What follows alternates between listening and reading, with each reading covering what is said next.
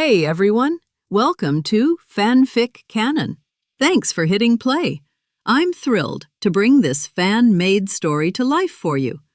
If you enjoy the ride and want more narrated fanfics, smash, subscribe, and tap the bell so you never miss an episode. And if you want audiobook of a novel of your choice, join my Patreon. Request any title that's freely available online, and I'll produce a full narration just for you. Now, let's dive into today's adventure. After the meeting, the strategy meeting ended. As everyone dispersed, Nangong Long casually scooped Najenda into his arms, carrying her princess style. What are you doing? Put me down this instant. Najenda's cheeks flushed red as she struggled. Mine gawked at the sight, eyes wide. Tsukushi, on the other hand, wore a knowing look, as if she had expected this outcome all along. Don't move, Long said calmly. I'll take you back to your room. You're an adult already, but you're still this shy, he teased. Najenda snapped, embarrassed. What do you mean by that? Are you saying I'm old? Long smiled. No. How could I? You're beautiful. Her lips twitched, the anger melting from her face. Humph. That's more like it. As the two disappeared down the hall, whispers filled the room. Bonnie, hit me, Mine muttered. Bonnie raised a tiny hand and pinched Mine's cheek with surprising force. Too hard, Mine yelped, rubbing her reddened face. Didn't you ask me to hit you? Bonnie blinked. I just wanted to check if I was hallucinating. Hallucinating about what? That the boss actually blushed. She let herself be carried off like that.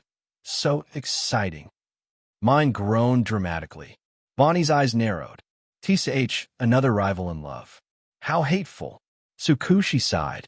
You're only realizing that now? I was planning to tell you back in our room, but guess it's unnecessary. Their conversation was cut short when Brand's voice echoed across the room. Rab, what's wrong with you? Speak up. Everyone turned. Lubbock was pale, muttering endlessly with a dead-eyed look. His soul seemed halfway out of his body. It's over. No chance left for me. The boss, she's already been stolen away. How am I supposed to go on? Brand dramatically grabbed his shoulder. Rab, don't despair. You still have me.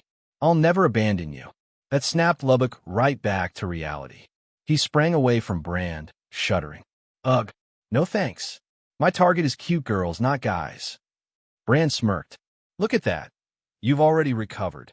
The others chuckled and began filing back to their rooms. At the Jiluok Hotel, late that night, Long laid out the plan. I'll deal with Boric personally. I'll make enough noise to draw on the guards. While they're distracted, you take care of the targets on the list.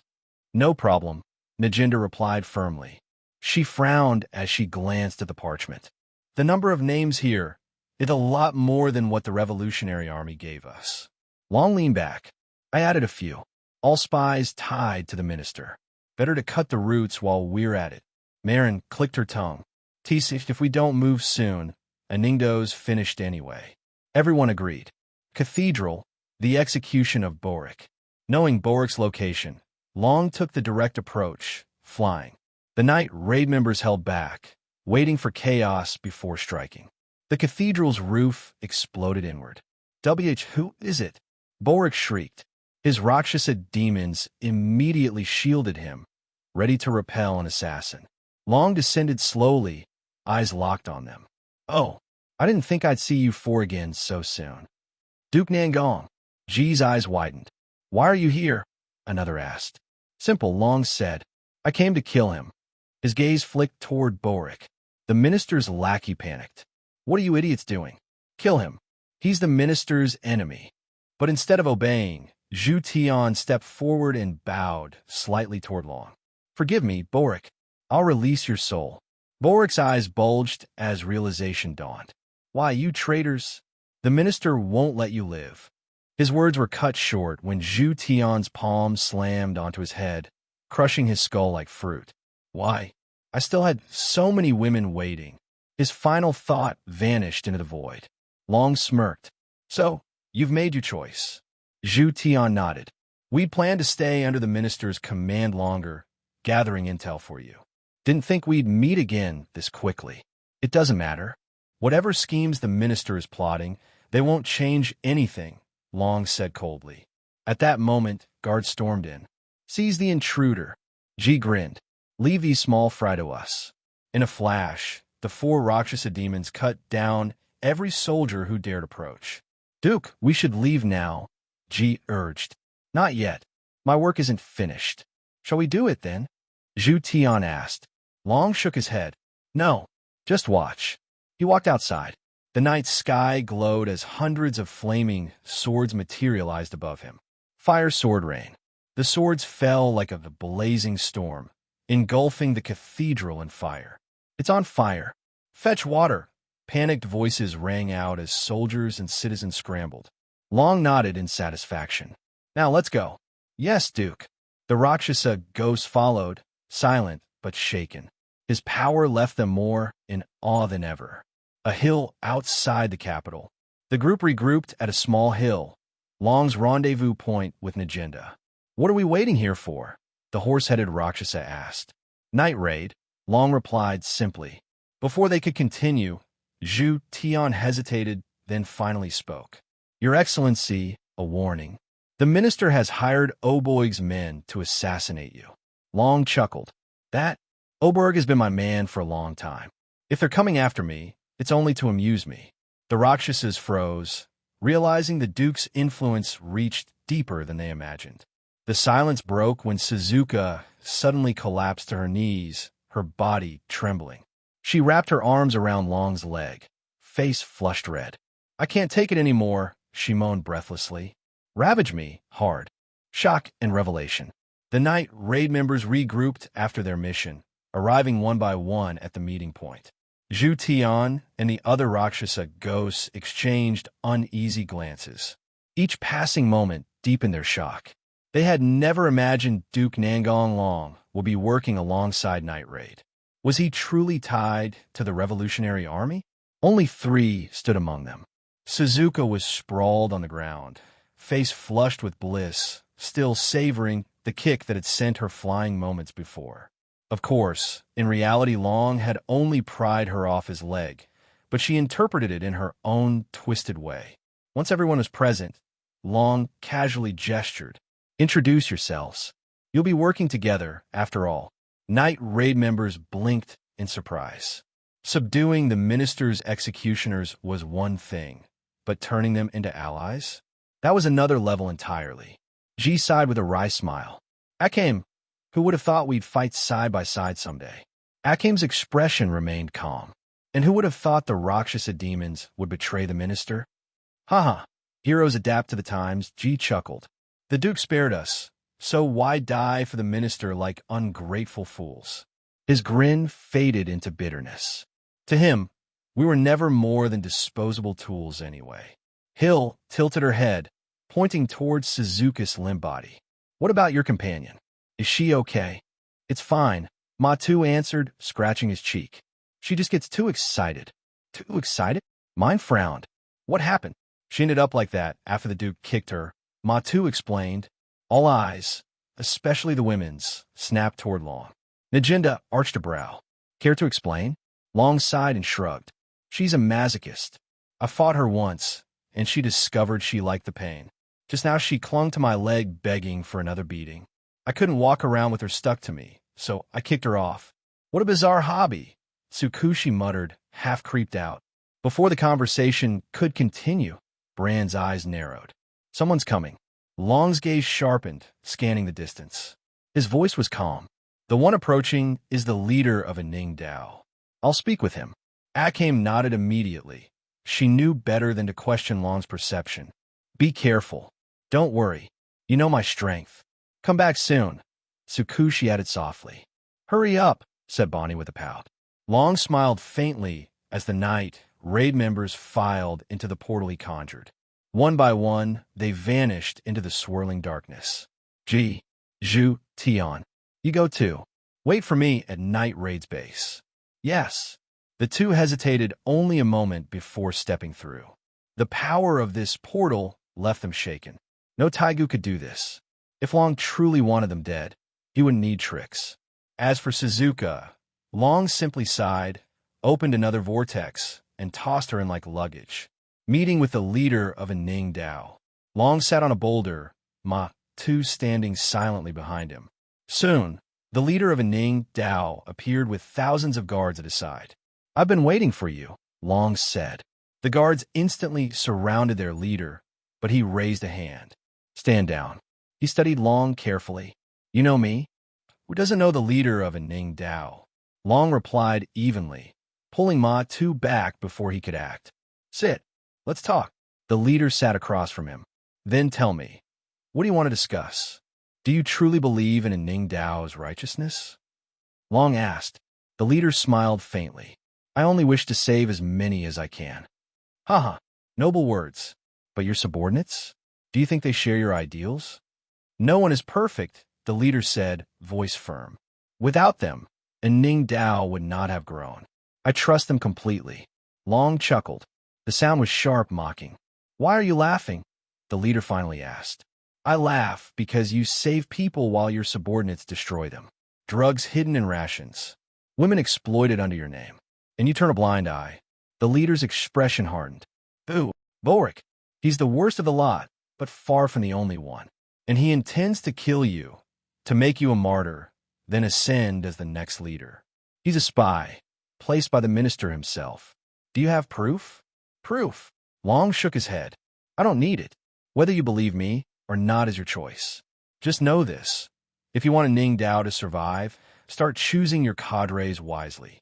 He stood, brushing off his cloak. "Let's go, Ma Tu."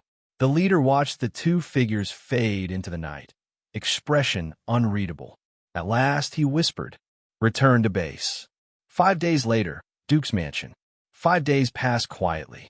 Then Meera arrived at the Duke's mansion, smiling sweetly. "I've finished most of my work. I'll be staying here for a few days." With Long absent, the women gathered in the hall, suspicious. "You don't just want to stay a few days, do you?" Mio narrowed her eyes. Chelsea crossed her arms. "She's not plotting against us, right?" The thought made everyone tense. Meera waved her hands frantically. "What? Of course not. If I tried, Long would kill me in seconds. I'm not suicidal." Her smile turned sly. "I just want to deepen my relationship with him. If I lose favor, it'd be tragic." Cole's jaw dropped. "You're serious?" "Of course." Cole immediately rallied the others. "Sisters will keep watch. Don't let her make any moves." Takeo tilted her head, lips twitching. Or maybe she said that on purpose, so we'd watch her more closely, meaning she'd actually get more chances to be around us. Meera clasped her chest, feigning heartbreak. Mio saw right through me. 2 days later, Nangong Long called everyone home. "Long, what are you going to do?" Isteth said. "I'll take you to the theater troupe to watch a play and relax," Nangong Long said with a smile. "Is it okay that we are still wanted?" asked Akame. "Just disguise yourself. Who dares to check my people? Anyway, there won't be any problems. Just go and have fun. Leave the rest to me." Sabatini troupe. "Welcome, everyone." Nangong Long nodded as a greeting. "You can sit anywhere. I have reserved the place, and no one else will come." Is it so luxurious?" Leon teased. Nangong Long shook his head and laughed, then found a suitable seat in the front row and sat down. Isteth sat naturally on his right, and Nage sat unnoticed on his left. The remaining girls secretly hated themselves for being a step slower and could only find other places to sit around in 24 gong long. I'm so envious. I also want to be surrounded by beautiful girls," said Lubbock, who was sitting in the back jealously. "It's okay. I'm here with you," Bran comforted. Unfortunately, his comfort only made Lubbock more sad.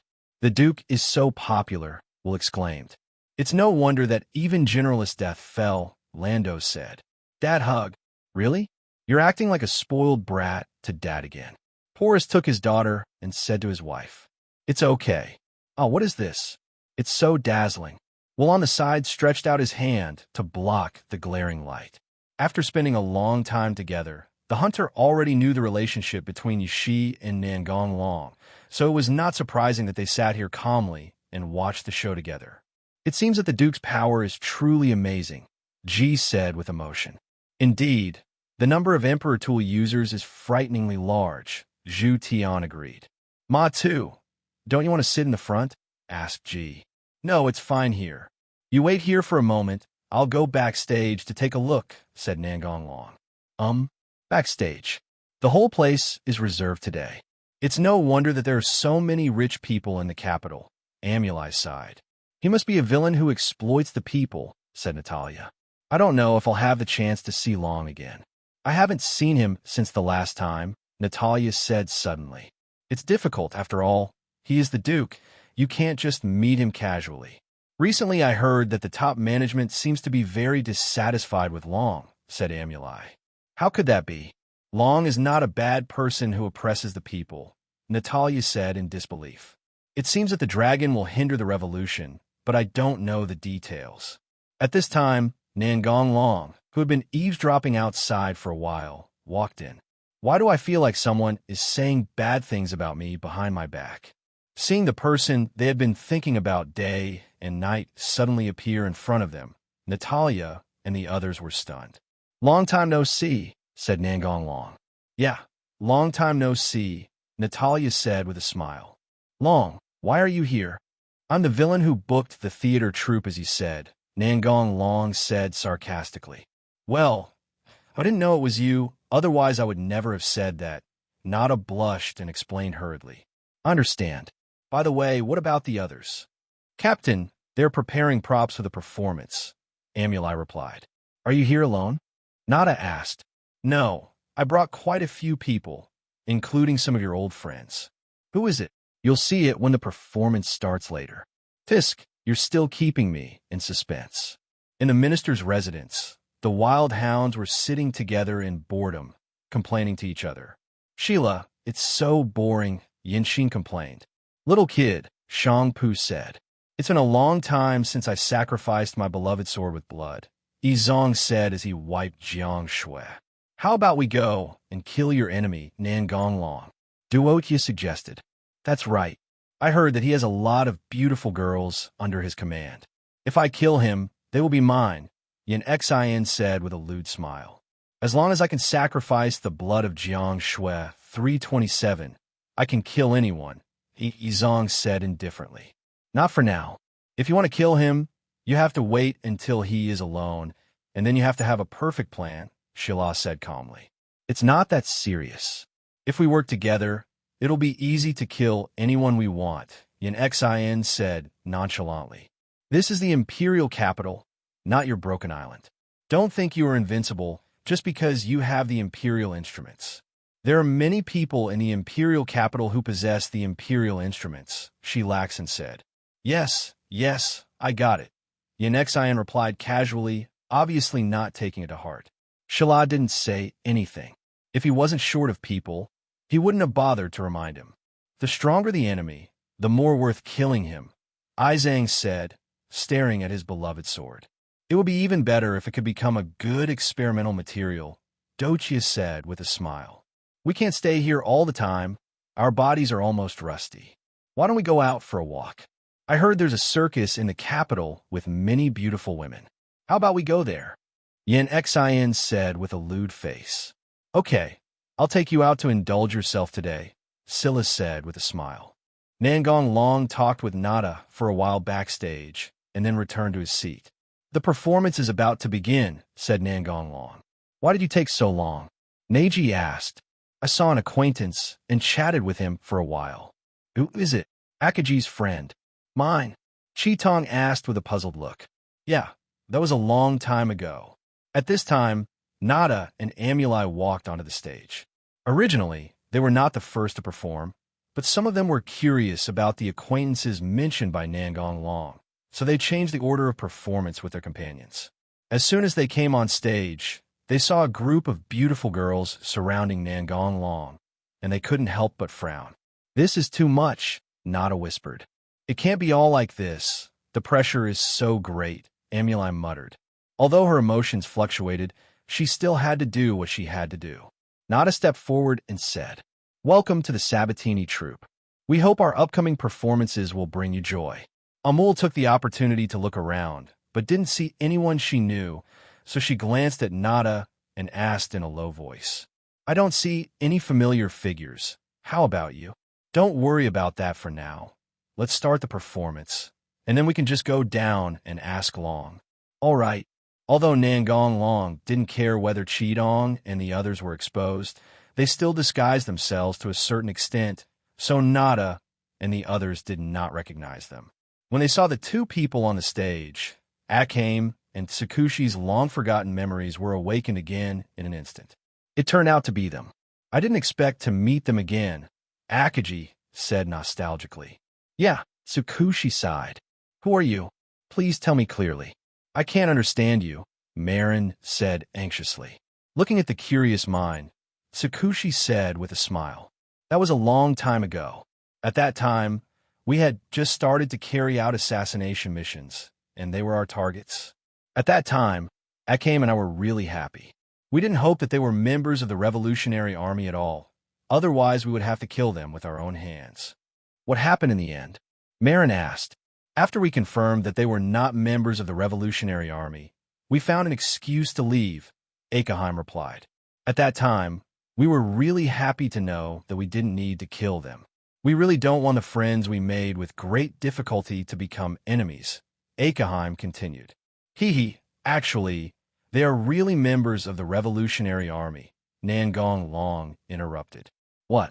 We have been hiding for so long. If that's the case, how come we didn't reveal any clues at all? Tsukushi said in surprise. Because I informed them, they will naturally not reveal any information about the Revolutionary Army in front of you. Tsukushi was speechless. Anyway, at least they're not dead, said Akagi on the side. When he first learned that Akagi and the other girl were in the troop, Nangong Long rushed over and told the people in Sabatini troop that Akagi and the other girl were part of the assassination team. At first they didn't believe it, until they met the bandits and witnessed the terrifying fighting power of Qitong and the other man. Then they completely believed Nangong Long's words. Afterwards, the people of the Sabatini troop began to act cautiously and even ignored the calls from the Revolutionary Army, which was how they deceived Akame and the others. Who is in charge here? Come out and see me quickly. Scylla broke into the room directly. Seeing all kinds of beauties sitting in the room, Yanexion's eyes almost popped out. There are so many beautiful girls. This trip is not in vain, Yanexion said with a lewd smile. Where did this dog come from? Why is it barking? Nangong Long said with a frown. After seeing who was sitting inside, Shila's pupils shrank instantly. This was not good. So many fighting forces were gathered together. But he was not too worried. After all, he trusted his imperial weapon very much. If he couldn't win, he could still run away. Which be ********** D said that. Stand up, Yanexion shouted angrily. Isthetha's body instantly released a bone-chilling chill. Although she was smiling, she gave people a very terrifying feeling. It was obvious that she was going to kill someone. The Duke has gone too far with what he said, Scylla said grimly. Really? Hearing this, Sheila smiled. So what if he was the Duke? He still had to submit. But Nangong Long's next words froze his smile, and then he became even more furious. How can you be considered a dog? You are nothing more than a puppy, relying on the power of an old dog like the minister to bully others. Just now the girls were wondering why Long was so easy to talk to today. In their impression, Nangong Long was always tough with people like Sheila. When they heard him say that, they realized that they were just overthinking. What did you say? Sheila shouted angrily with veins on his face. He respected his father very much and would not allow anyone to look down on him, let alone insult him. Why waste time talking to him? Let's just kill him and these girls will be mine. Before Yanexion finished speaking, an overwhelming pressure swept over him. Not only him, but everyone present felt it. The darkness, deathly silence, and suffocating murderous intent were only the aftermath. It was hard to imagine how terrified the wild hunting technique would be when it was targeted. And the source of all this is Nangong Long. Isteth, who was sitting next to Nangong Long, was so excited that she couldn't contain herself. Is this the real you? This aura is really amazing. Jalaheo, I really love you more and more. So scary, so terrible. Remus fearfully moved closer to Wumin. It's fine. Long, what kind of past do you have? Qitong wondered. This aura is like the root of all malice, Meera thought. Shangri-La regained a little bit of sanity and immediately activated the Imperial weapon, determined to escape. If she stayed, she would definitely die. But the Imperial weapon, which had always been invincible, did not react at all this time. No matter how Sheila tried, it remained where it was. How could this happen? Start it quickly, Sheila shouted in horror. What kind of monster have we provoked? Doya trembled all over. It looks like I'm going to die here today, Izong said. Don't try again, useless Sheila. You will all die here today. What did you do? Scylla asked frantically. Why should I tell you? Nangong Long had previously blocked this area with magic, but he was not idle enough to explain his moves to his enemies. If anyone else dared to talk to Scylla like this, he would kill them without saying a word, but now he was angry but dared not speak. With every step Nangong Long took towards them, Sheila and the others became more frightened, as if an invisible hand was tightly grasping their hearts. Yin Xian couldn't stand this atmosphere of fear and finally collapsed to her knees, begging Nangong Long for forgiveness. It's all my fault. I'm blind and I'm just a dog. Please be magnanimous and let me go. If you touch a dragon's reverse scale, you will die. Reverse scale? Are you talking about me? The girl's thoughts were surprisingly synchronized at this moment. No, I don't want to die yet. Yin Xian screamed and turned around, wanting to escape from this terrified place. He thought that if he could run away, he would never come to the Empire again in his life. Secret prohibition. Pitch-black tentacles rose from the ground, directly imprisoning Yin Xian in place, making him unable to move. What's this? Yin Xian struggled with all his might, but unfortunately he was still unable to do anything to the black tentacles. Seeing Yin Xian like this, the rest of the wild hounds realized that it was impossible to escape. 10,000 ghosts devouring souls. Dozens of dark red whirlpools of various sizes appeared around Nangong Long, and from them came a chilling aura that made the living extremely disgusted. Under the horrified gaze of the crowd, bloody ghosts appeared one after another. Ah! All the ghosts pounced on Yin Xian. Gee! Hearing Yin Xian's miserable howl, Sheila's heart trembled. He didn't see any scars on Yin Xian's body, but there was no doubt that he was suffering unimaginable torture at this moment. Experience the pain of having your soul eaten away bit by bit. After all, this is a rare experience that only comes once in a lifetime, said Nangong Long, looking at Yin Xian with an expression that said, You've made a fortune. $7.11. At this moment, if Yin Xian could still speak, he would probably say, Screw you. I don't want this feeling in my life. So who's next? Nangong Long said, looking at the remaining people. It's you. Nangong Long pointed death at Sheila. You can't do this. I'm the minister's son. Sheila's eyes were red with anger. Whose son you're is none of my business, Nangong Long said disdainfully. Dead bones execution. A huge cross of bones suddenly appeared under Scylla's feet, and then dozens of bone claws stretched out from it and imprisoned him on it. What are you going to do? If I die, my father will never let you go, Sheila threatened with a ferocious look. Seeing that Nangong Long had no intention of stopping, Sheila turned her head and shouted frantically at Izong and the others. Come and save me. Don't forget who gave you the Imperial tool. No one paid any attention to him. They had already avoided him when Nangong Long pointed at Sheila. Who would go up to him at this time? Kala. Cracks began to appear on the ground around Sheila, and it looked like something was about to come out of the ground. You. Dried bone claws stretched out from the ground, and then pressed hard on the ground, pulling out the body buried in the ground bit by bit. The fully crawled skeleton began to approach Sheila. The skeleton extended its bony claws towards Sheila and stabbed him mercilessly. Hughie, quick, stop it. I will give you whatever you want. Sizzle. Before Sheila could finish her words, she was interrupted by the pain that penetrated deep into her bones. The skeleton tore the flesh off Sheila's thigh. More and more skeletons gathered, and Sheila's screams became louder and louder.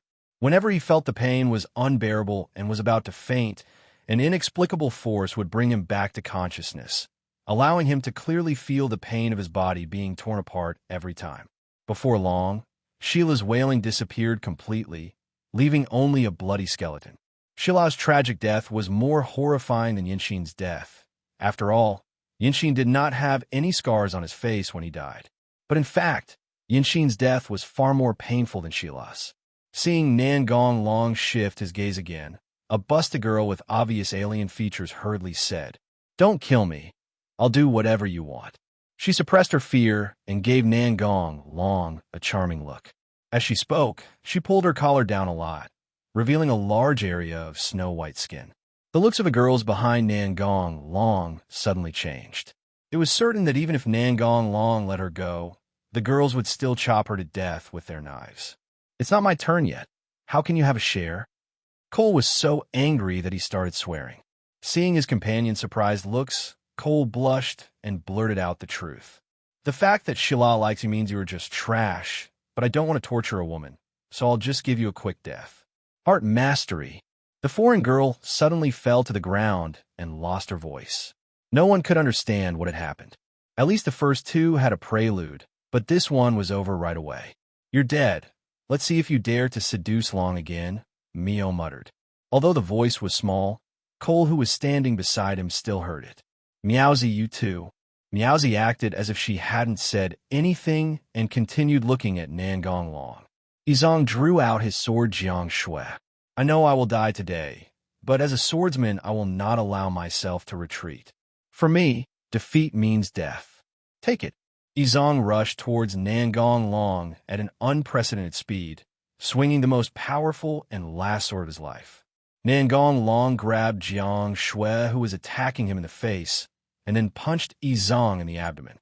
Nangong Long used a special force technique and did not knock Izong away, but instead spread the force throughout his body, shattering his internal organs and bones.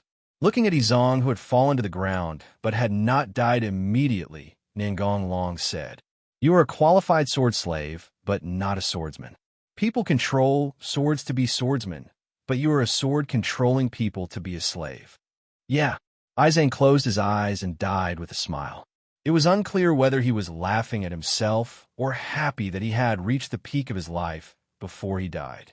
"There are only two of you left. I promised to leave the fat man to Lon, so it's you next, little one," Nangong Long said to Duoya. At the Revolutionary Army headquarters, the top brass are gathering to discuss how to overthrow the empire. We have already contacted the Western ethnic groups. The governors of the major cities also agreed to let us open the city gates directly. Other rebel forces also agreed to cooperate with us. Everything is ready. The time to overthrow the empire is coming soon. Just when everyone was full of fighting spirit, a different voice sounded. "But do we really have a chance of winning?" "It's death, bud. Nangong Long, can we win?" "Of course, no matter how powerful they are. They can't defeat an army of 1 million. So why did you include Nangong Long in it? Didn't Nageshidan say that Nangong Long's strength is even greater than his death is?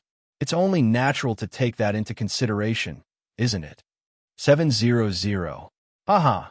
Our spies have sent back news that Nageshidan has led the night raid team to defect to Nangong Long. It seemed that she had casually advised us to submit to Nangong Long before, but now it seems that she had planned it in advance. So, when she said that Nangong Long was very strong, it must have been an exaggeration. Wouldn't the situation be worse if this happened? All the members of the night raid are equipped with Imperial tools. We also have the Imperial tools, so it's okay. In order to put an end to the atrocities of the Empire, we must kill them even if it means we have to sacrifice human lives. You're right.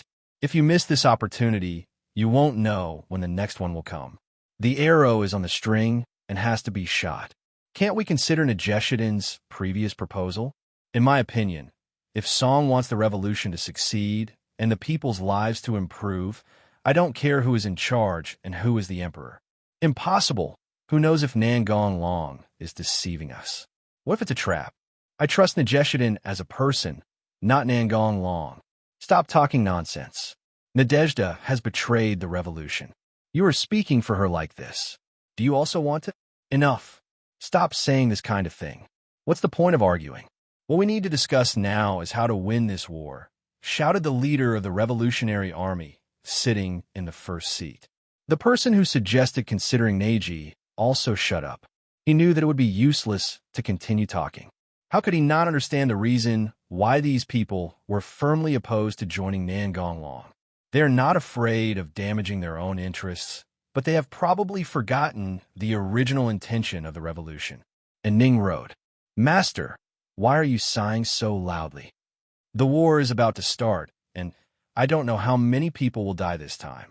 There is nothing we can do about it. If we want to overthrow the empire, we have to make sacrifices. I know, but I still hope to minimize casualties. Master, there are very few people like you. Nothing. I'm just doing what I want to do. Please inform all the cadres to act according to circumstances on the day of the uprising.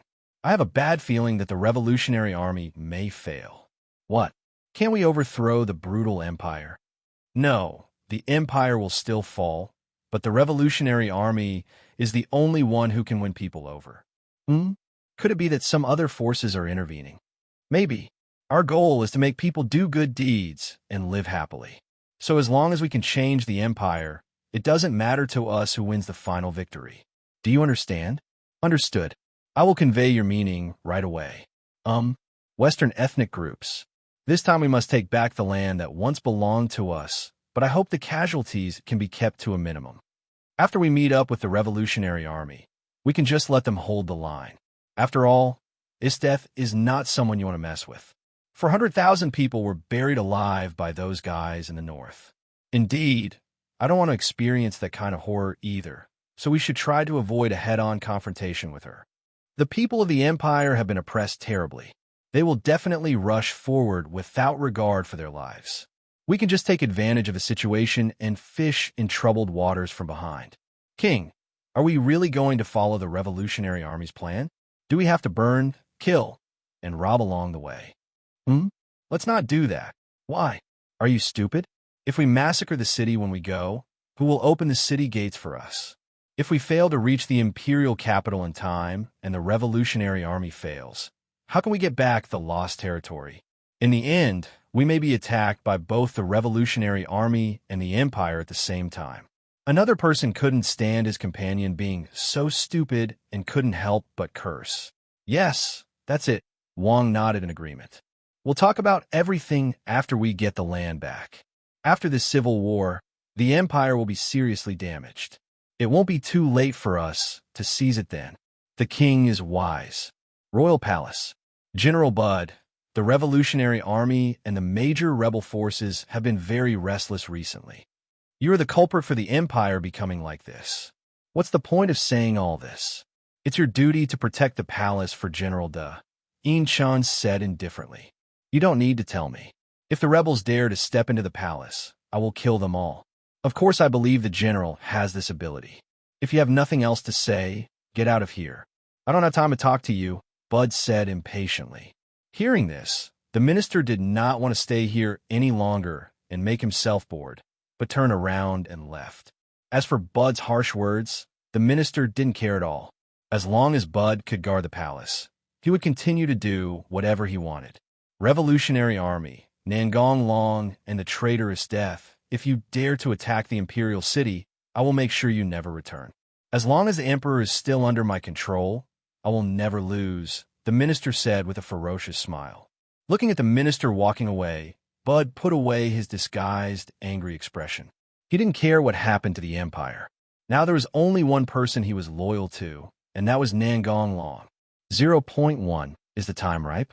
Lord Nangong will soon become the new emperor. I'm really looking forward to it, Bud said to himself. The reason why Bud became like this was because Nangong Long used magic to change Bud's allegiance a few days ago. Nangong Long really had no confidence that he could convince Bud with his words. After all, he is an old, stubborn person. Duke's Palace. Long. It has been confirmed that the Revolutionary Army will launch a general offensive in 3 days, said Meera. Nage can no longer receive any news from the Revolutionary Army, so Meela is in charge. Yes, I understand. We've finally waited until this moment, Isteth said excitedly. It's okay, right? Nage said, Don't worry, I have arranged everything. Victory will only belong to us. Well, we believe you. The Revolutionary Army repeatedly opened the city without bloodshed and marched quickly along the way, and arrived at the imperial capital 5 days later. Just as they expected, everything went smoothly until they were about to attack the imperial capital in one go and win a long-awaited victory, when something unexpected happened.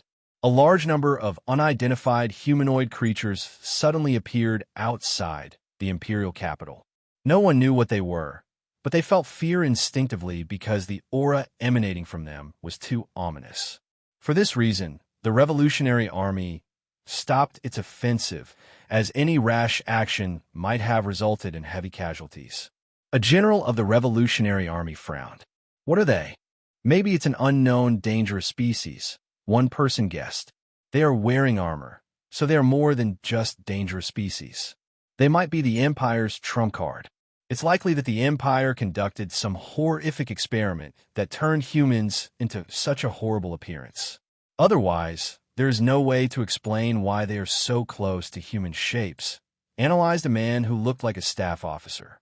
What? How dare you do this? Everyone was furious. Even as they were communicating, the 24 undead legions continued to emerge in an endless stream, as if there was no end. The number is still increasing. Where do they come from? Can we really win? A general began to waver. The lofty words he spoke before departure could no longer stop the fear in his heart. Not only him, but even the hundreds of thousands of soldiers behind him were trembling. Of course, it is better for those who are at the back. After all, they can no longer see the scene in front, and the information they get is only from their companions in front. Shut up. Disrupting the morale of the army is a capital crime, shouted a man who looked like a general. In fact, he was also very scared, but he did not allow himself to show a timid expression, otherwise the war will be lost before it even started. They haven't attacked yet. It seems someone is directing them. If we can convince them, we can avoid this battle. Everyone was silent. Everyone knew that the possibility was extremely small. How could the Empire send someone who could turn against the Empire at any time to fight the enemy? But no one was willing to speak up and shatter this hope. At this moment, the army of suspected dangerous species in front began to separate neatly to both sides, leaving a straight path in the middle. Someone came out. When the generals of the Revolutionary Army saw who was coming, their pupils shrank instantly. It was her. Nage walked out from the center of the undead army, followed by all the members of the night raid. Surrender. You can't win, Nage advised. Impossible. How many of our companions have sacrificed for this day? Isn't your goal to overthrow the Empire and let the people live a happy life? This is the same as the Duke's goal. Why are you so stubborn? Stop using sweet words here. He just wants to be the Emperor himself. Who knows if he will be the next tyrant? That sounds nice, isn't it? Marin said sarcastically. We are fighting for the people. How can we be like him? In this case, shouldn't you surrender? Can't you see that you have no chance of winning?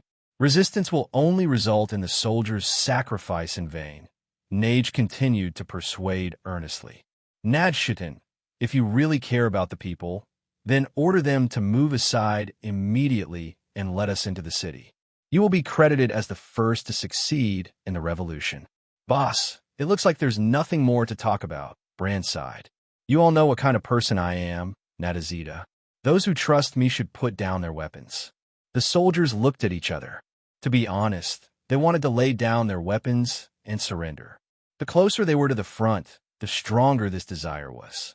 On the one hand, it was because Nadine had a certain prestige in the Revolutionary Army, and, on the other hand, she was simply intimidated by the Death Knight's hideous and terrifying appearance. However, no one really laid down their weapons and surrendered. After all, the leader hadn't given the order yet. If they rashly laid down their weapons, they might be killed by their own soldiers. So it was better to wait and see what happened at this time. Seeing his men wavering, the leading general immediately said, "Don't listen to her nonsense. She has already betrayed the revolution and us. I don't deny that I betrayed you, but I definitely haven't forgotten my original intention, and I haven't betrayed the revolution. I don't want to listen to your excuses anymore. Attack." He was afraid that if he waited any longer, the soldiers would lose their fighting spirit and surrender directly. Hey, let's get started. Neji sighed and said to Sage number 1, who had been waiting for a long time in the 10th row. Yes. Number 1 does not have any extra mercy. He only knows that these ignorant humans have blasphemed the mercy of the Supreme Lord, so they must die. Number 1 begins to command the undead to attack, and the Death Knight is responsible for protecting the Archmage of the Dead and allowing him to cast magic safely. Looking at the flying fireballs, lightning, ice cones, and ominous black aura, the soldiers began to hide in panic. What is this? 07107. Help! Don't want. The Ripper and Frankenstein rushed into the crowd and began to kill without restraint. Ordinary soldiers were no match for them for 10 years. In an instant, arms and limbs were broken and blood splattered everywhere. On the other side of the city, Seleucus was leading his guards to evacuate the panicked people, asking them to return to their homes and wait, and telling them that everything would be over soon. Not only Seriu, most of the girls in Nangong Long's family are also doing this. Of course, this is not Nangong Long's order, but the girls want to do it themselves. For this purpose, Nangong Long assigned a lot of undead soldiers to each girl. After all, not every girl has explosive combat power. At first, the people were naturally very frightened when they saw the horrific appearance of the undead, but since they had someone in command and did not attack them, they felt relieved. More importantly, the people leading these terrifying guys were the Duke's men. The people of the imperial capital already knew that Seriu was judging the evildoers who oppressed the people. Since Seriu was the Duke's man, everyone thought that this behavior was instructed by Nangong Long. In addition, Nangong Long often did good deeds, which led to his extremely high prestige among the people. As for the money used for charity, it naturally came from the proceeds from the confiscation of property. Nangong Long wanted peaceful rule, so he naturally hoped that the people would believe in him, so he built up a lot of reputation in advance. Royal Palace. Bud was leading the guards at the main gate to prevent thieves from breaking into the palace. He did this not to protect the emperor, but to protect the integrity of the palace. After all, Nangong Long would become the new emperor, and Bud naturally did not want the palace to become dilapidated. General, don't we need to go out and quell the rebellion? No need. Our duty is to guard the palace. We don't need to worry about other things. Just stay at your post. Yes. Inside the palace. Your Majesty, it seems that we can only use the National Guardian Mecha, said the minister. Why? Aren't those strange subordinates of Duke Nangong annihilating the rebels? The little emperor asked curiously. Your Majesty, Nangong Long has long had rebellious intentions. Otherwise, why would he have waited until now to show such force? And the one commanding those weird guys is former General Nageshin. I'm sure that after annihilating the rebels, the next target will be us. Is this true? The emperor asked in shock. What I said is absolutely true. How could it be like this? Why are they all against me? Minister, did I do something wrong? The little emperor said sadly. Your Majesty is wise and powerful, but they are ignorant and cannot understand your Majesty's achievements. Is that so? Since the minister said so, then I am definitely not wrong. Your Majesty, let's quickly activate the Guardian Mecha. It will be too late if we delay any longer. Okay, we'll throw it away now. Soon, the Emperor and his ministers arrived at the location of the Guardian God. This is my first time operating this. Will there really be no problems? The little Emperor asked worriedly. No problem. You are the Emperor. Minister, you are right. I am the Emperor and have the obligation to protect the 1,000-year-old empire, the little Emperor said firmly. What is that? The little Emperor controlled the Guardian Mecha and released a huge flame from its chest, rushing towards the battle between the Revolutionary Army and the undead soldiers. In a short time, there were heavy casualties, and even the streets were affected. Nage and his companions, who were protected by several lieutenants, were naturally unharmed, but apart from the Death Knight, many other undead soldiers died. Because of the Guardian Mecha, the morale of the Revolutionary Army was shaken even more, but the undead soldiers were not affected at all and still strictly followed the orders of Sage Number 1. Is it the supreme imperial weapon that Long mentioned? I hope Long will be okay, Tsukushi said worriedly. It will definitely be okay. Nage comforted her, but after seeing the power of the supreme imperial weapon, she no longer had the confidence she had before. Haha, roar. This is the consequence of going against me, said the minister standing on the roof grimly. Is this the supreme imperial weapon? It's quite powerful, but its huge size will create too many blind spots, said Istef. That's true, but how many people can get close to it? I'm going to take care of him. I'll go with you. Okay, but don't rush too hard, Nangong Long reminded. Okay, Istef said with a smile. She still enjoyed Nangong Long's concern.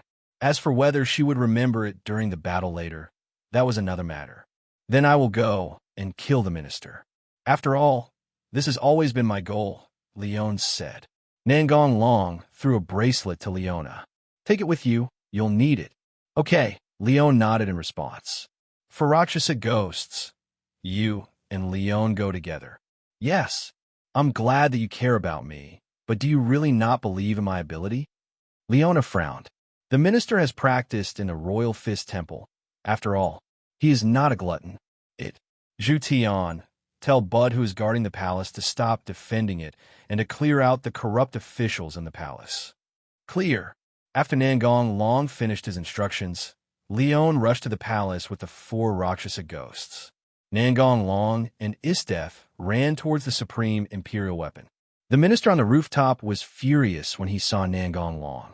Secret technique to activate the supreme imperial weapon. Purge mode. Nangong Long, you little b****************************************************************************************************************************************************************************************************************************$*****e I'm the final winner. Ha. What's going on here? The little emperor who was controlling the imperial device was terrified. He didn't understand why such a change happened suddenly. However, he was soon corrupted by the imperial device and turned into a tyrant who only knew how to kill. A huge amount of energy began to condense in the chest of the Supreme Emperor, but its target was not Nangong Long, but the revolutionary army outside the city. Perhaps because Nangong Long was too small, the little emperor did not notice it for a while. Upward transfer. Seeing the huge energy bomb coming, the revolutionary army was in complete despair.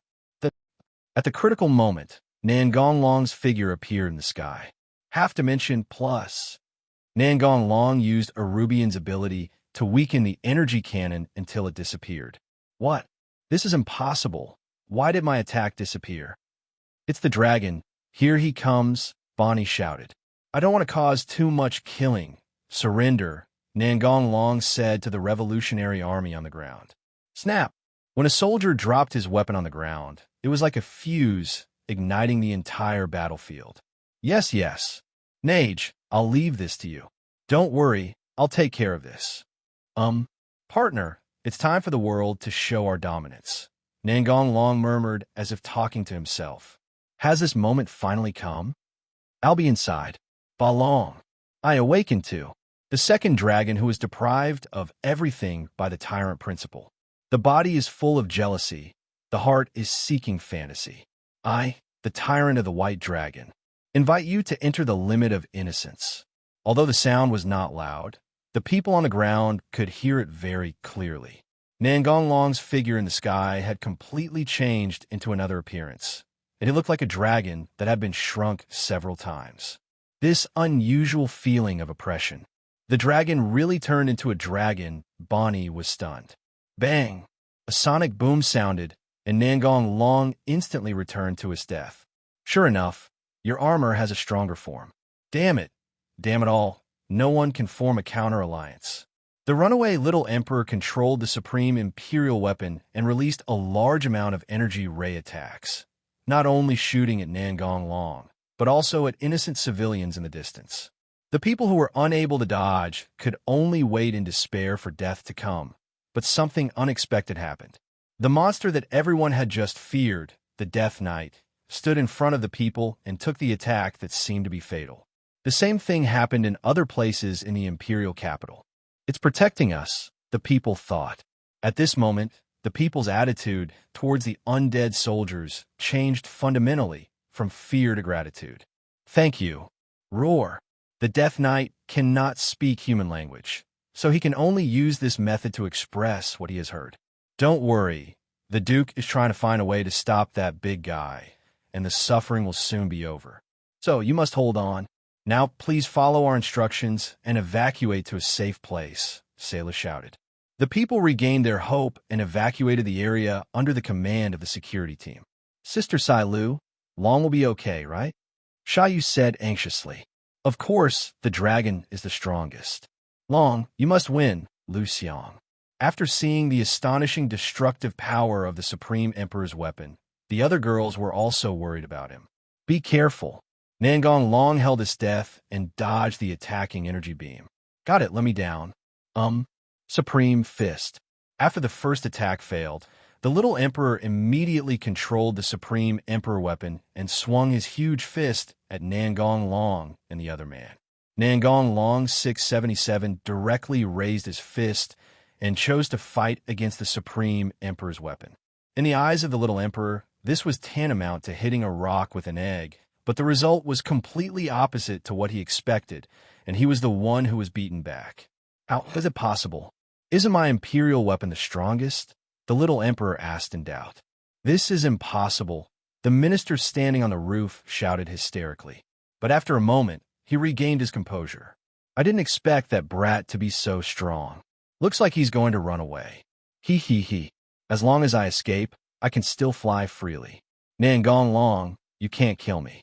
Having said that, the minister turned around and prepared to leave. He didn't care what would happen to the little emperor.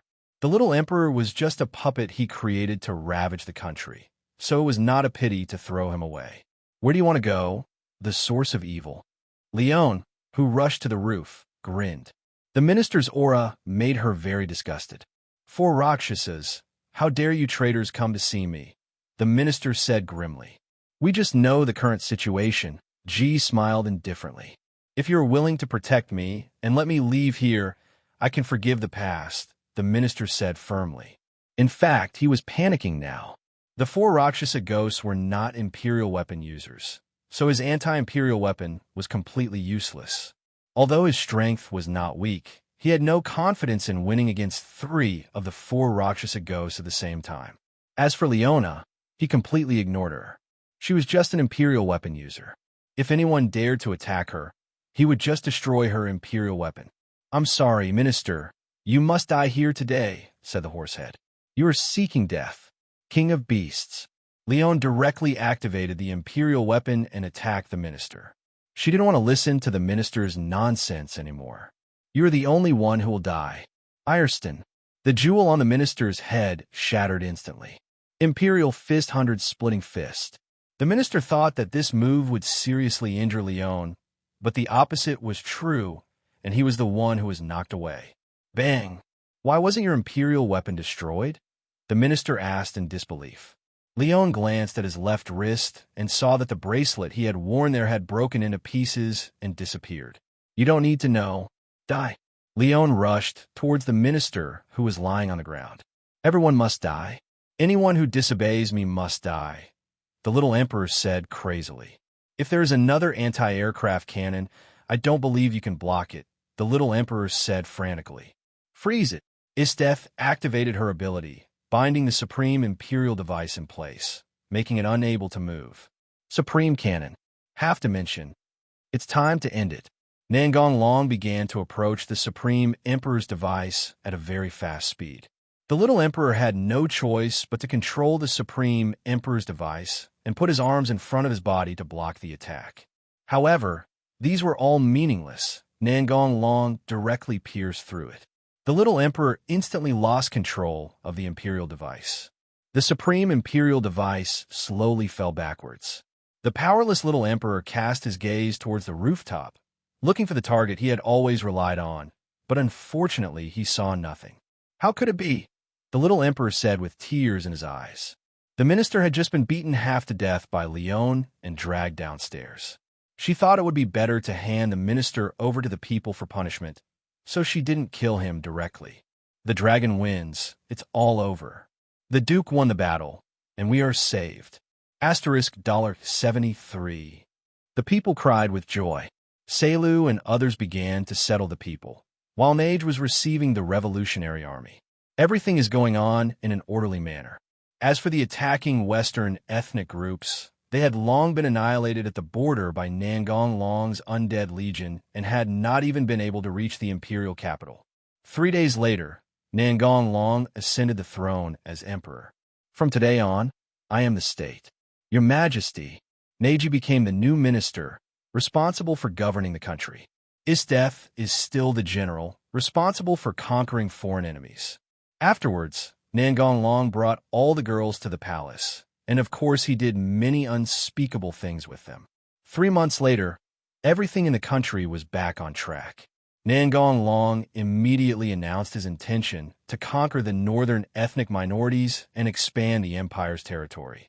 As for why they are northern ethnic minorities, it's simple because they are Isdef's enemies.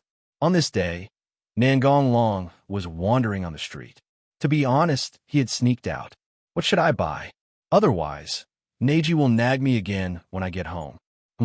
Is there anyone? Feeling that someone was following him, Nangong Long changed his route and headed for a sparsely populated area. As soon as he walked to a deserted place, a dozen people with various weapons rushed out from behind and surrounded him. Without saying a word, he attacked directly, obviously intending to kill him. But how could these people be Nangong Long's opponents? He knocked them to the ground easily. Finally, Nangong Long grabbed a girl of a different ethnicity and said, "You were sent here by the northern tribes, right?" A man lying on the ground fired several shots at Nangong Long, but he hit his companion first because the foreign girl was facing Nangong Long, and if he wanted to hit him, he had to shoot through the girl first. Ahem, I'm going to die now. How miserable. They were attacked mercilessly by their own companions. Nangong Long said to the girl, Save me. Duoya said with difficulty. Why are you okay? The shooter collapsed. Multiple bone guns. Nangong Long stabbed all those who were still breathing. It's not impossible to save you. Give me a reason. I can do things for you, even if it's as an insider, Duoya said intermittently. Remember your words. Nangong Long directly fed the healing potion to Duoya. Otherwise, he would have hesitated before letting her drink it herself. The reason why he kept her was not because he wanted her to be an insider, but because Nangong Long simply had some impression of her. Duoya thought that the other party had given her some poison to drink, but she didn't expect that the wounds on her body healed immediately, which surprised her. Thank you, Master. Duoya said gratefully. Call me Your Majesty. Yes, Your Majesty. Tell me, what happened? As Her Majesty said, we are from a foreign ethnic group in the north, but I am just a killer. As for those who died, they were soldiers, Duoya said. You don't want to keep killing me? I dare not. If I had known that Your Majesty is so powerful, I would definitely not have taken this business, Duoya said with a wry smile. Why? You don't want to avenge them or kill me to stop the crusade? They cheated me, and I was expected to sacrifice myself for them. That's impossible. Duoya looked at the corpse on the ground angrily. She didn't expect that she would die at the hands of her own people. Instead, the target of the assassination rescued her. Life is really unpredictable. Come on, go shopping with me. Your Majesty, they should have sent more than one team. We should return to the palace now, Duoya reminded. Do you think they have the ability to kill me? Nangong Long shrugged indifferently. Cannot. There's no need to change your itinerary. Duoya was speechless. She knew someone was trying to assassinate her, but she could still be so leisurely. It could only be said that people with strong power can be very willful. Nangong Long took Duoya to the commercial street. Your Majesty, why are you traveling alone? Duoya asked curiously. If they hadn't seen that Nangong Long was alone, they would not have rashly launched an attack. Running away. Run away. Too much work. Come out to take a break. Hello, Your Majesty. Seeing Nangong Long coming, the people bowed and greeted him, with heartfelt respect and gratitude on their faces. Don't worry about me. Just do what you should do. Why would I come here if you don't do business? Nangong Long said with a smile. The people dispersed as instructed. After all, this was not the first time such a situation had happened. Although they were still nervous, the people were almost used to it. Your Majesty is really close to the people, and everyone seems to be full of hope for life, Duoya said with emotion. Because I am the Emperor. Nangong Long took Duoya into the clothing store. Your Majesty is here again to buy gifts for the ladies. Isn't it? I'm so envious. I also want to be your Majesty's wife, said a young girl. Then you have to work hard. I guess people who like His Majesty can line up from the palace all the way to the city gate, joked an old lady selling vegetables. Do you have to be so exaggerated? Not at all. Your Majesty is now the dream lover of the girls in the imperial capital. He is approachable and cares deeply about his wife. Who wouldn't love him? I also want to be as popular with women as your Majesty, said an uncle selling fruits. However, he didn't know that his wife was standing quietly behind him. Why do you dislike me? No, I was just joking. Ouch. Honey, be careful. Your ears are going to fall off, the uncle wailed. The people around looked at this scene with amusement. This was a scene that had never happened in the Empire before. Your Majesty, we have already prepared the clothes you want, said the shop owner. Are you satisfied with it? If not, I'll ask someone to redo it immediately, said the shop owner, pointing to a white dress. Well, come back. Neji actually likes long skirts very much, but she was always busy with revolutionary affairs in the past. So for convenience, she always chose to wear clothes that were easy to move around in. Afterwards, Nangong Long went around again and bought a lot of things. After all, every girl has different preferences. Let's go back. Royal Palace. Long, you ran away again, Neji said helplessly. And who is she?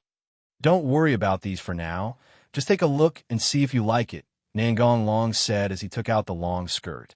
Trying to bribe me again. Although she said so, Neji still happily accepted the gift. Tell me what happened to her, Nage said, changing the subject. She is Duoya, who was sent by the northern alien tribe to kill me. I saved her, and now she has come to rely on me, Nangong Long said lightly. Asterisk, asterisk, asterisk.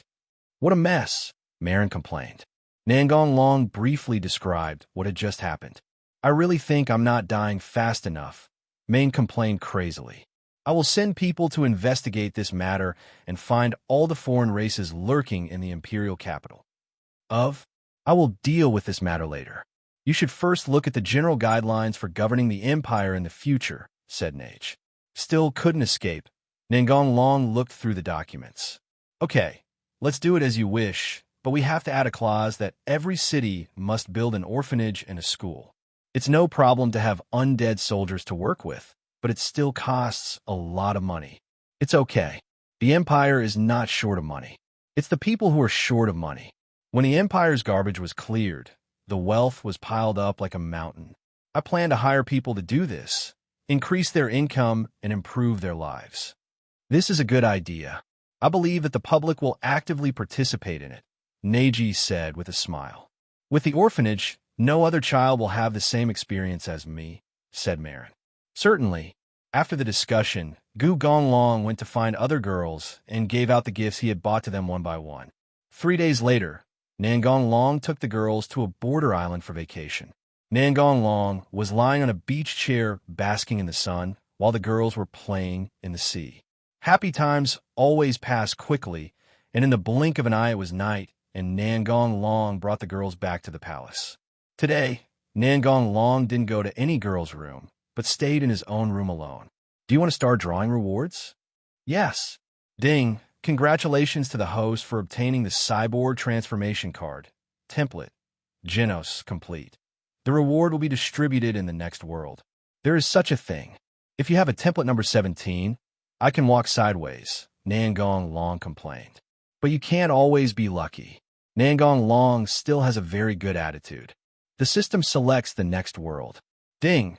The next world is Black Bullet. Please choose one. The protagonist route 2. Randomly generate an identity. Random. Confirm completion. Do you want to start crossing? It's work.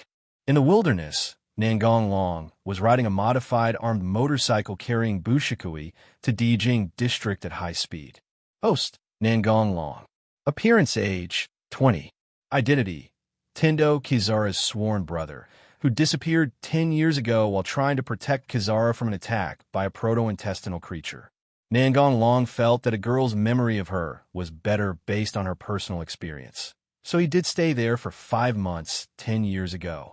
Not only did he become familiar with Kisaragi, he also met Sima Weiji, the daughter of Sima Zhonggong, and learned all the Tenryu fighting techniques. 10 years later, the system asked Nangong Long to answer another multiple-choice question. 1. The cyborg transformation card is used directly according to Genos specifications. 2. The host provides the materials and builds it according to the template. Nangong Long chose the second option without hesitation. His storage space was filled with a bunch of materials, so it was useless to leave them there. He might as well take them out and strengthen the mechanized transformation. Genos' transformation is powerful and looks cool, but he is too fragile and can be easily beaten to pieces. So Nangong Long used black dragon steel as the main material to build his body, and used magic crystals that sealed the super magic world fire to replace the ordinary flames that were originally output. In short, Nangong Long added all the materials that could be added within the prescribed restrictions, and the power was greatly improved compared to the original version. It is not an exaggeration to say that the mechanized body has been turned into a top-level artifact. The setting of black dragon steel in the game is that the dragon bones buried underground have undergone tens of millions of years of evolution and are mixed with dozens of rare metals to form an ultra-rare metal. Its hardness is difficult even for artifacts to cut. In order to shape it, it needs to be done under extremely harsh conditions. The dark red flame of the world-destroying fire has a very strong adhesion. It will never disappear until the target is completely burned. However, it can be offset by super-level magic with opposing attributes or dispelled by magic of the same level that can dispel negative effects. Nangong Long thought it would take some time to complete, but he didn't expect that the system would tell him it was completed as soon as he confirmed the materials. When the system asked whether to use the transformation card, Nangong Long chose to use it directly. After all, it was just a transformation skill, and he could restore it at any time if he wanted. He also wanted to experience a mechanized body, which was pretty cool. Only after transforming into a cyborg did Nangong Long understand the meaning of Quan. It turned out that he could transform into different versions of Genos according to his will. Nangong Long only possesses Genos' mechanical structure, but his appearance is still the same, and his hair is naturally black. Afterwards, Nangong Long chose to become a promoter, and his partner was the cat-eared lowly Bushikui. Long, you look very happy. Bushikui, who was sitting in the front, turned around and asked. Because we're going to see Kigan soon, Nangong Long said with a smile. I often hear you mention her. Is she beautiful? I haven't seen her for 10 years. She must have grown into a beautiful girl. After all, she was so cute when she was little. Being unfaithful is not allowed, Bushikui said weakly while pouting her lips. At this moment, a large number of protogastric creatures appeared in front of the Gugong dragon and blocked their way. Incineration Cannon. Nangong Long, who was in his initial form, stretched out his left hand and fired a flame cannon, directly opening up a way out and continuing to speed forward. They were not qualified to stop Nangong Long. This was obviously not the first time this had happened. On the way here, Nangong Long himself couldn't remember how many Gastrula he had killed. In fact, Nangong Long could choose to move directly to Dijing District, but he wanted to see what the world had become, so he chose this way of moving forward. The more Nangong Long looked, the more surprised he was. This was completely out of the normal environment. All kinds of weird creatures appeared one after another. It was simply a hodgepodge. Nangong Long even wondered if there were any gastrula organisms with genes from fish, snakes, eagles, etc. mixed in, which might grow into dragons, but he had never seen one until now. The dragon is so strong. I feel like I'm completely useless, Bushikui said dejectedly. Chui is so cute, and I'll be 100 times more energetic as long as she's responsible for acting cute, Nangong Long said with a smile. No way, Bushikui retorted with a red face. Chui is so cute like this. Snort. Hold on tight, I'm going to speed up. Boom, boom, boom. Brother, where are you? I really miss you. Let's go, Satomi-san, Kizara said cheerfully and then boarded the train. Yes, President. Is it okay not to bring the Yenju? We're not going to fight. We're just having a meeting, Kizara said. I don't know the details. To be honest, I hate them. They always act so superior. Then why not just refuse? We are just a small company and we can't resist at all. It's a private company, but it has to look after the government. They are jealous of the abilities of the initiators. After all, a powerful initiator can influence the world's military situation alone, so the government hopes to bring all the police officers under the system management. Really greedy. Soon, Kizara and the other arrived at the agreed location. Public institution meeting room. After resolving the conflict between Satomi and others, Kizara sat down on the high back chair calmly. We were assigned the last seat. It's because my subordinates are so weak that they have no achievements to show for themselves, Mugung sighed. There are people from big companies all around them, only they are from small companies. At this time, a bald man came in and said, "This mission is commissioned by the government. If you are unwilling to take on the mission, please leave immediately. You cannot refuse after hearing the detailed mission content." Seeing that no one left, he continued, "Then let His Majesty the Saint Emperor explain it next." The huge panel hanging on the wall lit up, showing a close-up of the Holy Emperor. Please relax, everyone. This time the mission is very simple. All you have to do is retrieve the suitcase inside the gastrola. As for the reward, another picture appeared on the screen, and next to the silver-gray box was written the reward for completing the task. But that number completely shocked everyone present. It was obvious that things were not as simple as the Holy Emperor said. What's in the suitcase?" Kizara questioned. "Sorry, that is the client's privacy and cannot be disclosed. In that case, I choose to withdraw. There will be penalties if you quit now." "I've made up my mind. I won't let my subordinates take risks," Mugung said firmly. At this moment, a creepy laugh sounded in the room. I saw a strange man wearing a mask sitting in the empty seat, as if he appeared out of thin air, scaring the people next to him and making them scream. "Who are you?" "Excuse me, I'm Ingin Jizi, and it's my first time meeting your incompetent head of state," Ingin said as he jumped onto the table and looked at the display screen. "How did you get in?" asked Satomi. "Of course I walked in openly, and just killed a few guys who were blocking my way. Come here, little Benet." "Yes, Dad." Xiao Bainai came to Ingin's side and said impatiently, "Dad, can I kill them all? It's so annoying." "Not yet, be patient." Let's play a game. How about risking your life to fight with me for the 7 Stars legacy?" "The legacy of the 7 Stars? What is that?" "It seems that you have not been told the truth. This is what is in the suitcase." "Stop talking to yourself. Everything will be over if I kill you."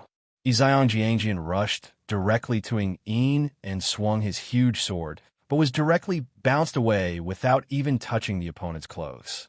At the moment the prisoner was knocked flying, the other policemen immediately opened fire at Ingin, but as thunder sounded, all the bullets bounced off and almost hit their own people. "What's going on?" A light blue phosphorescent protective shield appeared around Ingin, wrapping himself and Xiao Bainai inside. The police officers present were stunned in shock. "Long, many people died here," Bushikui said. "It's okay, let's go up." D80606. Hearing the footsteps coming from outside the door, the two warring parties fell into an eerie silence. Nangong Long brought Bushikui to the conference room and pushed the door open. In an instant, everyone's eyes were focused on them. "Who are you?" the general asked the man in armor. At this time, Nangong Long was in a strengthened form, looking like a human wearing exoskeleton armor. "Oh, it seems that they are not reinforcements," Ingin said with a smile. "Like a brother, could it be?" If there wasn't a strong enemy in front of him, perhaps Kizara would have run over and asked directly. But the other party's next words made her completely unable to control herself. "Long time no see. You've grown into a beauty," Nangong Long greeted with a smile. "It's really you, brother." Mugung was so excited that he ran over and hugged Nangong Long tightly, saying with tears in his eyes, "I knew my brother must be alive. Don't cry, it's all over." Nangong Long wiped away Daijing's tears and teased, "I don't care, I'm just going to cry." "What a touching reunion between brother and sister," Ingin smiled. "Do you know that interrupting others casually is very annoying?" "Oh, I'm really sorry," Ingin said insincerely. Nangong let go of Nangong Long and wiped his cheek. We'll talk again after we've resolved the issue at hand. Brother, welcome back, Satomi said happily. Let's talk about the past later. It seems like you guys are in trouble. Let me introduce myself again. I'm Hiriko Kajian, a member of the Mechanized Special Forces New Human Project. The rumors turned out to be true. That's why you can use the shield. That's right. After all, most of the internal organs have been replaced in order to use this move. Then who are you? Ingyin asked Nangong Long. Nangong Long did not answer but disappeared instantly and kicked Ingyin with a whip kick. Ingyin was kicked away before he even had time to open the repulsive force field, but Nangong did not use any harsh force, so Ingyin did not suffer any damage. So fast. The police officer on the scene's pupils shrank instantly. Dad, how are you? Little Bina ran over and asked with concern. I'm fine. Even without using repulsion, is it still too fast? Nangong Long said to himself. This time you activate the repulsion first, and I'll attack. The police officers present at the scene were very suspicious whether there was something wrong with their ears. If they had not just witnessed Nangong Long's speed, they would have thought that this man was here to make people laugh. Who are you? You are so strong. You can't be an unknown person, Ingyin asked again. Oh, I'm so sorry. I really am the nobody you mentioned, Nangong Long shrugged. I'm Nangong Long. My IP ranking is about 130,000. What's that? Chui, what's our ranking? Halfway through his words, Nangong Long turned around and looked at Bushy Chui and asked. When Nangong Long turned his head, Xiao Bainai drew out his two swords and slashed at his head, because in the eyes of others, Nangong Long was covered in armor except for his head. Be careful, Mu Gung shouted anxiously. Except for Bushikui, everyone present thought that Nangong Long was dead. After all, no matter how strong a promoter was, he could not defeat an initiator. But the next scene made them open their mouths in shock. When the dagger came into contact with the head, there was a sound like metal collision, and what was even more exaggerated was that the knife actually broke. Sneak attacks are not good for children. After coming to his senses, Xiaobanai immediately jumped back to Ingyin. For 190, what on earth are you? Kobanai asked the question that was on everyone's mind. Ha! Ingyin suddenly burst into laughter wildly. Dad, little Bina looked at his father in confusion, totally not understanding what was going on. I'm fine. I'm just happy to see my kind. At first I thought you were a human wearing exoskeleton armor, but now it seems that it is not armor, but your mechanical prosthesis. Your strange eyes are also prosthetic eyes. Am I right, Nangong-san? That's right. Nangong Long nodded and admitted. Was it caused by the accident 10 years ago? Mu Gung thought sadly. To be more precise, my performance is completely superior to yours. I have deeply experienced this, Ingyin said indifferently. Would you like to come to my side? After all, we are the same kind of people. I came late and don't understand what happened before, Nangong Long said with his hands spread out. Of course he knew it, but he couldn't explain it by just saying it out loud, so it was better to let Ingyin say it himself. Excuse me, I was a little excited and forgot about this. Let me say it again. That's about it. How about joining? No, the anxious voice of Saint Emperor came from the big screen behind her. She really didn't want any more powerful enemies. Wanting Ingyin was already troublesome enough. The other policemen also tensed up, ready to take action at any time. Kizara couldn't help but feel a little worried. Your suggestion is really good, Nangong Long said to himself without paying attention to the eyes of others. The others felt a chill in their hearts, thinking that they were in trouble. I knew you would understand me, Ingyin said with a smile. Chui, come here. Bushikui walked to his side obediently. Nangong Long squatted down and rubbed her head and said, I really hate those ungrateful guys. They have been protected by the children, but they don't know how to be grateful. Instead, they keep bullying, abusing, and even killing them. The Holy Emperor's eyes suddenly darkened. She could not refute because what Nangong Long said was true. Right, so this world is wrong. Let's destroy it together. No, I won't stop you, but I won't help you either, because I hate you too. Oh, haha, I'm actually hated. But this is enough. Without you, the rest of us won't be a problem. Ingyin placed a piece of white cloth in his hand and counted to 3. As if by magic, a box appeared out of thin air in his hand. That's all for today. This is a parting gift. Ingyin placed the box on the table, then took Xiao Bainai out of the meeting room. The inspector walked directly to the table and opened the box. His pupils shrank instantly when he saw what was inside. Oh no! The president was killed at home, and the head is missing. A man rushed into the meeting room and shouted in panic. Without even looking, everyone knew what was in the box. Mr. Tendo, does the new human creation plan really exist? Mishima asked angrily. I don't have to answer you. Tendo Kikunisuk replied firmly. Of course it's true, but later on, a cursed child with stronger combat power was discovered, so the plan was terminated. Long, you haven't changed at all over these years. You say whatever you want to say without any scruples. Same here, old man. Silence. The clear voice of the Holy Emperor sounded. After seeing everyone calm down, the Holy Emperor spoke again. I hope you can find a suitcase as soon as possible. This is a critical situation concerning the survival of Dikyung District. What exactly is the legacy of the 7 stars? How could it be so powerful? Asked Mishima. That is a designated seal that can destroy the D-King area, the Holy Emperor explained, biting his lip. So I hope that everyone can try their best to find it before Ingyin Jizi. Can Mr. Long come to help? The Holy Emperor requested. No, I just said it. I won't stop him. Nangong Long shook his head. But if the D-King area is destroyed, the people you care about will also die. Is it really okay? Of course I am confident that I can protect the people I cherish. As for other people, haha, what does it have to do with me? Nangong Long sneered. I'll tell you the truth now. The legacy of the 7 stars is a medium to summon the 5th stage of the zodiac. Even so, Mr. Long, are you sure you can protect the one you love? +4. The other police officers showed expressions of disbelief. Of course. Is this true? I've never heard that the zodiac can be summoned by humans, Satomi shouted. That's the truth. If I use the power of the head of state, can I requisition Mr. Long? I'm just an ordinary police officer with an IP ranking below 130,000.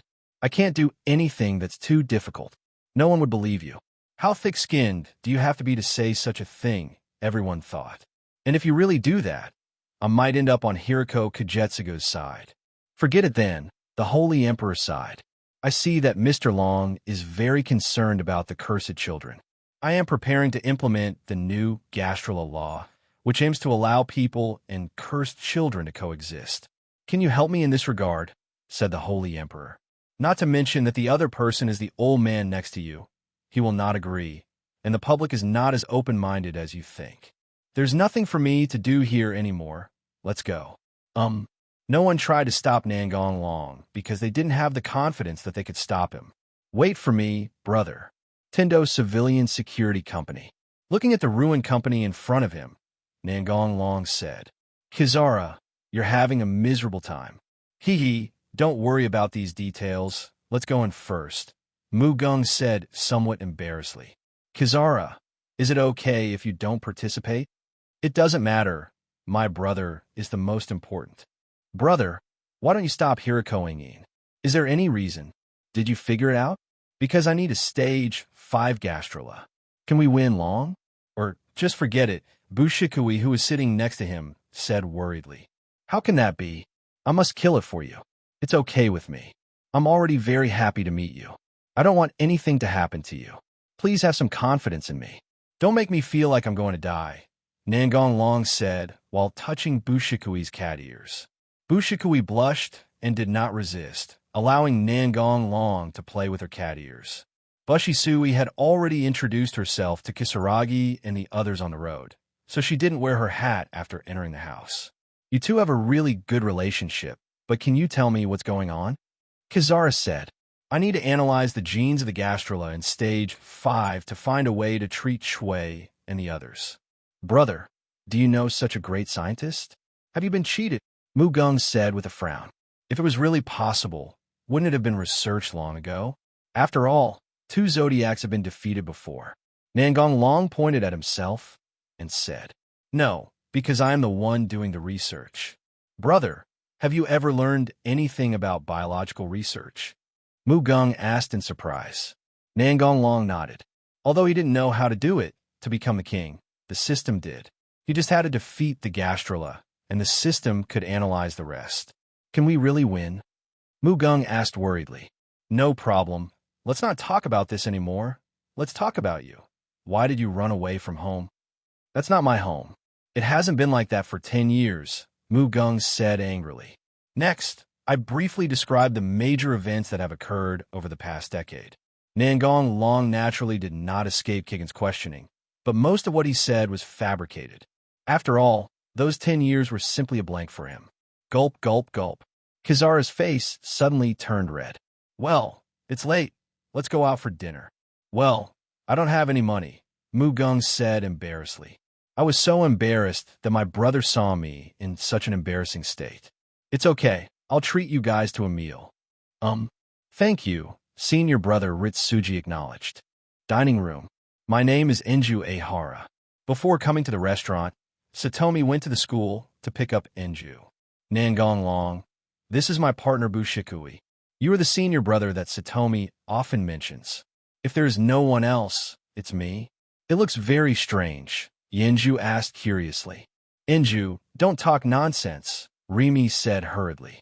It's okay, I don't care. Let's not talk about this anymore. Let's order food first. Kigen can't wait any longer, right? Nangong Long said with a smile. No, retorted Kizara, who was sitting nearby. They sat by the window with sofas on both sides and a long table in the middle. Nangong Long sat in the middle, with Bushi Chui on the left and Kizara on the right, while Satomi and Enju sat opposite. What do you want to eat? Steak, Kizara said, immediately abandoning his reserve. Are you still honest with your mouth? Nangong Long teased. Snort. Nangong Long asked other people, and soon the ordered dishes were served. Everyone ate and talked. Don't get involved in this matter. Brother, why? I always feel like something is fishy, Gung asked in confusion. You have seen the strength of Ingyin, you can't beat him.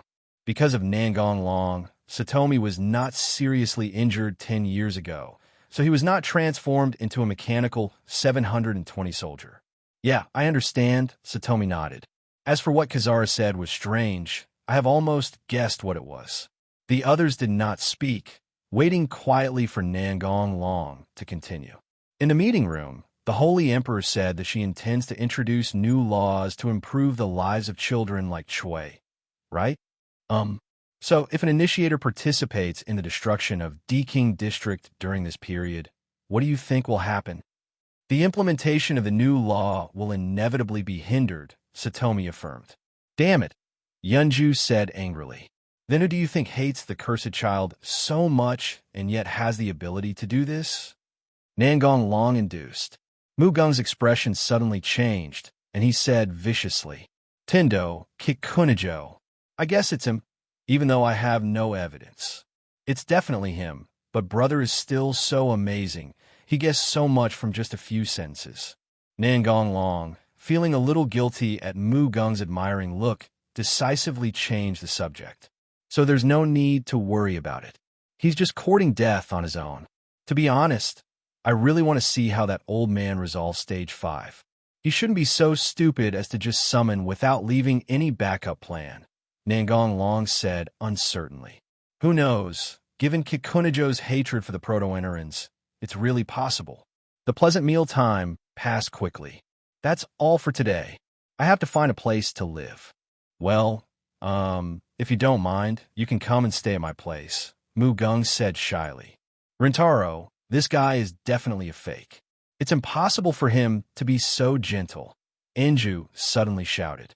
What are you talking about? How can I not understand a word of it?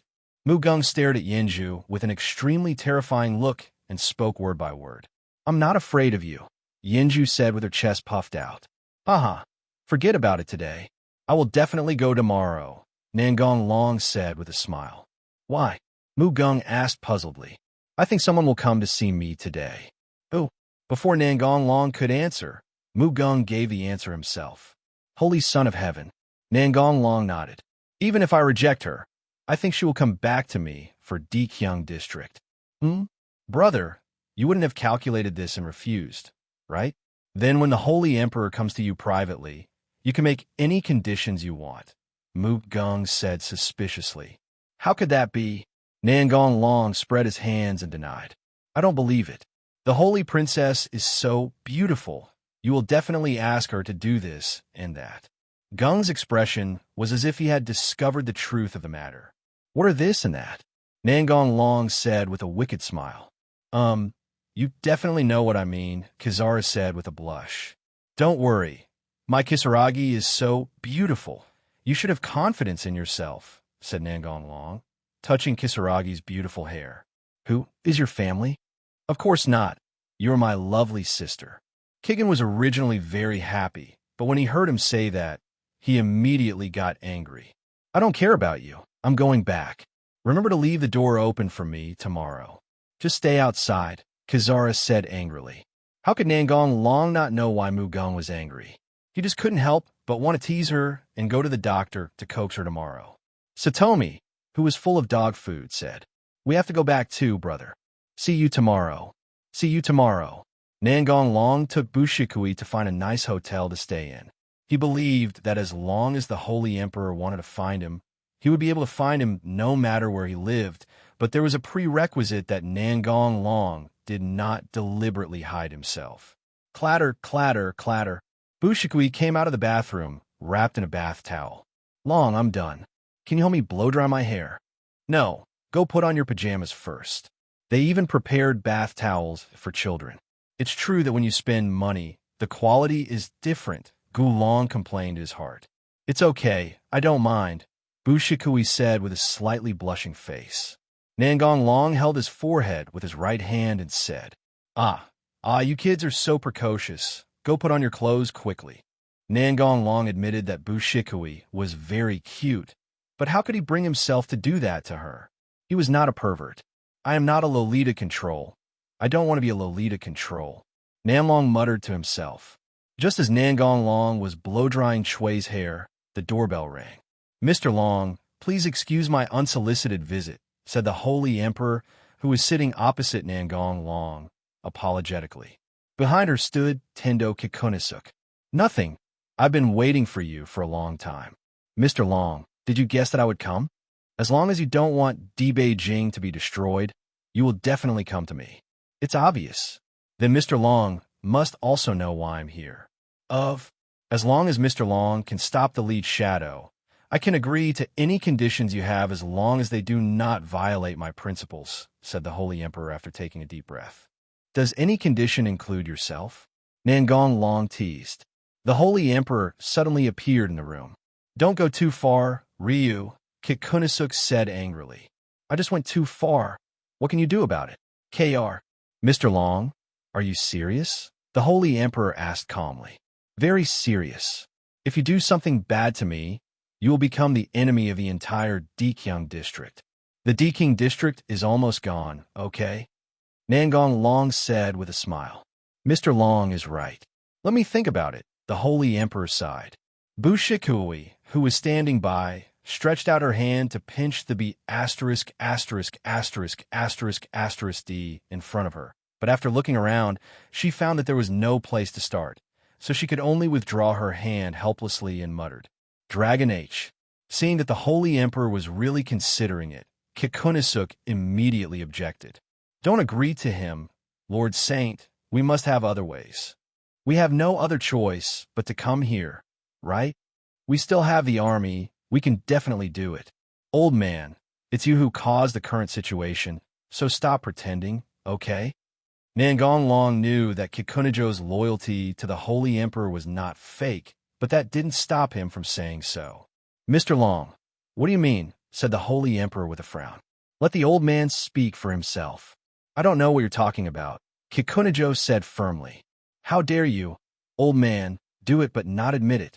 It was you who instigated the Hirudo Ainin behind the scenes, right? Sir, please don't listen to his nonsense. Kikunisuk was shocked. How could it be discovered when there was clearly no evidence left? However, he remained expressionless. Mr. Long, do you have any evidence to prove what you said? No, believe it or not. I fully trust Mr. Tendo. Let's continue talking about what we just talked about. Can Mr. Long change the conditions? Nangong Long shook his head. Well, as long as we can save DxD District, I can promise you, said the Holy Emperor, biting his lip. I don't understand why you would go to such lengths for those guys. I don't think they are worth saving. I'm the leader of DxD District and have the obligation to protect it, the Holy Emperor said firmly. I will not stop the summoning of Li Qingyin, but I will defeat Stage 5, Nangong Long said calmly, as if killing Stage 5 was as easy as eating and drinking. Obviously, the Holy Emperor was shocked by Nangong Long's words. It took him a long time to speak. Is this possible? Of course, hasn't someone done it before? Long, you have become arrogant. Do you think you are strong enough to compete with the #1 IP player? How could it be? Tendo Kikunisuk's mood eased a little, but the other party's next words suddenly made his face freeze. What qualifications do they have to compare with me? The Holy Emperor raised his hand to stop Kikunisuk, who was about to say something. It seems that Mr. Long is very confident in the strength of his initiator. Bushikui blushed and lowered her head. She knew that Long was stronger than herself. Nangong Long ruffled Chui's hair and said, I have another condition. Mr. Long, please speak. I will build a house in the outer area to house the children. I don't want anyone to come and cause trouble. Otherwise, I will kill them all, even civilians. I can promise you this, and I will also provide assistance to the best of my ability. Kikunisuk did not object, and no one knew what he was planning. Now that we have concluded the discussion, we will not disturb Mr. Long's rest, the Holy Emperor said as he stood up. Finally, I'll give you a piece of advice. Don't send anyone to look for Yingyin, as this will only lead to more casualties. I'll think about it. After the Holy Emperor left, go back to your room and sleep, Nangong Long said to Chui. Don't want. Bushikui shook her head and ran to Nangong Long's bed, lying on it in a spread eagle position. I'm going to sleep here. Okay, then I'll go sleep on the bed, Nangong Long said with a smile.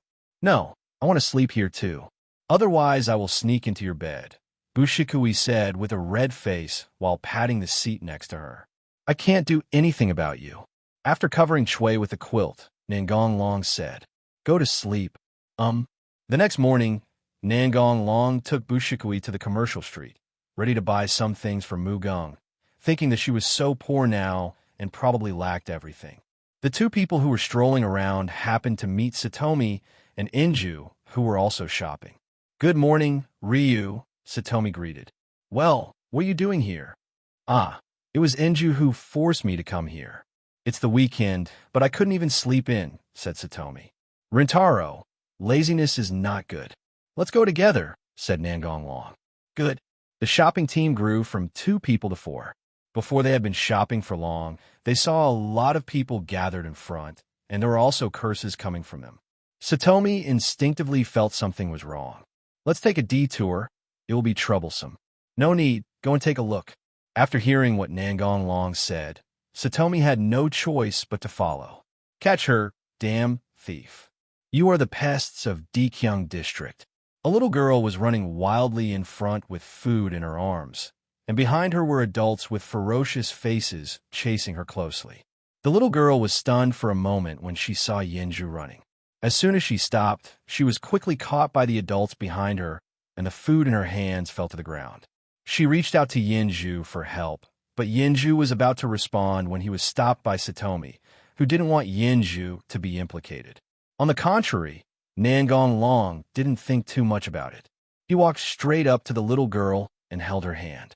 Take your dirty hands away, Nangong Long said sternly, staring at the person who was holding the little girl. Who are you? She was the first one to steal the goods from our store, one of them said tremblingly. The pressure Nangong Long exerted on them was too strong. Although Nangong Long's appearance was strange, people around him were not too surprised. They just thought he was a policeman. After all, many policemen were dressed in strange ways. Nangong Long took out money and threw it at them. Get out of here before my mood gets worse. Just then a path was opened in the crowd, and 2 policemen came over. The security guards are here. Great. Now that Pest can't escape. These guys deserve to die. My relatives were killed by them. Hatred has made them unwilling to distinguish between the gastrally and the cursed children. They dare not face the gastrally and can only vent their anger on these non-resisting children. What happened? This read, I stole our stuff. Come with us. The guard wanted to drag the little girl away roughly, but Nangong Long grabbed his wrist, and he could not move. What do you want to do? Attack the police? The security officer asked sternly. Nangong Long pulled the little Lolita behind him and said, I have already given you the money. You have no reason to take her away. Even if you are willing to give it, it depends on whether the store owner is willing to accept it. The older security guard sneered. Yes, I don't want it. The person next to him quickly echoed. Why can't you understand what people say? What did you say? Nangong Long grabbed the guard's head and pressed him hard to the ground. At the same time, the ground began to crack rapidly. Why bother? The people around had already retreated unconsciously. They never thought that Nangong Long would dare to do this. 6-7, 6-7, 6-7. After the young security guard reacted, he immediately shot at Nangong Long and did not stop until he had run out of bullets. The rescued little girl was about to rush over when she was stopped by Bu Shikui beside her. The bullet shot at Nangong Long fell weakly to the ground.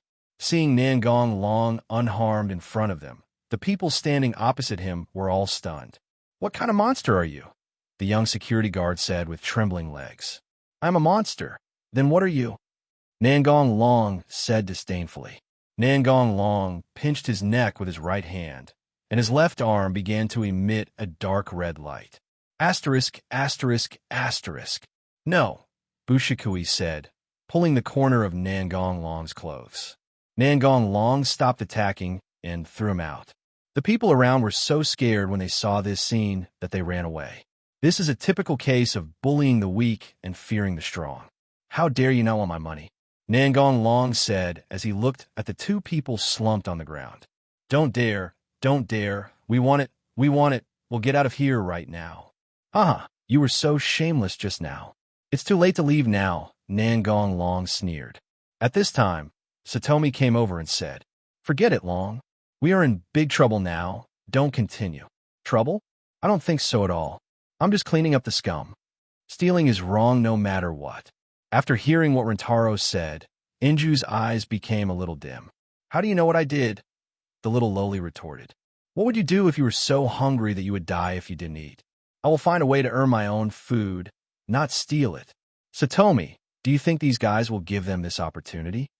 Rimi was speechless for a moment. Besides, do you really think she is only doing this for herself? Of course not. There are still many sisters waiting for me to go back, said the little loli. You heard it. Nangong Long ignored him and kicked the two people who were sitting on the ground away one by one. Whether you live or die depends on your own fate. It gives me a headache seeing this scene. What a trouble. Rintaro, I am so disappointed. What's wrong? Looking at the sad Yinju, he seemed a little at a loss. Rintaro should be a righteous partner. Why didn't you save her and stop your brother? I hate this feeling. Let's leave here first. I don't feel like hanging around anymore. You come with me. Oh, the little loli nodded. A group of 5 people headed towards the Tiantong Civilian Security Company.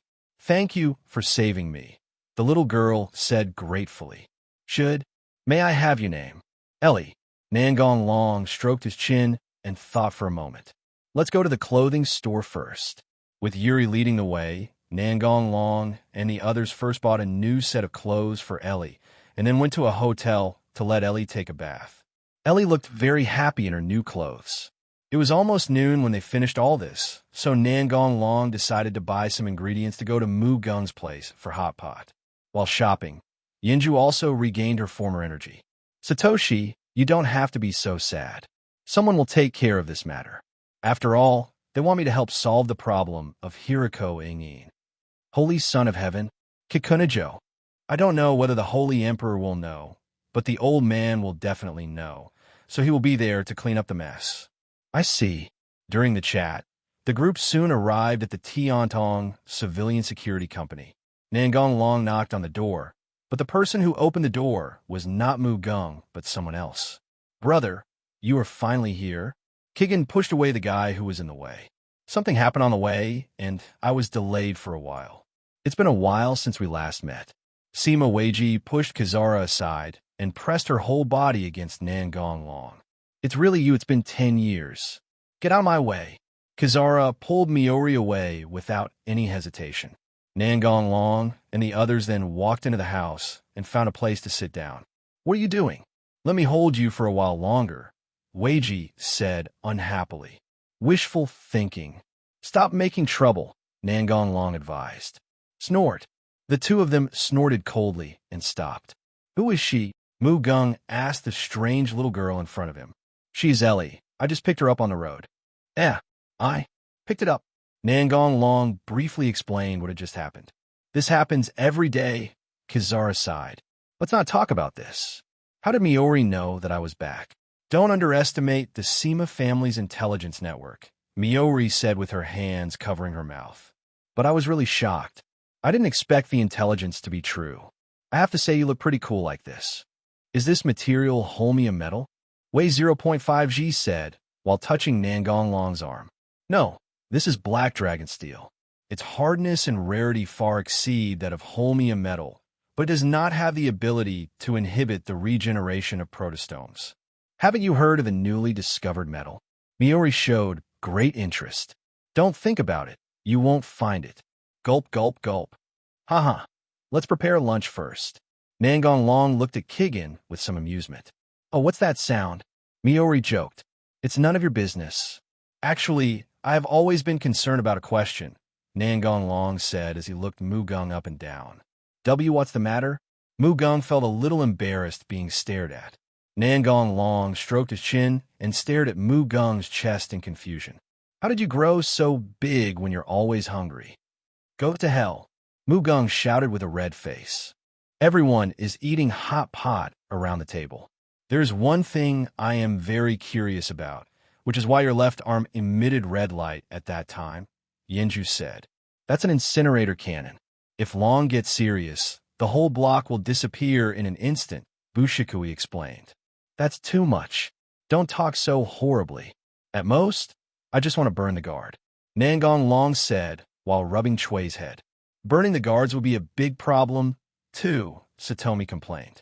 I'm not exaggerating. I saw it with my own eyes on the way here.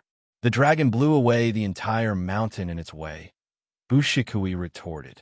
Yenju almost spit out the food in her mouth. No way. I don't want to take a detour.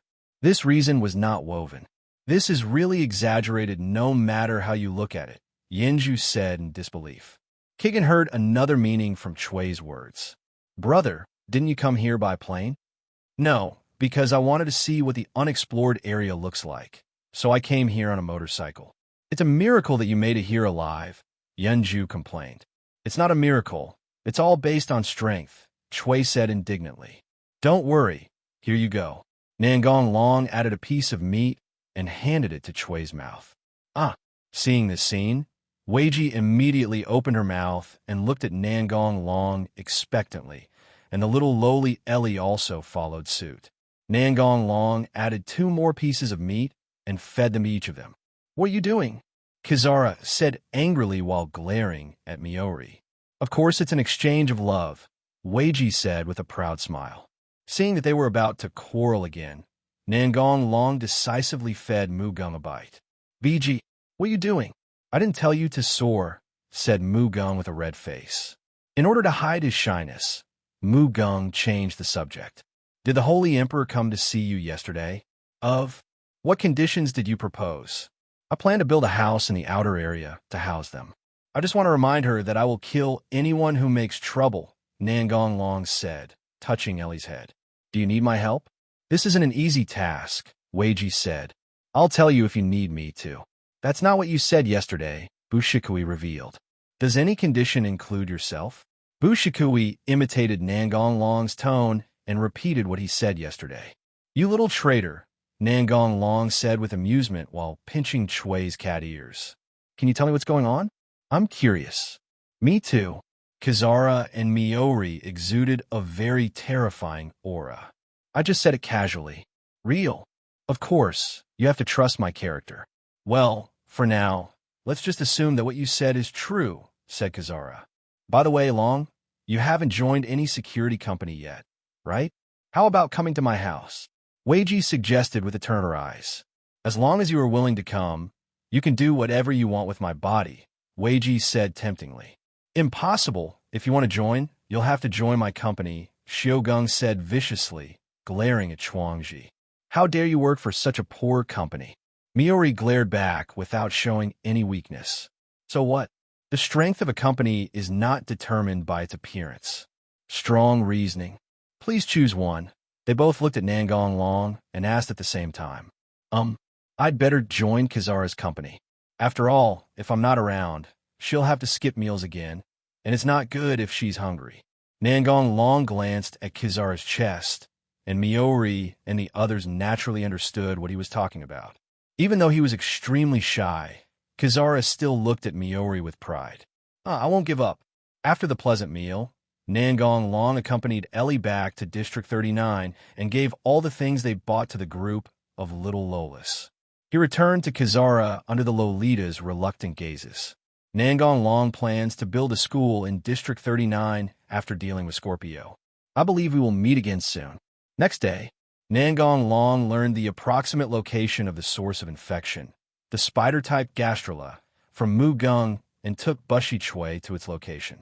Looking at the spider floating in the sky, Chui asked, "Do you want to take it down?" "No need. We are just here to watch the show." The height of the gastrula slowly decreased.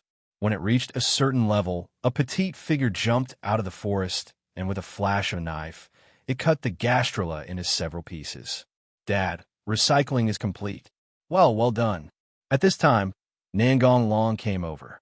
"Nice to meet you again, Nangong-san. Are you trying to stop me?" "Just giving you a piece of advice. I don't want any initiates to die at your hands." "Got it. Understand," Ingyin replied. After expressing his understanding, Ingyin took Xiao Bainai away. To be honest, he did not want to have a head-on conflict with Nangong Long before the plan was completed. Time flies, and in the blink of an eye, it was evening of the next day. "Brother, you must come back," said Mugong.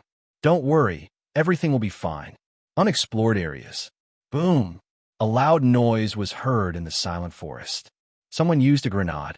Incineration cannon. Nangong Long burned all the guys who were in the way to ashes. 497, let's go. Relying on his searching ability, Nangong Long quickly arrived at the edge of the cliff. Bushikui understood Nangong Long's meaning in an instant and jumped onto him and hugged his neck. Nangong Long jumped off the cliff, and the powerful impact caused the ground to crack rapidly. "Dragon, there's light ahead." Chisho Natsuyo looked warily at the two people who suddenly broke into her hiding place. "It's you," Xiashi said in surprise.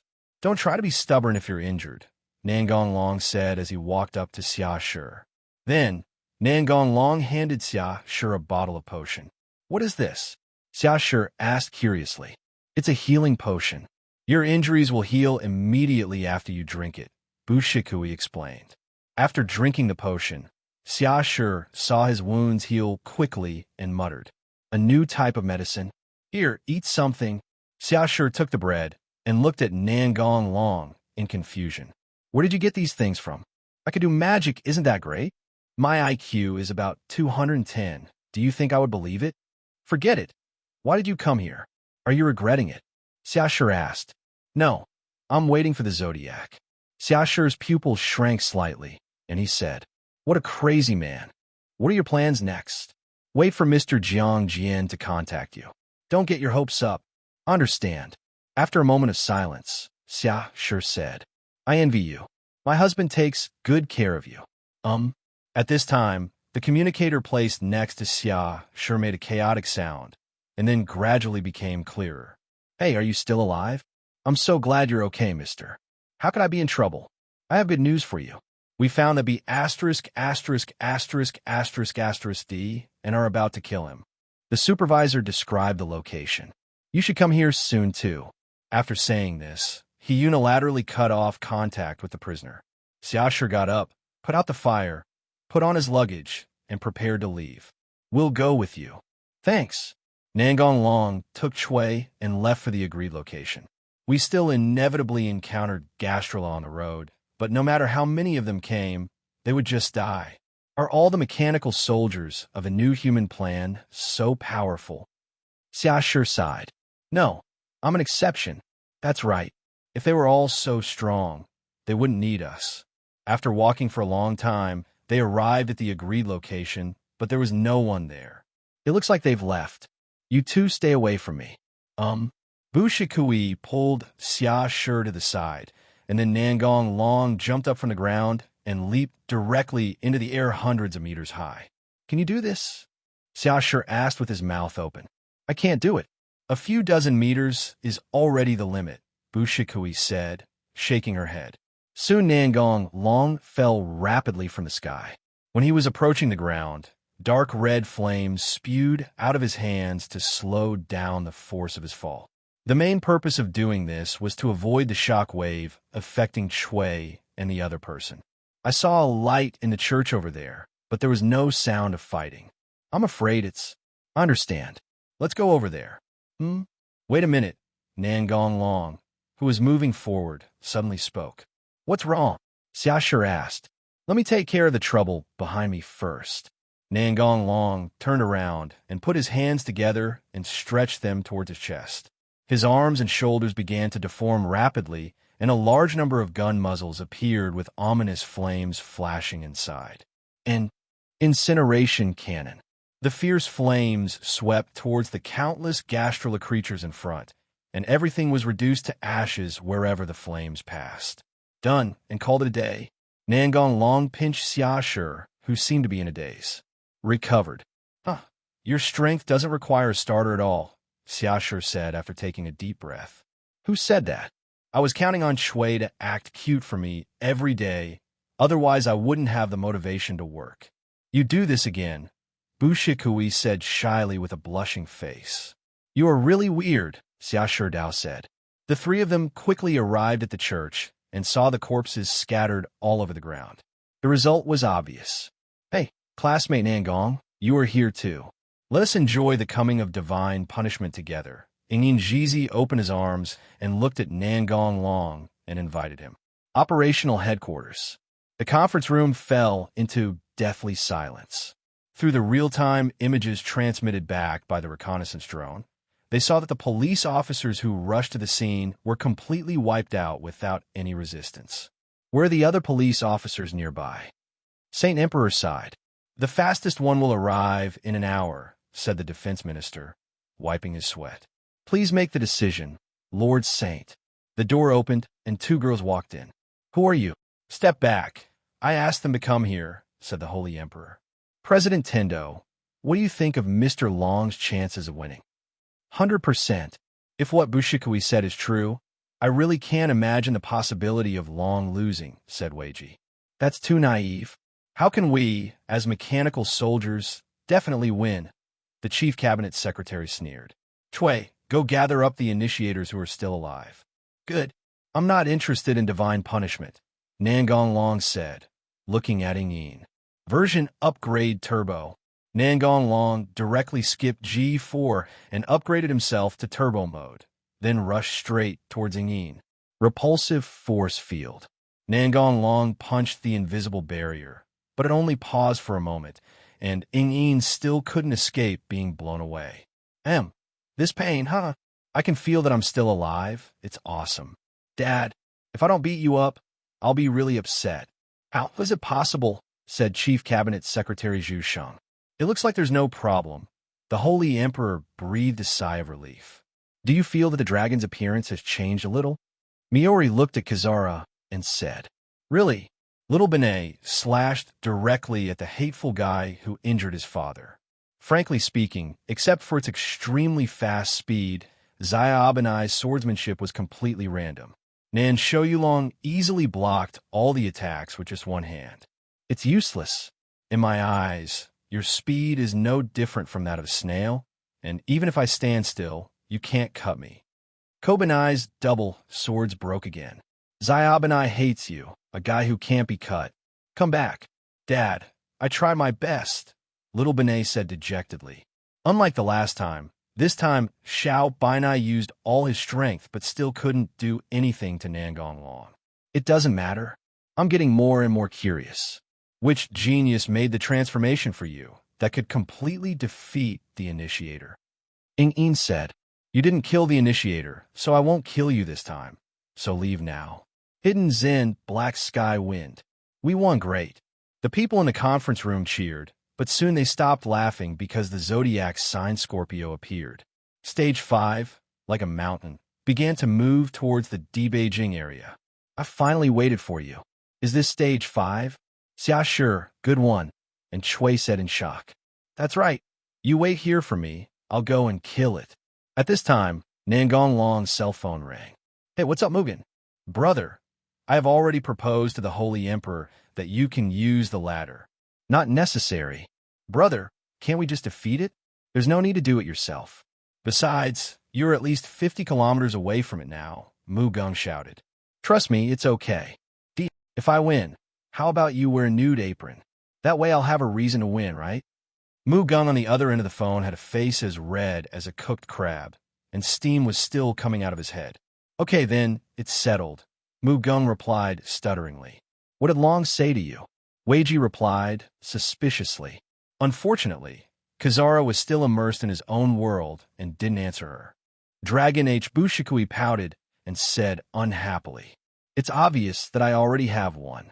You'd better wait a few more years to grow up, said Nangong Long, rubbing Chui's head. Snort. You two have such a good relationship, Xia Shi said enviously. You two just wait here for me to come back, okay? Clear.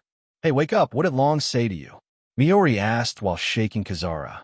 Oh, Long said he can do it himself without the need for a ladder. There has to be a limit to arrogance, the chief cabinet secretary said with a grim expression. Then go by yourself. Just shut your mouth if you can't. Mu Gung retorted bluntly. Okay. Everyone be quiet, said the Holy Emperor. The chief cabinet secretary immediately shut up and said nothing. President Tendo, did you tell me how to get there? No. Hey, why is the dragon gone? Weiji, who had been staring at the screen, said in surprise. What? Find it for me quickly. The Holy Emperor ordered hurriedly. Yes. The operator began to sweat. Finally, he couldn't find the image and could only slow down the image several dozen times to give it a try. Only then did he find a blurry figure. Saint Emperor, the other party did not disappear, but moved too fast to be seen by the naked eye. Are you kidding me?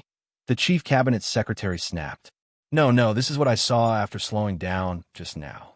The operator hurriedly projected the captured images onto the big screen. Everyone present gasped. Can't it be clearer? The Holy Emperor asked calmly. If it's slower, you can only look at pictures. It doesn't matter. Finally, the operator transferred the processed and clear images to the big screen. Nangong Long was seen running, with dark red flames spurting out from his shoulders and legs. Can mechanical soldiers really achieve such a level? The chief cabinet secretary said in disbelief. The dragon transformer must be a genius. Miori laughed with her hands covering her mouth. In just a few tens of seconds, Nangong Long arrived in front of stage 5. Boom, boom, boom. Seef. Countless shells hit Scorpio, but they were useless under the powerful regeneration ability of Phase 5, and the shells were quickly squeezed out of the body. Scorpio let out an unpleasant cry and waved its tentacles to shoot down all the attacking drones. I can only rely on you, Mr. Long, the Holy Emperor thought. Stop all shelling to avoid hurting Mr. Long, ordered the Holy Emperor. No, but didn't you see it just now? OG is completely useless against it, the Holy Emperor said firmly. Yes. Nangong Long followed Scorpio's huge body and began to move towards his head. Machine gun punch. Nangong Long broke all the attacking tentacles. After reaching the head, Nangong Long jumped up into the air, and a strong light began to emit from his chest. Super Spiral Incineration Cannon. In the pitch-black night, a huge column of dark red flame shot towards Scorpio, piercing straight through its head, and even the sea level behind it was split in two. Scorpio regenerates its cells at an extremely fast rate, but unfortunately the karmic fire destroys them even faster. Hades of Erosion. This is a curse magic that is specifically used to deal with monsters with strong recovery abilities. It can suppress their regeneration ability. Nangong Long still needs Scorpio's body for analysis and as a raw material for making medicine, so naturally he doesn't want the karmic fire to burn it. After destroying Scorpio's brain, Nangong Long stopped the karmic fire from burning and stored the entire Scorpio into the system space, handing it over to the system for analysis. Meeting room. When Nangong Long launched the fire bombardment, the people in the conference room were already stunned with surprise. Now I absolutely believe that what Bushi Sui said is true, Miori exclaimed. I've always believed in my brother. President Tiantong, what are you talking about? Sheng Tianzi asked curiously. On the way here, my brother flattened the entire mountain that was blocking the road, Mu Gung said proudly. Is it necessary to be so willful? The officials present thought speechlessly. Even if his flames are very powerful, can they destroy the regenerative ability of the gastrula? The chief cabinet secretary questioned. At this moment, the picture changed again. The gastrula stopped moving and remained motionless as if it were dead. Everyone looked at the chief cabinet secretary with strange eyes. However, the changes were not over yet, and Scorpio disappeared from the screen. Did we win? Weiji said with her mouth wide open. I think so, Kizaru responded mechanically. But why did stage 5 suddenly disappear? Asked Miori. I don't know either. Anyway, we won, Exine Weiji said with a long sigh of relief. Yes, we won. The conference room was filled with cheers. Church, welcome back, Chui said happily. Let's go back. Mr. Long was eliminated in stage 5, right? It disappears for the same reason as you create bread, Xia sure guessed. You guessed it after just one look? You're truly a genius with an IQ of over 200. What exactly is that? Can you tell me? Yes, to put it simply, it is similar to space compression technology, which can store objects in a specified space. Do you understand what I mean? It's possible, but I just find it incredible, Xiaoshi nodded. The general is dead. What are your plans for the future? It will probably be recycled to ISO. Would you like to follow me? May I? Certainly. Then please give me more advice in the future, Xiaoshi said with a smile. After the unconscious initiators woke up, Nangong Long took them away. When passing by District 39, Nangong Long sent them to Ellie. After all, if they were taken back, they would be recycled by ISO. He will come to District 39 to build a base tomorrow. On the barren mountain, after seeing Nangong Long destroy Scorpio, Hiriko Ingin laughed wildly and disappeared into the jungle with Xiaob and I. Kizarai, brother, where did Scorpio go? Nangong Long repeated what he had said to Xiaoshi, to Kigen, and the others, and also explained the reason for his change in appearance. This is Xiaoshi, and he will stay here in the future, said Nangong Long. Welcome aboard, Kizaru said with a smile to Natsuyo. Please advise me. Brother, the Holy Emperor has invited us to attend tomorrow's celebration. Do you want to go? Do you think it's necessary to go? It's better to show up. Then go ahead. Don't ignore me, Miori complained. Hey, you're still here? Mu Gung pretended to be surprised. Of course I was there. After all, I always felt that your face was red and it was abnormal. You immediately changed the subject when I asked you something. It was really suspicious. Miori stared at her with suspicion. What's it got to do with you? Mu Gung said firmly, but his face began to turn red again. You see, that's it, Long. What did you say to her? Weiji asked, staring at Nangong Long. Oh, don't say it, or I'll quit, Mu Gung interrupted. There's nothing I can do. Nangong Long spread his hands to indicate that he was powerless. It's suspicious, too suspicious. I've decided to stay here today.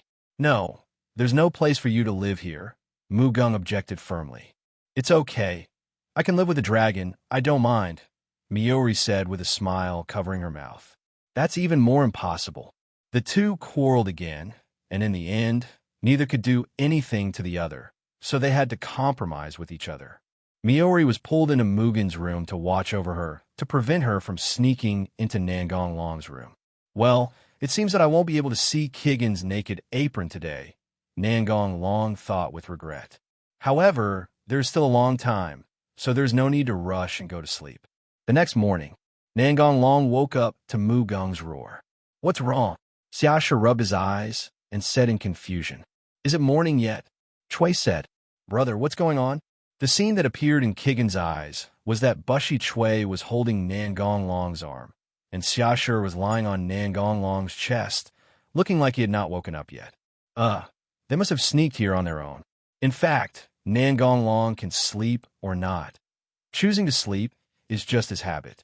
Oh, so Long likes little lowly. No wonder he rejected my invitation. Miori looked very sad. Of course, Long is a Lolita complex, so you don't stand a chance, Bushikui interrupted. Don't talk nonsense, Long said, grabbing Chui's cat ears. After some noise, Nangong Long finally managed to get up. Here, clothes for the party. Mu Gung handed the clothes to Nangong Long. Nangong Long put on the suit casually, and Mu Gung pouted in dissatisfaction. Be serious, Kizara said as he sorted it out for him. That's much better, huh? The tie is still a little off. Kigan untied his tie and tried to tie it again, but after trying for a long time, he was still not satisfied and his face turned red. Let me do it. Miori squeezed through Gung and saw the two of them showing their affection in front of her. She had been enduring it for a long time. Look, what do you think? Weiji looked at cooing Gung provocatively. Snort. By the way, Kizara, where do you get the money to buy clothes? Brother has completed the mission of the Holy Emperor by dealing with Hiriko Engin and Scorpio, so he received a large reward, said Mu Gung with a smile. I see. What's your brother's account number? I'll transfer the money to you. No need. I'll leave it where you are. TSK, a kept young lady, Miori said sarcastically, emphasizing the last 3 words especially. Mu Gung blushed. I am happy to. Haha. I don't mind raising her for a lifetime, said Nangong Long, touching Mu Gung's hair. Brother, Mu Gung lowered his head shyly. So biased. Weiji curled her lips. You are a real rich girl. Do you still need me to support you? Nangong Long teased. Of course. Haha, fine. I'll raise them all. That's more like it, said Miori with a smile. Okay, you guys should go change your clothes too. Kizara and the other returned to their room and changed into dresses for the banquet. Very beautiful. Kizara was wearing a black dress, while Miori was wearing a light pink dress. What about me? What about me? Asked Miori. It's also beautiful. Then who of us is prettier? Miori asked. Mu Gung looked at Nangong Long expectantly. Each has its merits. Time is almost up. Let's go, Nangong Long said, changing the subject. Asterisk 1.0. I've asked someone to pick us up, said Weiji. Everyone went out and got on a luxurious stretch car to the banquet venue. Holy residence. Nangong Long pushed open the door in front of him, and the scene suddenly became quiet. The Holy Son, sitting on the throne, smiled slightly. Mr. Long, you came just in time. The Holy Emperor walked down the steps and came in front of Nangong Long. Natsuo, Midorikawa, Kizara, and Miori stood a little further back. How does it feel to be the savior? I'm not a savior, and the world doesn't need me to save it. The absence of anyone in this world will not have any impact on the world itself, said Nangong Long, shaking his head. The Holy Emperor's face froze, but he immediately said, 0. Mr. Long is joking. Mr. Long will continue to work for Dekyung District in the future, right? Don't you know very well why I'm fighting? Nangong Long said with a wicked smile. The Holy Emperor's face suddenly turned red. Ahem, that's it. I now announce that based on the results of this incident, the IP ranking of Nangong Long and Bushikui will be raised to the 1,000th place. The people at the scene were suddenly excited. I always feel that there is something fishy here, Miori whispered to Kizara. I will keep a close eye on my brother, said Kizara, clenching his fists. Mr. Long, are you willing to accept it? Good. So, Mr. Long, do you have anything else to say? No. Then this ceremony is over. Please feel free to do as you please. After saying this, the Holy Emperor was about to leave the banquet. When he passed by Nangong Long, he whispered, Mr. Long, please come with me. Seeing that Nangong Long was about to leave with the Holy Emperor, Mugung blocked their way. "Brother, where you going?" "Mr. Long and I still have something to discuss," the Holy Emperor replied. Mugung could only move aside helplessly after hearing this, but she approached Nangong Long and warned him quietly. "Don't do weird things." "What about you?" Nangong Long teased. Mugung's face turned as red as a ripe apple, and he didn't even notice that Nangong Long and the other man had left. "Kigura, don't be so shy all the time," Miori said with a headache. "What do you care?" Kigen turned his head away from Miori's sight. The Holy Emperor brought Nangong Long to her office and walked into the lounge further inside. "Mr. Long, this is it. Take your reward." The Holy Emperor took a deep breath and sat stiffly beside the bed. From her expression, one could tell that she must have abandoned her personal feelings at this moment. Seeing her like this, Nangong Long couldn't help but feel a little touched, and he didn't even feel like teasing her anymore. He walked up to the Holy Emperor, sighed, and said, "I don't like the way you are now." The Holy Emperor, who was already trembling all over because of Nangong Long's approach, trembled even more violently now. Nangong Long placed his hands on the shoulders of Saint Emperor and said gently, "I won't do anything to you. It was just a joke that day." The Holy Emperor was a little stunned when he heard this. She had not thought it would unfold like this. And Nan, August 17th, Gong Long was still talking. "Don't do things you don't like. There's no need to sacrifice yourself for others and force yourself to do things you don't like. People live for themselves, not for others. I'm done. I'm leaving." Just as Nangong Long was about to turn around and leave, the Holy Emperor suddenly grabbed him. "Why?" "Because I don't want to see you unhappy." "What's going on? Why is my heart beating so fast? Am I not beautiful?" "Beautiful beyond description." "Then why isn't there?" "If you were looking at me with a smile and shyly just now, I would have pushed you down without hesitation," Nangong Long said with a smile. The Holy Emperor blushed and chuckled. "Mr. Long has so many requirements." The Holy Emperor suddenly stood up and quickly kissed Nangong Long on the cheek. "This is my personal thank you gift. Can I give you a kiss?" F. The Holy Emperor was halfway through his words when he covered his mouth in surprise at Nangong Long's change. "What's going on, Mr. Long?" It turned out that Nangong Long had lifted his transformation and returned to his human appearance. "I can switch between mechanization and human at will, and it's not surprising or surprising." The Holy Emperor poked here and there curiously, which made Nangong Long frown. "Really? There's no metallic feel at all. I didn't expect you to have such a childish side," Nangong Long teased. "No humph. Do it again here," Nangong Long said, pointing at his lips. The Holy Emperor's face turned red with embarrassment, but he still pecked Nangong Long gently on the cheek. "It's not the face, it's here. That's it. Well, let's leave it for next time." Seeing that steam had begun to come out of the Holy Emperor's head, Nangong Long thought it would be better not to continue teasing him. Am I the only one who knows about this?" "For now." "Really?" the Holy Emperor said happily. "Okay, go ahead. I have to start taking care of government affairs. It seems like I'm going to be ruthlessly driven away." Nangong Long spread his hands and pretended to be sad. "No, I don't mean that." The Holy Emperor quickly waved his hand to deny it. When he saw Nangong Long's teasing look, the Holy Emperor realized that he had been deceived again. "You lied to me again." The Holy Emperor clenched his fist and hit Nangong Long. "Because you're so cute when you're silly like this." Snort. After sending Nangong Long away, Saint Emperor sat on his office chair, touched his chest, and muttered to himself, "What's wrong with me?" Nangong Long, who had regained his mechanization, walked out of the office. As soon as he opened the door, he saw Kigen and the others standing outside. "What are you doing?" "Being a guard," Nangong Long asked with a smile. Mugung went straight to Nangong Long and sniffed him. He didn't know what he smelled, but his brows suddenly frowned. "Why did you turn into a puppy?" "Brother, you smell like her. Tell me what you did in there." "Tell the truth," Weiji echoed. Xiaoshi watched this scene with great interest, while Bushikui lowered her head and muttered something. "How is it possible that I am not stained with any smell when I am with her? Besides, What can I do in such a short time? Nangong Long said innocently. It's not short at all. From the time you entered the door to the time you came out, it was a total of 31 minutes, 57 seconds, 69. I was talking on the phone the whole time, said Weiji. Please, this amount of time is not enough for me. Oh, how long will it take you?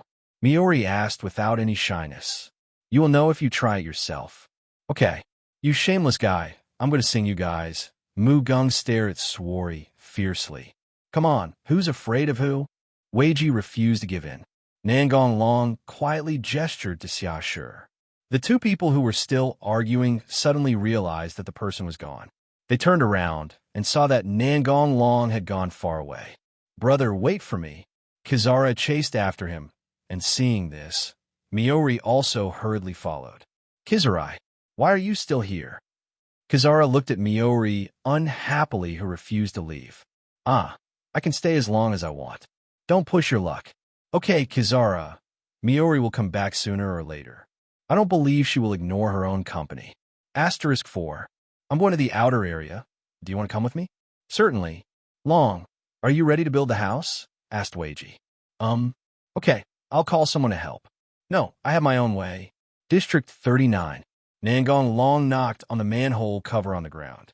Ellie opened the manhole cover and saw a familiar face and smiled.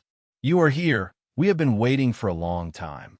Have you notified the other children in District 39? I've already done this. Ellie, 2.3 expressions of you praising me. What can Ellie do?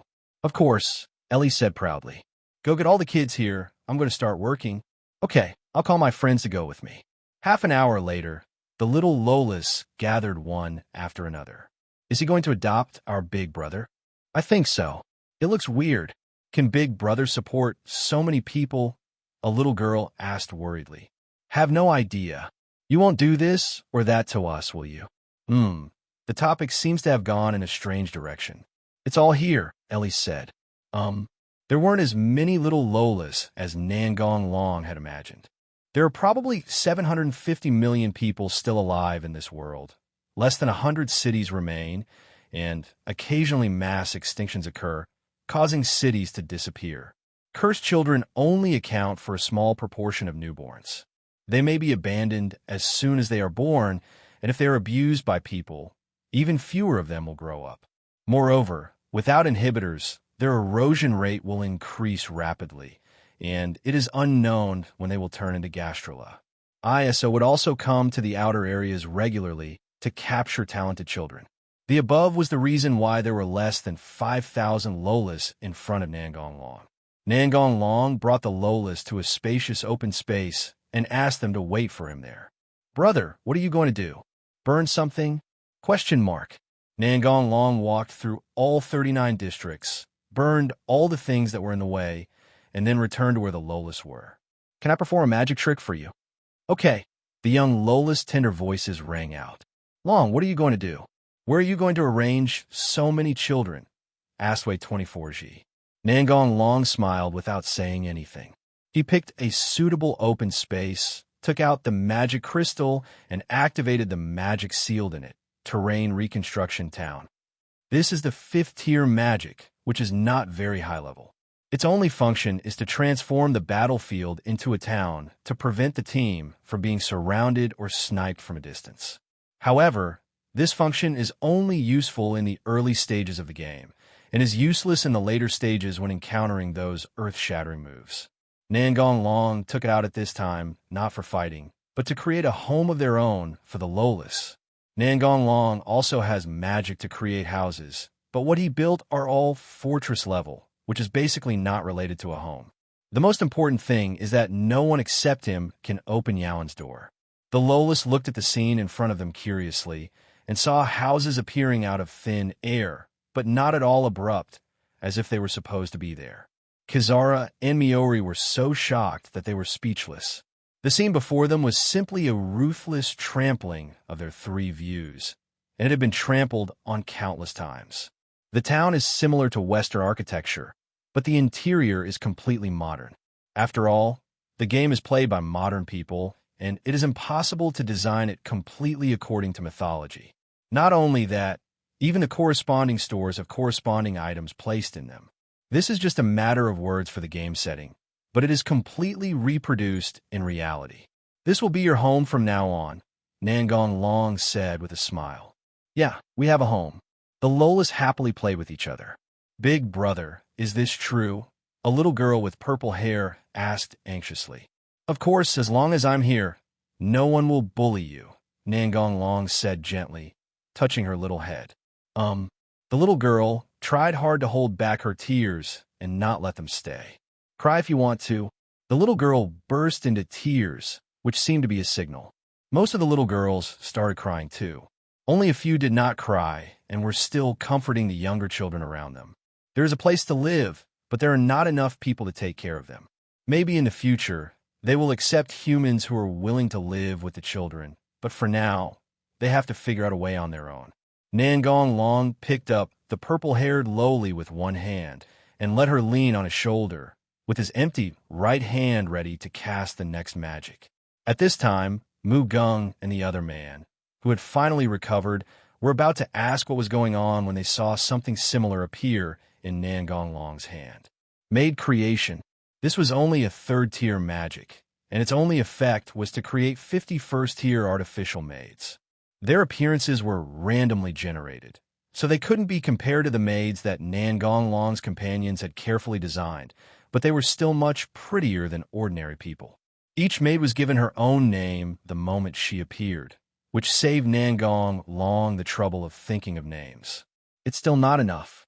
Nangong Long took out a few more identical crystals and stopped only when the number of maids reached 300. It should be fine for now. There are two reasons why Nangong Long has so many such low-level props. One is that he saved them by spending money on lotteries, and the other is that he purchased them before the game was shut down. After looking at the maids, Nangong Long felt that he should create a few leading maids, who would also serve as managers of the city. Creation Guard's Battle Maid.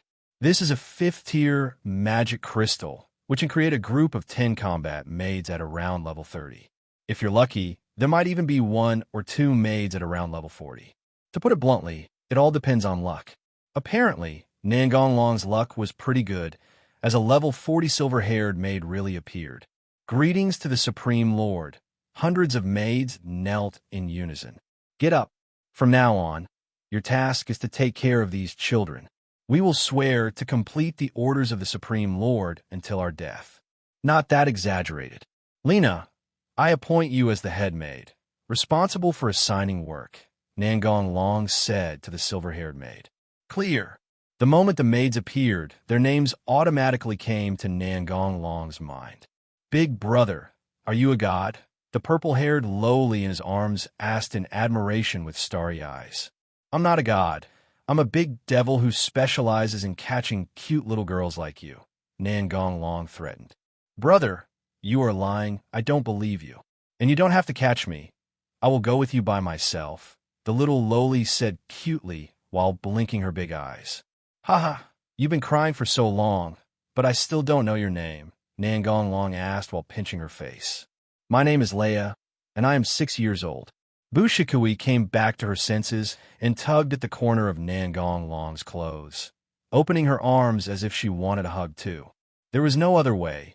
Nangong Long could only pick her up with his other hand. Xiaoshi was much quieter. He just watched Nangong Long from the side without saying a word, and no one knew what he was thinking. I want it too. I want it too. I want a hug.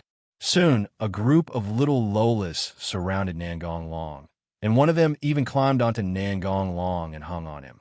Haha, stop making trouble and follow us to where you live. There are not only new clothes, but also delicious snacks there. Good.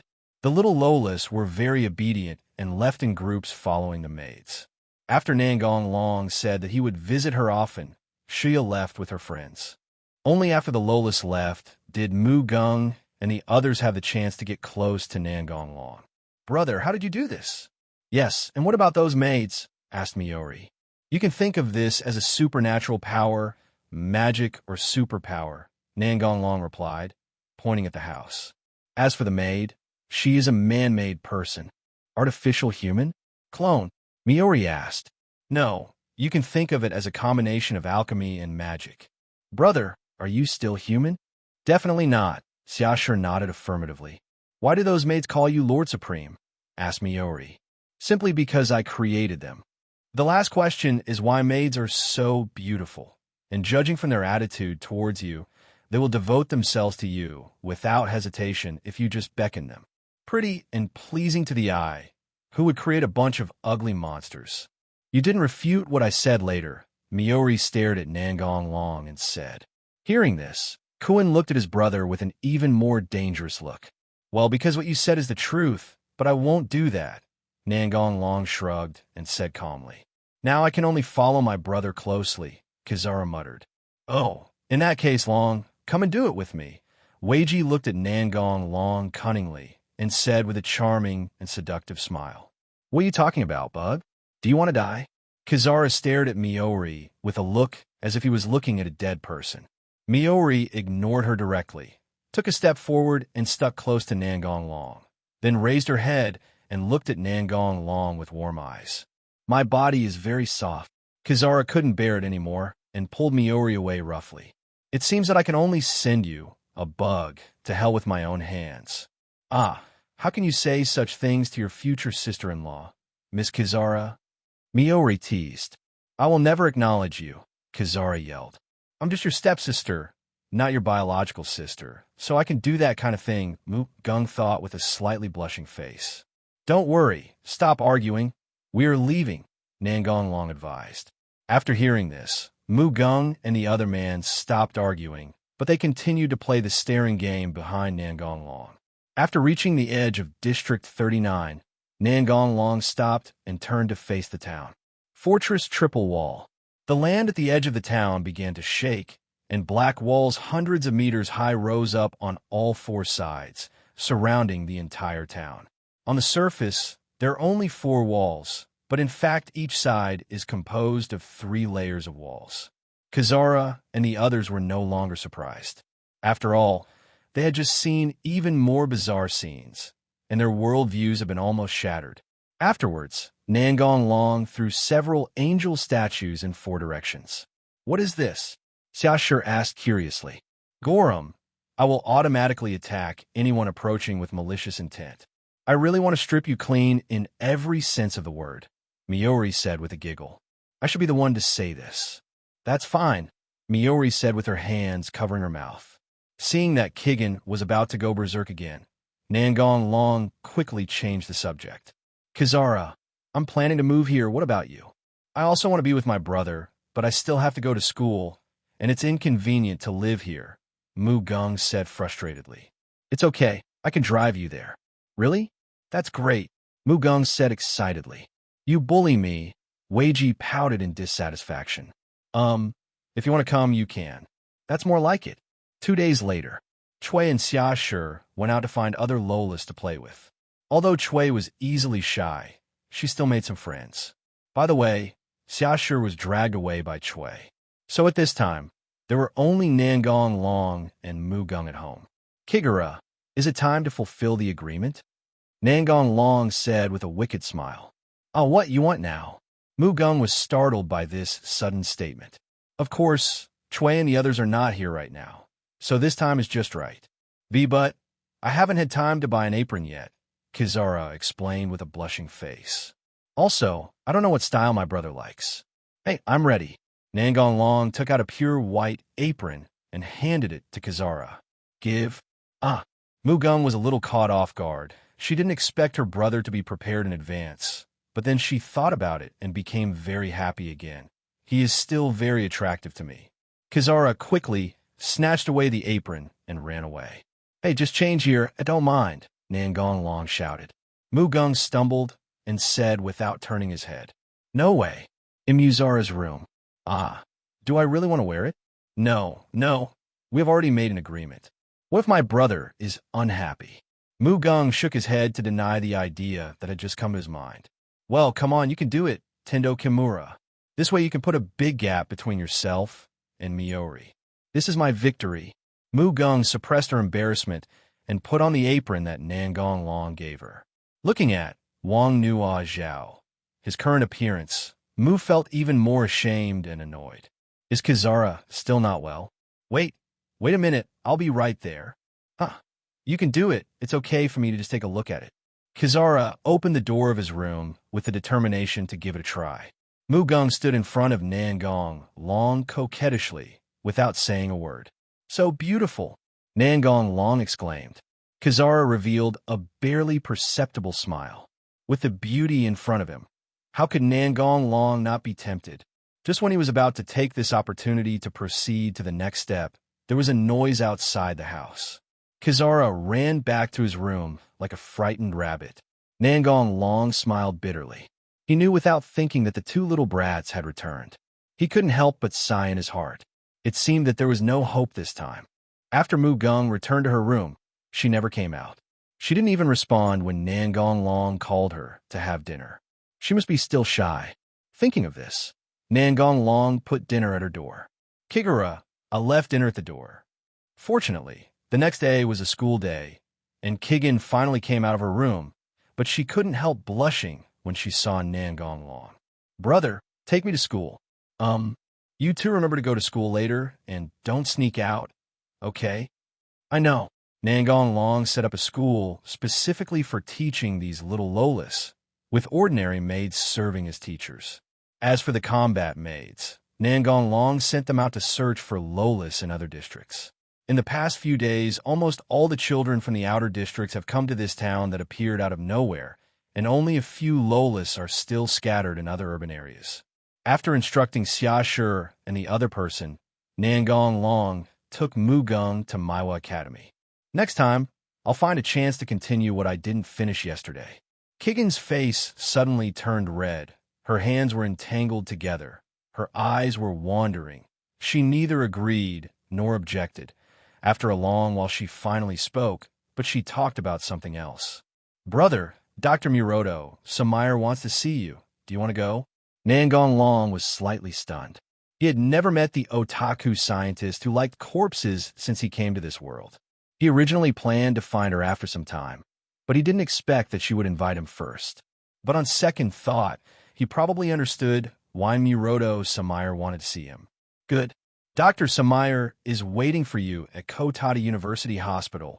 Halfway through his words, Kizara frowned, not knowing how to introduce Samaire to his brother.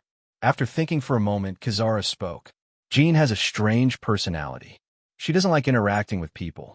Also, I know, I have some understanding of the Four Sages. The Four Sages?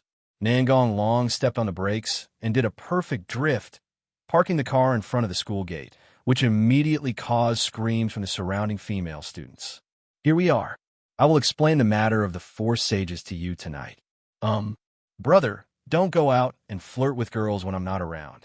Before getting off the bus, Mugung reminded her again and again, and only after seeing her brother nod in response did she feel at ease to get off the bus. Nangong Long, who was about to drive away, suddenly remembered something, so he rolled down the window, tilted his head out of the window, looked at Mugung, who was leaving, and shouted, "Remember to eat on time. I'll put the lunch in your bag." Hearing the voice behind him, Mugung's face flushed slightly. I know. Then she quickened her pace and walked into the school. She could not stand the gossiping looks from people around her. So handsome and warm, a female student said enviously. Her friend couldn't help but criticize her. She's already taken. You don't stand a chance. TSK, you can't just think about it. Hey, isn't that Kizara? He actually has a boyfriend, and he's so kind.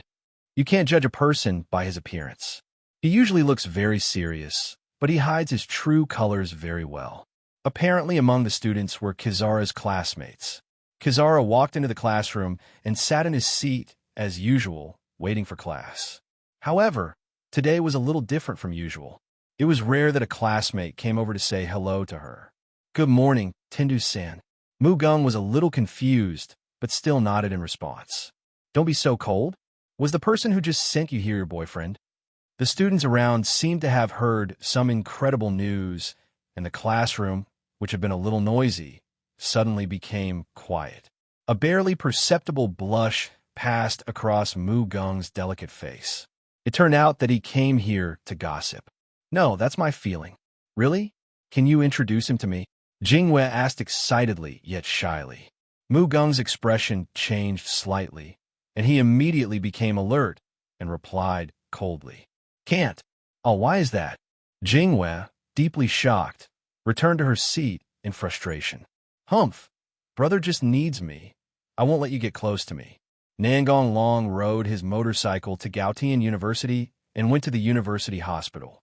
The sports car has allowed him to regain some space in his system, but when he is alone, he still prefers to ride a motorcycle. Nangong Long knocked on the door that seemed to lead to hell, and a weak voice was heard from inside the house. "Come in, the door is not locked." Nangong Long pushed the door open, and the scenery before him was indescribable. What caught my eye were all kinds of sophisticated experimental instruments and corpses. Suddenly a hand grabbed Nangong Long's calf, and a pale face appeared in Nangong Long's eyes. "Yes, there is no food." Nangong Long handed the food in his hand to her. When he came, he remembered that Muroto-Samayer would eat some strange things. In order to avoid this situation, he bought some food from a street shop on the way and brought it over. Resurrected. After eating her fill, Muroto-Samayer looked Nangong Long up and down, with a hint of surprise in her eyes. "You are the brother that Kizara misses so much." "It should be me. Can I see your body?" Muroto-Samayer made no secret of her desire to explore the unknown. "It's not good to be so aggressive just after meeting each other." Nangong Long protected his chest with his hands and pretended to be very scared. "Your acting is too fake, and I'm not interested in a brat like you." "That's not certain. You might fall in love with me someday," Nangong Long teased. "Oh, then you have to work hard. Now, can you let me check your body?" "Well, it doesn't matter, but it's useless to look at it." Muroto-Samayer took out tools and knocked on Nangong Long's body, but she couldn't pry open the share at all. Instead, she was exhausted and sweating. "Is the level difference so big? I didn't expect that. I don't even have the qualifications to dismantle it," Jean said self-deprecatingly. Having tried all possible methods, Jean could only sit back in her chair helplessly. "If you agree to one condition, I can show you the internal structure." "What do you want to do?" "Are you tempted by my lust?" Jean said boldly. "You think too much. Just promise me that you won't eat those messy things anymore." Nangong Long shrugged and said easily, "That's it. Certainly. You are such a strange person. Did Gung tell you about me?" Nangong Long nodded. "I'll starve to death if I don't eat those things." You can't go out to eat. I hate interacting with people." "Hey, I could deliver it to you, right?" "Why?" Jean showed a suspicious look. She didn't believe that someone would be nice to her for no reason. "I like you. Is this an acceptable reason?" "Oh, then what about Gung?" Samayer asked playfully. "Is it not possible to have both? You want to start a harem?" And Nangong Long nodded in acknowledgement. It was the first time that she met a man who openly admitted that he wanted to have a harem, and the corners of Jin's mouth rose unconsciously. "I'm a little interested in you. I promise you." After leaving Muroto-Samayer, Nangong Long went to wander around the streets with the idea that maybe he could pick up 2 lolas to take back with him. He had nothing to do anyway.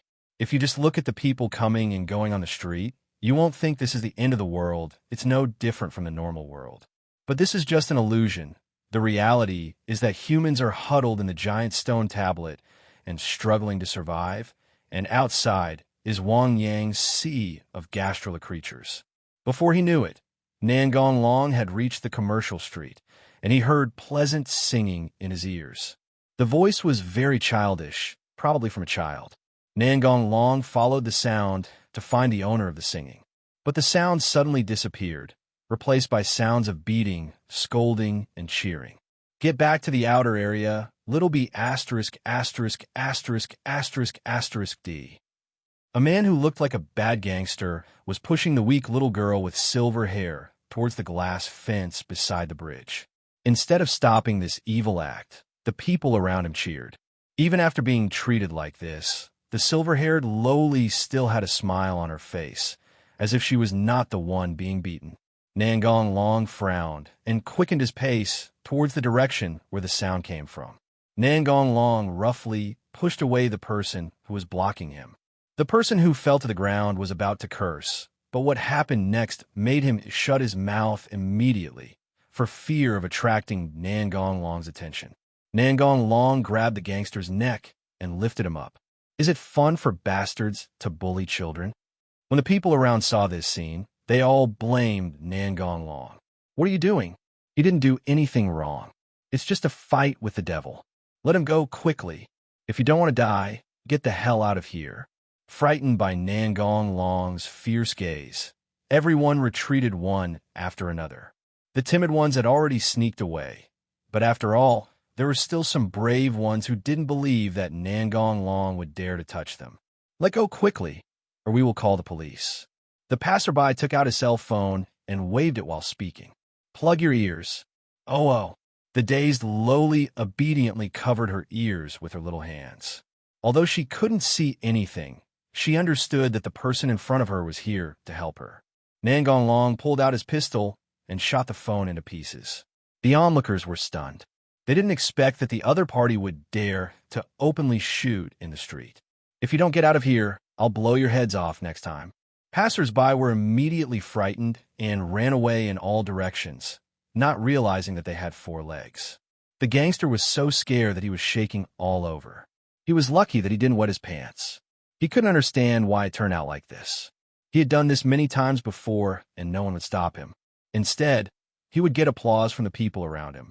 Why did he encounter such bad luck this time? Why do you want to stand up for the murderer? The silver-haired Loli was heartbroken upon hearing this, but she did not refute. Countless tragic experiences had taught her that refutation would only result in a more severe beating. Who did she kill? Nangong Long asked, staring at him. My family and friends were all killed by the Gashula creatures. Don't you have any family members killed by them? The gangster stared at the silver-haired Loli with hatred in his eyes, as if they had a blood feud. Boring. If you have the ability, then step out of the stone tablet and kill the Gashula creatures. What's the point of hiding in the safe zone and abusing children? The gangster seemed to have heard something unbelievable. Get out, I'll die. Identification completed. You're just a complete rubbish. It's my fault for talking so much nonsense with you. Nangong Long walked to the edge of the bridge, and the gangster was hanging in the air. What do you want to do? Nangong Long threw him out fiercely. Without some strength, it would be difficult for him to suffer any serious injuries from a height of 5 or 6 meters. Whether he lived or died depended on his own energy. When pedestrians on the street saw this, they all moved away from the scene. Some called an ambulance, while others secretly called the police. Feeling that the matter was over, the silver-haired Loli said, "Can I touch your face?" Okay. Nangong Long squatted down so that he was at the same height as the Loli and pulled up the Loli's soft little hand and placed it on his face. The silver-haired Loli searched carefully. She wanted to remember the only kind person who had helped her. Big Brother is very handsome. There must be a lot of girls who like him. Please give me flowers, oh. I don't deny that. Nangong Long picked her up. The little girl was a little overwhelmed and waved her hands in panic. What happened? Don't be afraid. I'll take you away from here, and no more people will die. Why? Because I'm afraid I won't be able to help but kill those annoying guys. The little girl didn't understand much, but she knew that her big brother would not harm her. Brother, where are we going? District 39 is also your new home in the future. The little girl was stunned at first. Then she seemed to suddenly remember something and said, Is Big Brother the pervert who is rumored to be collecting Lolis everywhere? Is something weird going to happen to me? 0. Nangong Long's face suddenly turned black. Why is there such a strange rumor? Who is ruining my reputation? Nothing will be done. That's a rumor and it's false. Tripling. The little Lolita laughed like a silver bell. May I have your name? Big Brother, I have a younger sister. Can you take her with us? Shwena asked. Well, where is she? We live in District 41, and my sister is still waiting for me to come back. Okay, let's go pick her up. District 41 is very close to the monolith, and it is conceivable how difficult it is for Shwena to come to the city to beg for money every day. Nangong Long took Shwena to Area 41, found her 5-year-old sister Shirley, and returned to Area 39, handing them over to the maid. Of course, before that, Nangong Long had used the healing scroll to heal Shwena's eyes. The two Lolis one big and one small, were surprised to see the new home in front of them, and there were many children like them here. I'm leaving now. Just stay here and be at ease. Big brother, where are you going? Shuina and Shirley grabbed the corner of Nangong Long's clothes and asked, I will come to see you often. Of course, you can also come and find me. The children here all know where I live. After Nangong Long and Shui Na said goodbye, they went to the school to pick up Mugung and take him home. After all, it was already evening after all the trip. After breakfast, Mugung and Nangong Long sat opposite each other. I have a new commission. I want to be the bodyguard of the Holy Emperor. Do you want to go and take a look?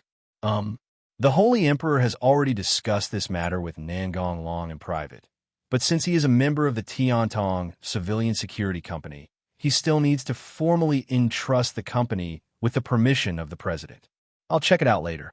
It has been a month since I defeated Scorpio. 3 days after the town of District 39 appeared, someone finally couldn't help but come to investigate. When they saw the majestic 100-meter-high city wall and the tall golem angel statue, they were shocked beyond words.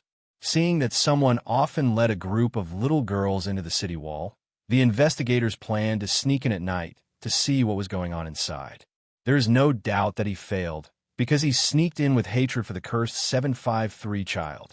When he stepped into the range of 200 meters of the golem, the angel statue automatically activated into annihilation mode and beat him to pieces on the spot. The companions behind him were so frightened by this scene that they could not move.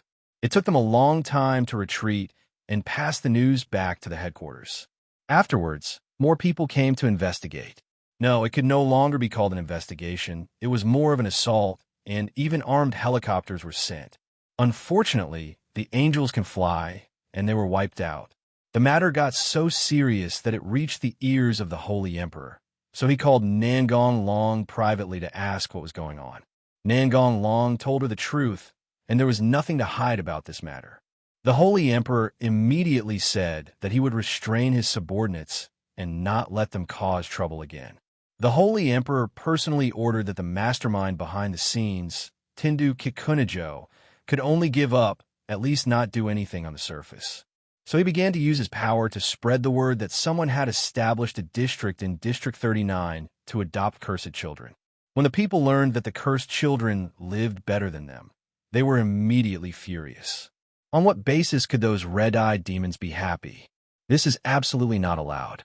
Things escalated, and extremists even began to march and demonstrate, strongly demanding the demolition of District 39 and the expulsion of the cursed child from Dikyung District. Seeing this scene, Tendo Kikunasuk laughed. He didn't believe that Nangong Long dared to offend the public, but reality ruthlessly slapped him in the face.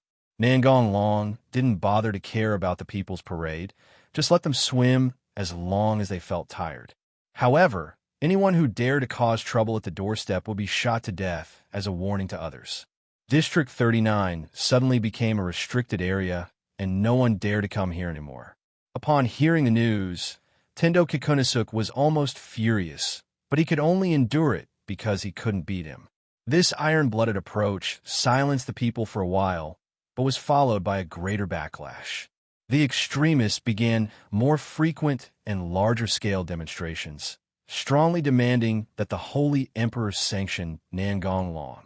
Normally, Kikunasuk should be very happy, but on the contrary, he was very troubled.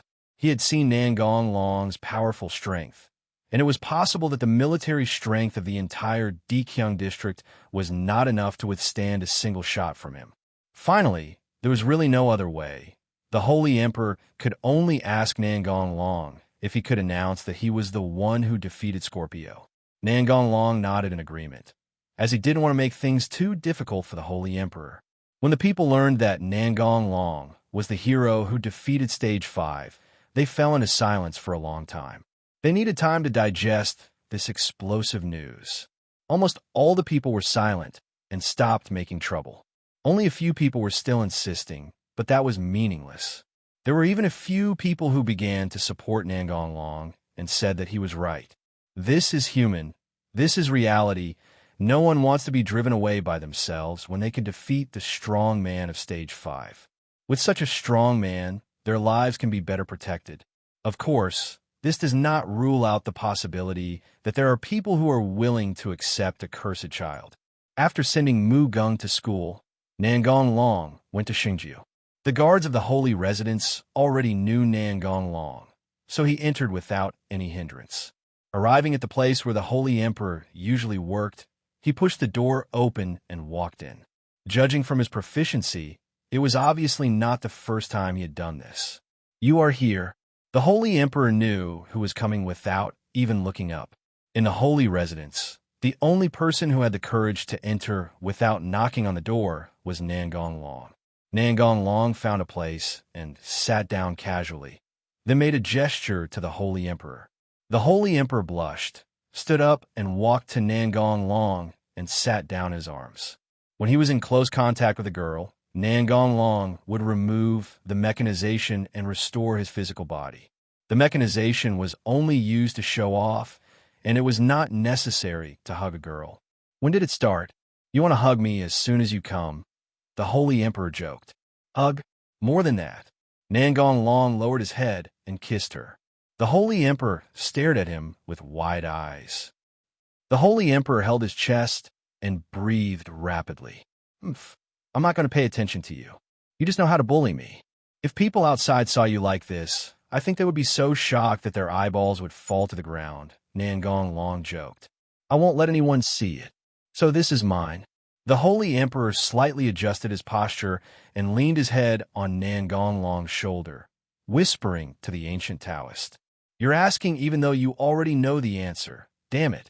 Hey, why do I hear someone saying bad things about me?" No. Stop kissing. Let's talk about things first, okay?" The Holy Emperor looked at Nangong Long with watery eyes and asked, "President Chi Wu is coming to visit Dikyung District this time. I want you to be my bodyguard. Is that okay?" Nangong Long nodded in agreement. "Long, do you know anything about President Chi Wu?" "Arrogant 0.4, warmongering, self-centered. I might be too tired. I seem to be hallucinating. Did you just mention war maniac?" "Yes, you heard it right." The Holy Emperor felt a tightness in his heart. "That's terrible, but Mr. Tiantong is not here at this time.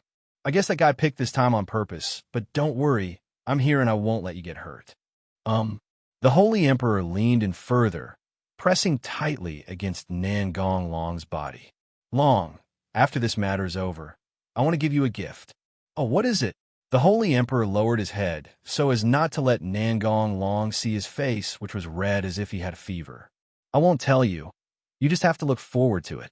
Nangong Long took advantage of the Saint Emperor a lot and was eventually pushed out of the room by the ashamed and angry Saint Emperor. "Phew! It was so dangerous he almost died. I was planning to give him a surprise." After tidying up his clothes and patting his face, the Holy Emperor calmed down and sat back in his office chair to continue handling government affairs. "Oh, I forgot to introduce the guard officer to Long." "Never mind, it's not a big deal anyway." Thinking of this, the Saint Emperor continued to read the documents in his hand. A sleepy blonde girl in pajamas was riding a bicycle, staggering forward. Because she was still sleepy, the little girl accidentally bumped into a gangster, and the gangster's companions immediately surrounded the little girl. "Hey, you little brat, you hit my leg. It might be broken. Pay me the money.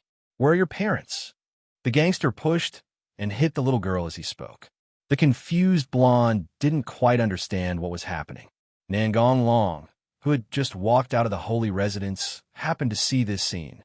Just as the gangster was about to hit the girl's wrist, someone grabbed it forcibly. The severe pain in his wrist made his face begin to distort. The companions around immediately gave up the little girl and surrounded Nangong Long. Let go quickly, or you'll be in trouble," the gangster's companion threatened. Annihilation Scorpio only disclosed Nangong Long's name and that he was the founder of District 39 and kept everything else secret, so these gangsters didn't know him. Nangong Long ignored them completely and kicked each of them 7 or 8 meters away. This was the result of his mercy, otherwise this kick would have blown them to pieces. The thugs were all scared they had offended a ruthless guy this time, so they immediately showed their attitude. "Well, actually she was the one who bumped into me, so it's not too much for me to hit her twice to vent my anger, right? Are you hurt?" "Yes, My leg may be broken. The gangster stretched out his left leg to show Nangong Long, pretending to be in pain on his face. It wasn't all fake. At least half of it really hurt because Nangong Long pinched it. I see. Nangong Long kicked the gangster's left calf and broke it. The gangster let out a howl of pain, and this time it really couldn't be more real. That's very similar. Nangong Long threw the gangster to his companions. If I see you bullying others again, don't blame me for being ruthless. Get lost. The thugs were relieved upon hearing this, and quickly left with their companion with a broken leg. The blonde loli looked up at Nangong Long and murmured, "This is the first time I've seen a hero of justice." The little loli followed Nangong Long to the seat next to the sink. Then Nangong Long walked to the faucet, took out a handkerchief, soaked it, and returned to sit next to the little loli. He used the handkerchief to wipe the little loli's dirty face, and Loli let him play with her as he pleased. Loli stood up and bowed. "Thank you." After he finished speaking, he did not raise his head and just kept bowing. Nangong Long leaned closer and saw that he had fallen asleep. "Oh, yeah." Loli took out a bottle of medicine, took a handful, and put it directly into her mouth and started chewing. "Sorry, I feel sleepy during the day, and I can't stay awake without this." Loli sat back in the chair, still drowsy, as if she could fall asleep at any time. "Nangong Long, my name is—" Nangong Long looked at Loli. The meaning was self-evident. For some reason, the loli's eyes wandered, but in the end, she seemed to give up struggling and spoke. "Tina Sprunt. Just call me Tina." "Tina, do you remember how you got here?" Tina fell into deep thought. "I wake up in the morning, brush my teeth, take a shower, change my clothes, and go out fresh." Looking at Tina talking nonsense seriously, Nangong Long was still very impressed. Her skills were almost catching up with his. "You usually go out in pajamas." It was ruthlessly exposed. "Mr. Long is actually a Lolita complex. He just stared at my exposed skin intently." I swear to God that Nangong Long really didn't watch anything. Nangong Long stretched out his claws and wantonly ravaged Tina's golden hair. "Don't spread rumors about me. How did you notice that when you can barely open your eyes?" "Forget it. Do you want me to take you home?" Tina shook her head to indicate that she didn't need it. Seeing this, Nangong Long told Tina his cell phone number. "Just call me if you have any questions." Tina took out her cell phone and dialed the number directly, and the phone in Nangong Long's pocket immediately rang. "Hey, what are you doing?" "I'm afraid you gave me a fake number. I still love Lolita." Tina hung up the phone. "Actually, I remember the apartment I lived in. I want to go back. I'm really happy today. See you next time." Tina walked away with unsteady steps. "We'll see you soon, Tina." It was already completely dark when Tina returned to her remote residence. There was basically no one living around here except her. Tina's spirit becomes active at night. She stands in front of the mirror in the house and looks at herself carefully. Is this how I appear in front of him? Wouldn't it be cuter if I put on a skirt and dressed up carefully? When Tina thought of this, she couldn't help but feel a little annoyed. After adjusting her mood, Tina went into the bathroom, took a shower, changed into clean clothes, and went to the place her master had mentioned to pick up the weapons for this mission. Unfortunately, she was noticed by the police on the way back. Tina had no choice but to follow her master's orders to eliminate the unstable factors. Nangong Long's home. Everyone was sitting together eating hot pot, but there was one more person at home today, Xiao Yinju. Recently, Xiao Yinju often came to District 39 to play with other Lolas, not to mention that there were people she knew here. Every time she played too much and forgot the time, she would run to Nangong Long's house to stay. When everyone was enjoying their meal, there was a knock on the door. Mugung got up and went to open the door. As soon as she opened the door, she immediately closed it even faster. "Who is it?" "Kazara." "It's okay. I must have heard it wrong. There's only a bug outside the door." The knocking on the door became more intense, and Nangong Long knew who was outside the door without even thinking. As expected, a weak voice came from outside the door. "Long, open the door. I can't take it anymore." There was no other way Nangong Long could only go and open the door himself. If he waited for Kazara, Miori wouldn't be able to come in even if she was dry. As soon as the door opened, Weiji fell on Nangong Long. "I'm sick. Take care of me." Weiji was obviously feeling much better after taking the medicine and was able to sit down and eat hot pot with Nangong Long and the others. Mugung was so angry that his teeth itched. He chewed the meat in his mouth fiercely and stared at Miori, saying word by word, "What tricks are you going to play?" Miori stopped using the chopsticks in her hand and said with a sweet smile, "No, I'm just sick and want Long to take care of me. Why wouldn't my brother take care of you? I won't let the dragon take care of me for nothing." Weiji looked at Nangong Long with blurred eyes and flushed face. "The reward is mine. You can do whatever you want, even if it's a little excessive. Haha, I'm very weak now anyway, and there's no way I can resist you." Weiji looked like she was so weak and wanted to bully me. Mugung was so angry that he was shaking all over and poked the bottom of the bowl with his chopsticks. His next words completely ignited the powder keg. "Long, in fact, you must be enduring it very hard. You have Runyo Mugung by your side, but they are extremely well protected. If you attack Chui and Xiashi, you will be caught. So I'm the only one who can satisfy you." "My words are fine," Xiashi on the side said suddenly. Bushikui's face turned red and they started playing the finger-poking game, with her cat ears drooping because of shyness. "I can do that," the furious Kizara shouted. "I have shown my brother naked aprons, but I am far inferior to you." The surroundings suddenly became quiet, and Weiji looked incredulous. "Impossible! How could you, a conservative person, make such a bold move?" "Brother, it doesn't matter if I'm naked." "Oh, what am I saying? Never mind, love will be what it is." Kizara gritted his teeth and looked at Miori. He couldn't back down at this time. Miori turned and looked at Nangong Long with a hopeful heart. "Kizara is bragging, right?" Nangong Long shook his head and gave the answer that Weiji didn't want to hear. "It's true."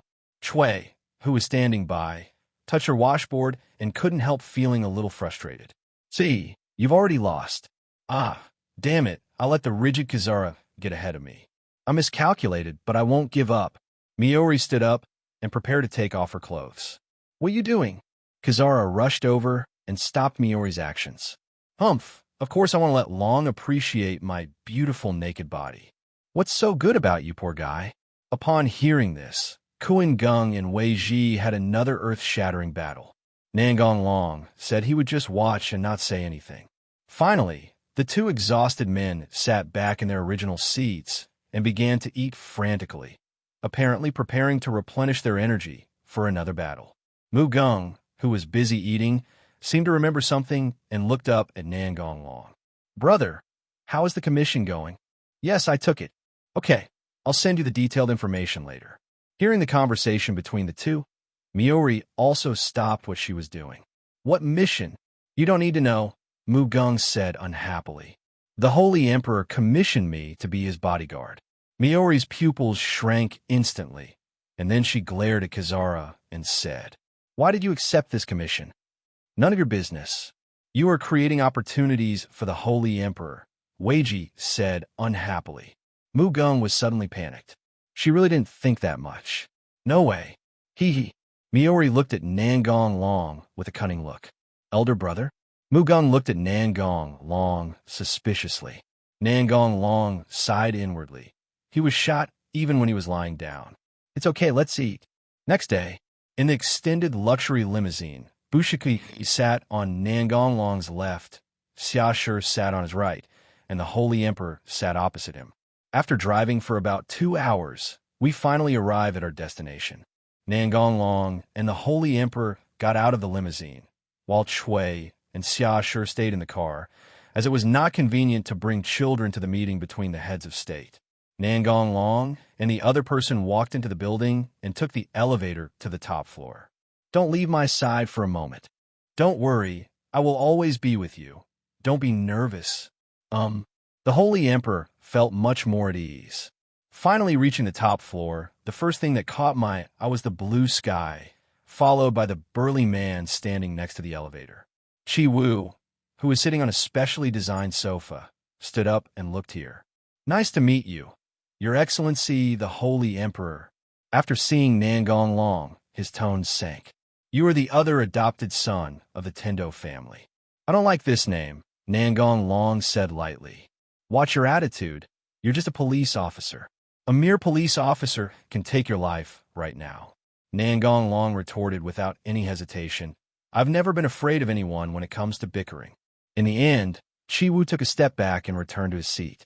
When the Holy Emperor heard the two people's heated words, he clenched his hands nervously and his face turned ashen. Nangong Long came back behind her and whispered, This won't do, my princess. The Holy Emperor couldn't help but roll his eyes cutely. But then he remembered that this was a meeting and immediately regained his serious expression and sat on the sofa opposite the glass table.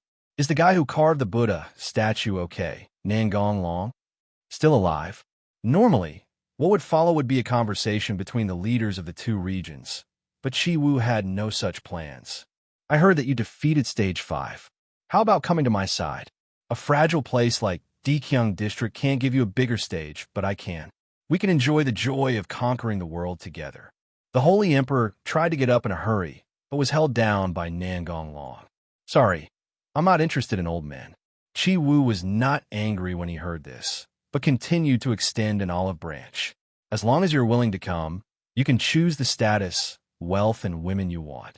The Holy Emperor was completely panicked. She was really afraid that Nangong Long would nod in agreement.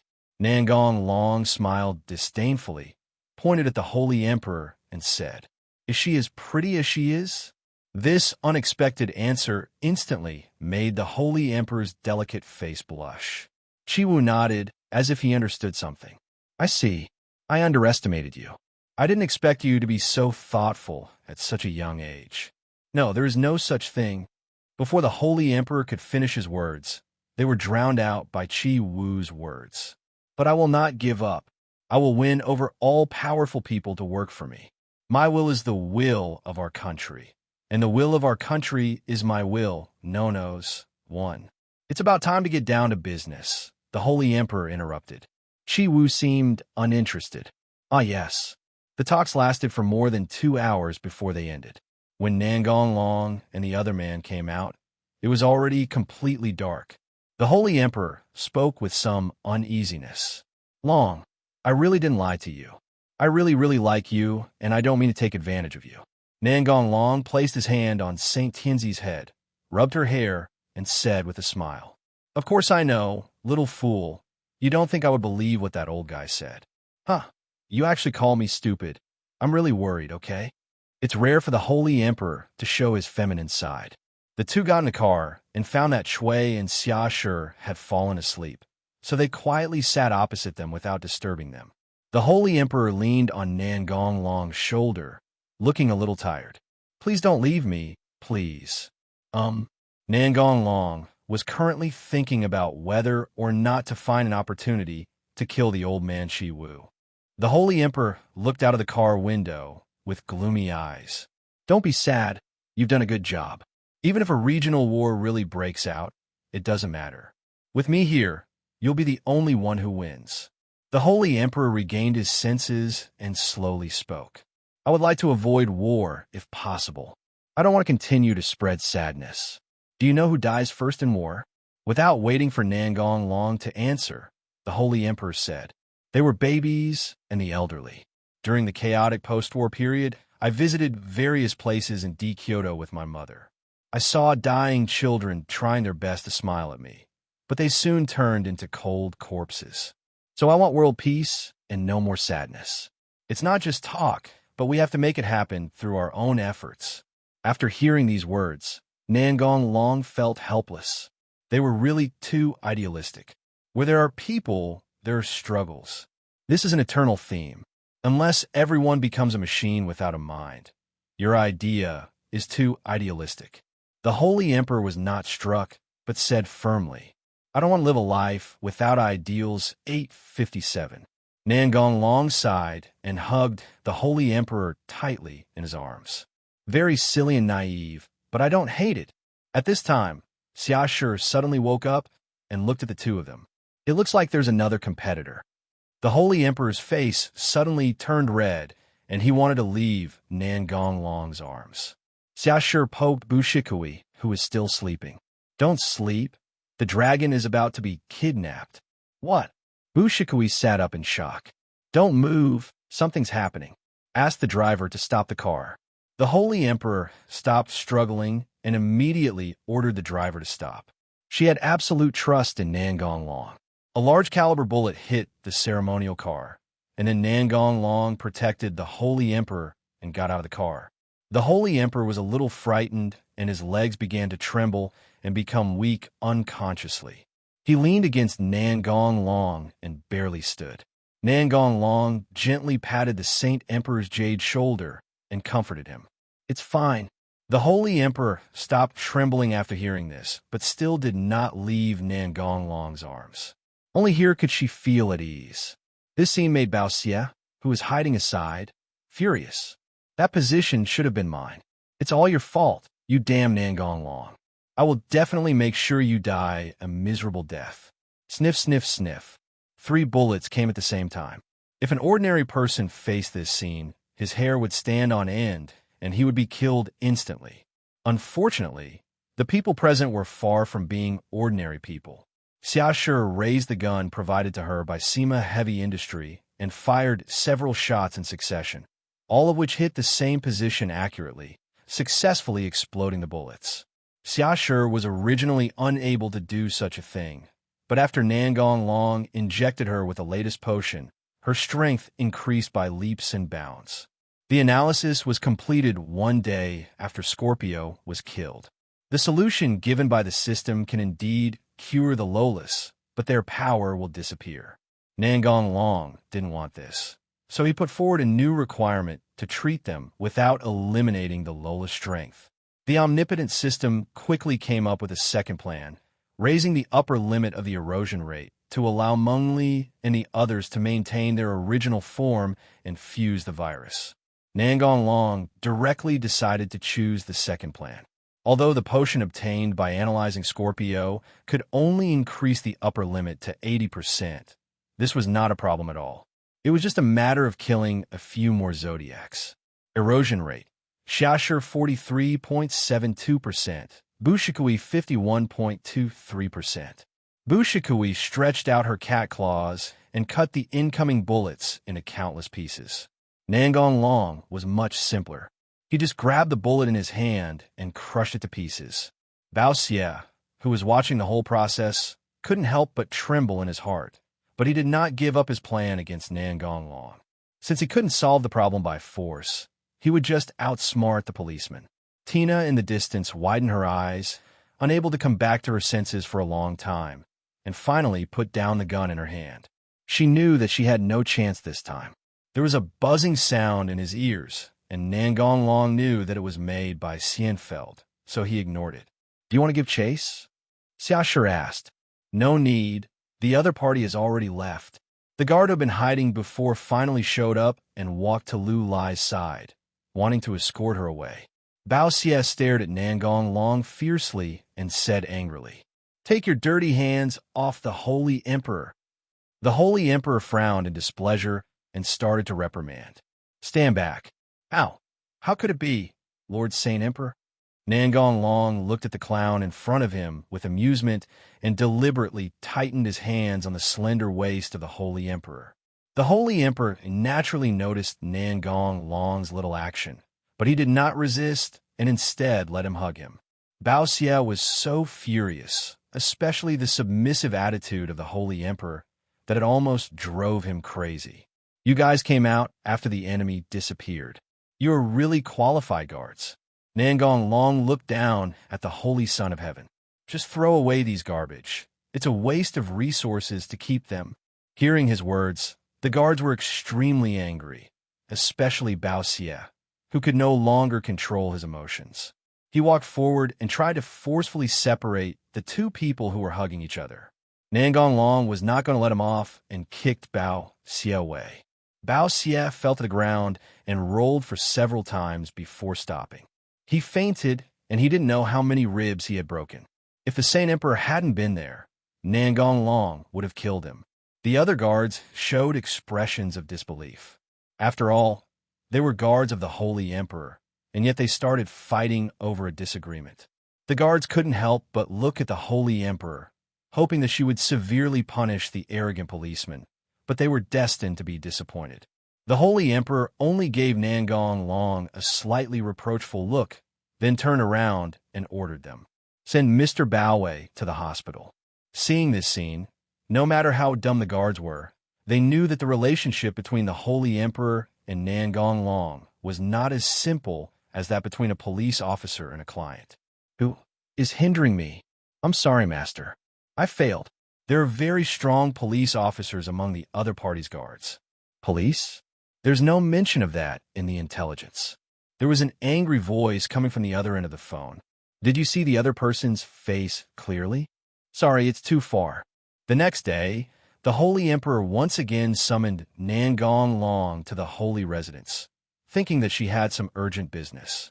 However, when she arrived, Nangong Long found that it was completely different from what he thought. With a shy look on her face, Saint Emperor hurriedly brought him into her private room, then asked Nangong Long to sit in the living room and wait, while she ran back to the bedroom. After waiting for a long time, her expectant, shy, and trembling voice was heard from the Holy Emperor's bedroom. Okay, come in. Nangong Long walked towards the Saint Emperor's bedroom and pushed the door open. The beautiful scenery that came into his eyes made him lose his mind for a moment. The Holy Son of Heaven, wearing a gauze, sat diagonally on the large white bed. This is the gift I gave you. Do you like it? Manual harmony. Fill in the blanks yourself. After the lovemaking, the Holy Emperor lay in Nangong Long's arms. Do you know why I gave myself to you in advance? I guess it's because of the assassination. The Holy Son smiled. As expected, I can't hide anything from you. I don't want to have any regrets before I die.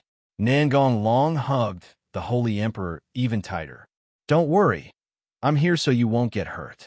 I believe, ever since Xia Shi found Nangong Long's chest too hard for sleeping, Nangong Long no longer maintained his mechanization, except for fighting.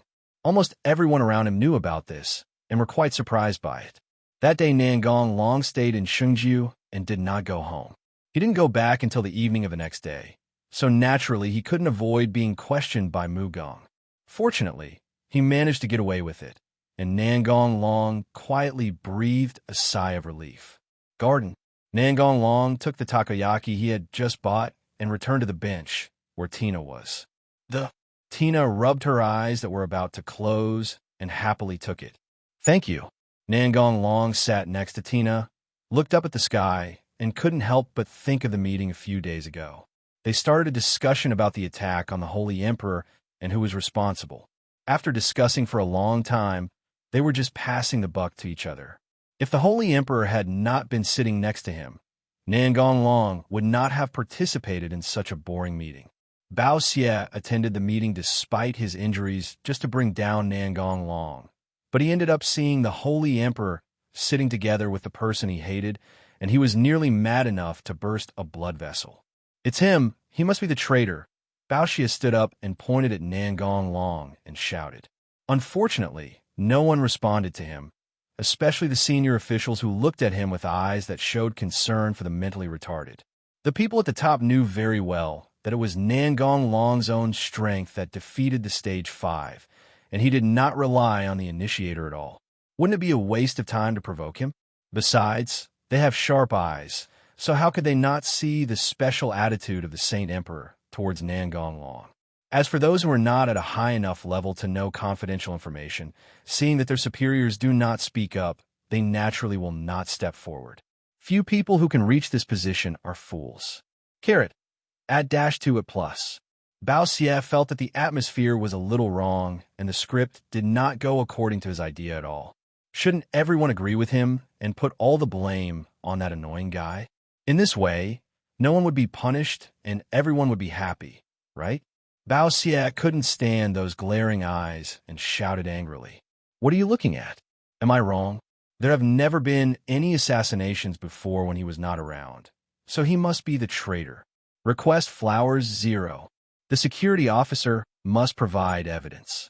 Mr. Nangong Long has no idea how the itinerary plan was leaked. It would be more convincing if you say you are the traitor. Bao Xie completely lost his mind. Why are so many people on his side? How am I worse than him? I'm obviously better. How can you talk like that? Believe it or not, I will immediately dismiss you from your position. The Holy Emperor is now filled with rage, but Nangong Long looks calm. There is no need to be angry with a dead person. That's enough, Mr. Baowei. From today on, you will no longer be the captain of the guards. 0. And you have all been dismissed as well. The Holy Emperor continued, looking at the rest of the guards. The senior officials looked as if they knew it. Bao Xie couldn't believe what was happening before his eyes. He was dismissed from his post. How could this happen? Shouldn't the person who was kicked out be that rubbish policeman? Bao Xie roared fiercely. Sir, you can't do this. Before he could finish his words, Bao Xie suddenly fell to the ground and lost his voice. It turned out that Nangong Long used heart control to crush the annoying fly to death. The person next to him quickly squatted down and put his hand in front of Bao Xie's nose, exclaiming, Dead, dead. The others were very surprised, but they didn't take it too seriously, thinking that he was just angry and died. Finally, Bao Xie was carried out of the meeting room. Nangong Long held Saint Emperor's jade hand and pulled her into his arms, but Saint Emperor immediately dodged away. She was still very shy when there were many people around, but she was afraid that Nangong Long would be angry, so she could only whisper, Don't be angry. Come back to the room later, whatever you want. Snap! The sound next to his ears brought his thoughts back to reality, and when he saw the takoyaki on the ground, he instantly understood what was going on. Nangong Long reached out and took the box of takoyaki from Tina's hand, stabbed the takoyaki with a bamboo skewer, and forced it into Tina's little mouth. Tina opened her eyes wide in surprise, but immediately relaxed the muscles in her cheeks and began to chew gently. Mr. Long, I want it. Nangong Long couldn't help but laugh at Tina, who looked like a little hamster, and continued to feed her the takoyaki in his hand. After eating all the takoyaki, Nangong Long took out a handkerchief and wiped Tina's little mouth. Tina closed her eyes and enjoyed this happy moment. I like Mr. Long. Nangong Long listened to Loli's confession calmly. This is probably the first time someone cares about me so much. 617. Tina seemed to remember something sad, and a depressed voice came out. After my parents died, my life was filled with pain. This was the happiness I hadn't felt for a long time. Can you tell me about yourself? Tina's eyes were a little wandering. Seeing this, Nangong Long did not force it and instead mentioned it. Xiao Mihu, where do I go today? Tina thought for a moment and looked up at Nangong Long. Can I go to the outer area? Okay. Tina took the initiative to put her little hand on Nangong Long's hand and let him hold her hand. Nangong Long took Tina to the 39th district. Instead of driving, they chose to walk and take the subway because Tina also wanted to see the situation on the road. Mr. Long, there are very few cursed children in Dekyung district. Tina had been here for so long, but she had hardly seen any cursed children. The only ones she saw occasionally were initiators. She was very surprised by this situation. Were they born young, or were they driven out of Dekyung district, or were they killed? When she said the second half of the sentence, Tina's mood became obviously sad. Nangong Long rubbed Tina's golden hair. Don't think so darkly. You will know the answer soon, and it will definitely surprise you. Upon hearing this, Tina realized that things were not as she had imagined, and she couldn't help but breathe a sigh of relief. Stop rubbing it. It's all messed up. Although I say no, I actually don't hate this feeling at all. Soon Nangong Long and Tina arrived at District 39. Looking at the city wall in front of them, Tina remained silent for a long time. Where is this, Mr. Long? This is the outer area. Nangong Long found it very interesting to see Tina with her eyes wide open and a look of surprise. After all, Tina always looked sleepy during the day, so it was not easy to wake her up. This is the outer district? Is Kyoto such a wealthy area? Okay, let's go in. There are more surprises to come. Tina obediently followed Nangong Long into the town. Tina's mouth never closed along the way. She felt that the environment here seemed to be much better than that in the city. Finally, Nangong Long brought her to where the Lolas were. When the little Lolas who were playing games together saw Nangong Long coming, they immediately gave up the game and ran towards him. Big brother is here. Huh, I must hug you this time. Oomph, that's wishful thinking. I will definitely be the first one to arrive. Seeing the Lolis rushing towards her collectively, Tina was a little confused. She hadn't figured out what was going on. Nangong Long still couldn't escape the fate of having a group of Lolis hanging on him, but he was almost used to it. After all, it was an indispensable part of every visit. Okay, everyone be good. I'll introduce you to a new friend. Nangong Long took off the Lolita clothes one by one, then pulled Tina, who was still in a daze, over, and said, "This is Tina, just like you guys. Is this something my brother brought back? Will you live with us in the future?" The little Lolas were talking to each other, as if they had 100,000 questions. Tina was dragged away by them in a daze, and started playing games with the Lolas, but she seemed to fall asleep while playing. Seeing this, Nangong Long took Tina away and prepared to return to the city. Tina perked up, looked at Nangong Long, and asked, "Mr. Long, can you hold me like you held them just now?" Nangong Long did not answer, but directly picked up Tina. Tina smiled with satisfaction. Can I call you brother too? I've always wanted to have a brother like Mr. Long." "Sure. Elder brother." "What?" "Nothing. Just wanted to yell." After getting the results she wanted, Tina asked about what happened just now. "When did my brother find out?" Tina didn't say what it was specifically, but she knew her brother would understand what she meant. "I knew it from the beginning." Where's the flaw?" Tina tilted her head in confusion and looked at Nangong Long in confusion, wanting him to give her an answer. "It's very simple. How can a normal little girl be fine after taking so many medicines?" Tina covered her mouth and smiled. "Brother, you observe very carefully. Then those just now were all cursed children." "Well, what you see is just a small part. In fact, almost all of DxD district is here. This place was built specifically for us, right? Is DxD district so friendly to us? To be honest, I don't feel that way. Your feeling is correct because I built this city and it has nothing to do with DxD district." Tina opened her mouth in shock and didn't come back to her senses for a long time. "Should I say he is your brother?" Nangong Long pinched Tina's little face. "Where else do you want to go?" "That's all for today. I have to go back too." "Okay, I'll take you to the 1.9 city area." Tina nodded obediently. She didn't want a happy time to end so soon. When Tina returned to her temporary residence, her cell phone rang. "The new itinerary of the Holy Emperor has been obtained." A smug voice came from the other end of the phone. "So fast." Tina was surprised. "Well, after all, there are many people who hate Gastrula. The police officer who obstructed you last time has also been found to be from the Tiantong Civilian Security Company." Tina was stunned, staring blankly ahead. "So Tina, your next mission is to kill Tendo Kazara." The cold voice reached Tina's mind, causing her to temporarily lose her ability to think.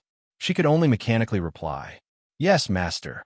Looking at the dim sky outside the window, Tina murmured to herself, "Brother, you knew a long time ago, right?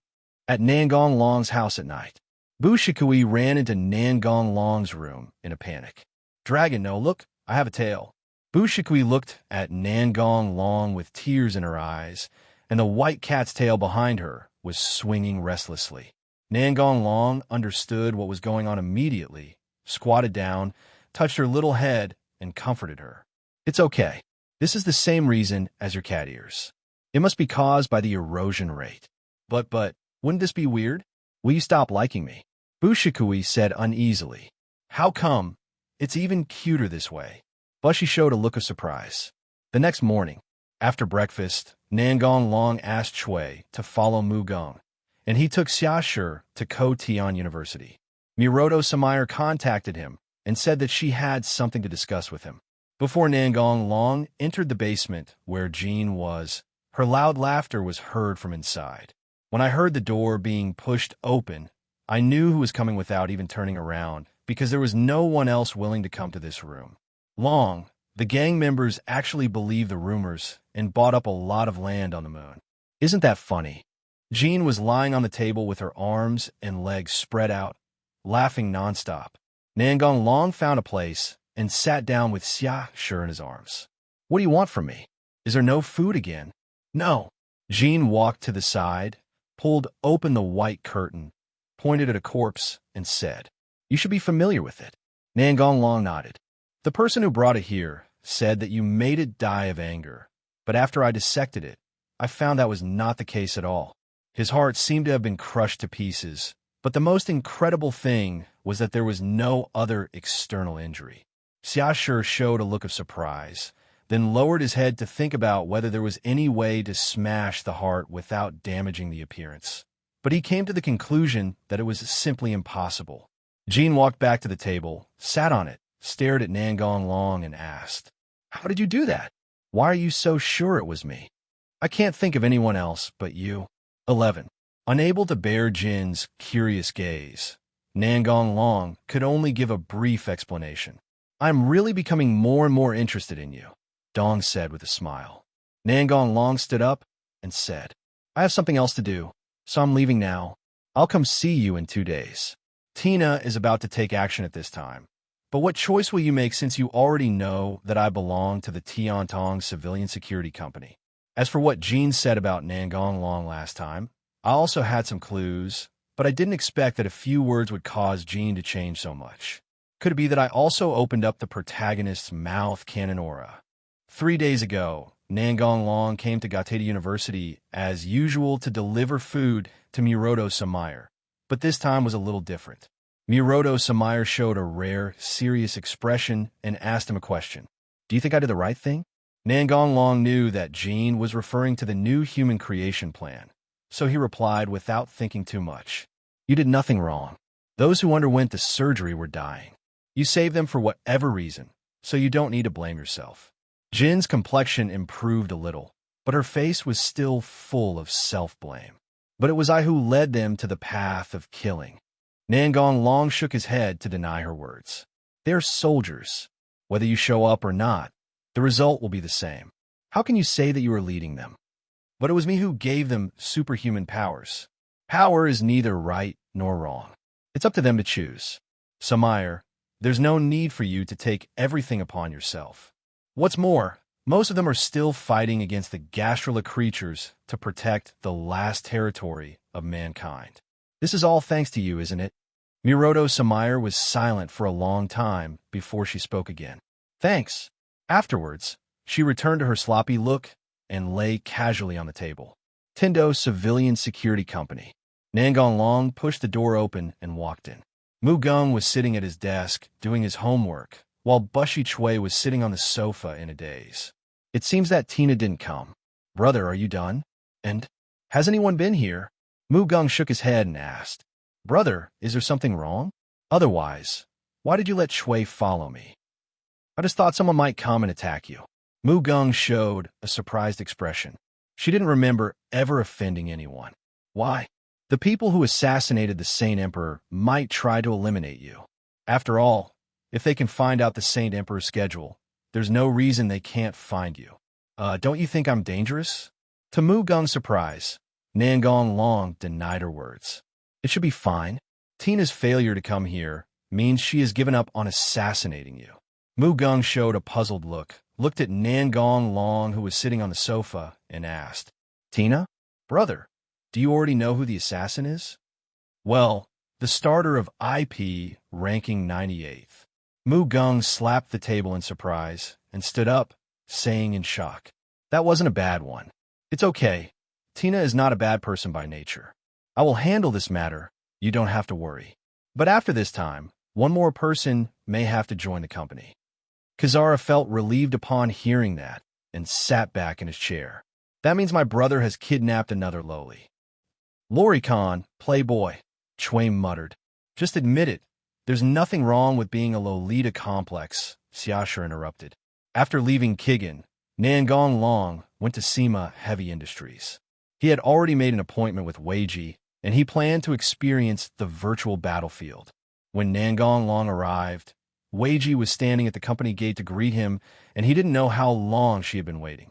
Then Miori took him to the underground room where virtual technology was controlled. "I'm looking forward to it. Show your true strength." Nangong Long smiled and entered a huge space with white walls on all sides through a special passage. According to Miori, this is a huge cube that is 1,000 meters long. The walls on all four sides are made of special rubber that can withstand various live fire drills. Therefore, police officers and guards often come here for training, and of course there are also those who have money and want to have fun. A clear electronic, synthesized female voice came to my ears. "Welcome, Mr. Nangong Long. This is your first time here. How's that, dragon?" Unwoven voice came from the headset. "No problem."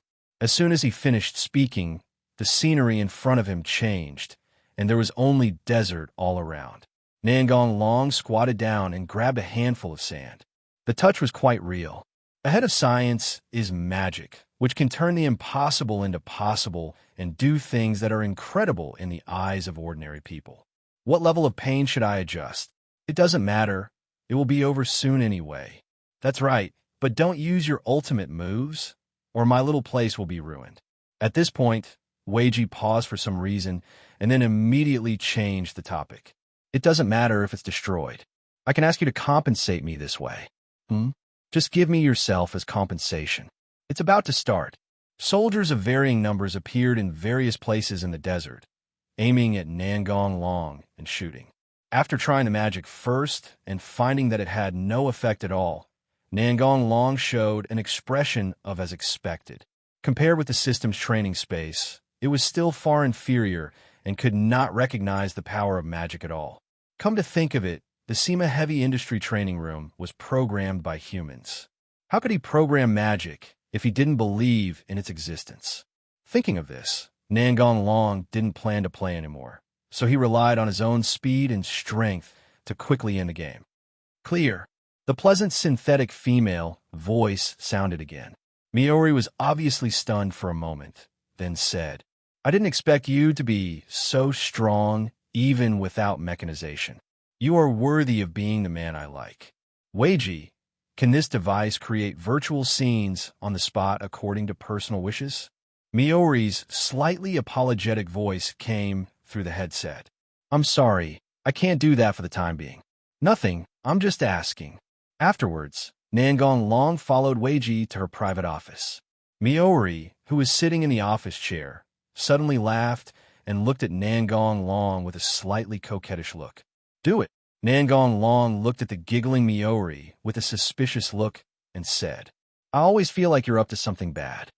Miori immediately showed a hurt expression and bit her lip and said, "How can you say that about someone?" Seeing that Nangong Long's expression remained unchanged, Weiji had no choice but to tell the truth. "You really guessed wrong this time. I didn't have any bad intentions. I have fully realized that you can't give up Kazara, and I don't want to leave you. In this case, I have to make some sacrifices, Joe." Miji looked at Nangong Long with pitiful eyes.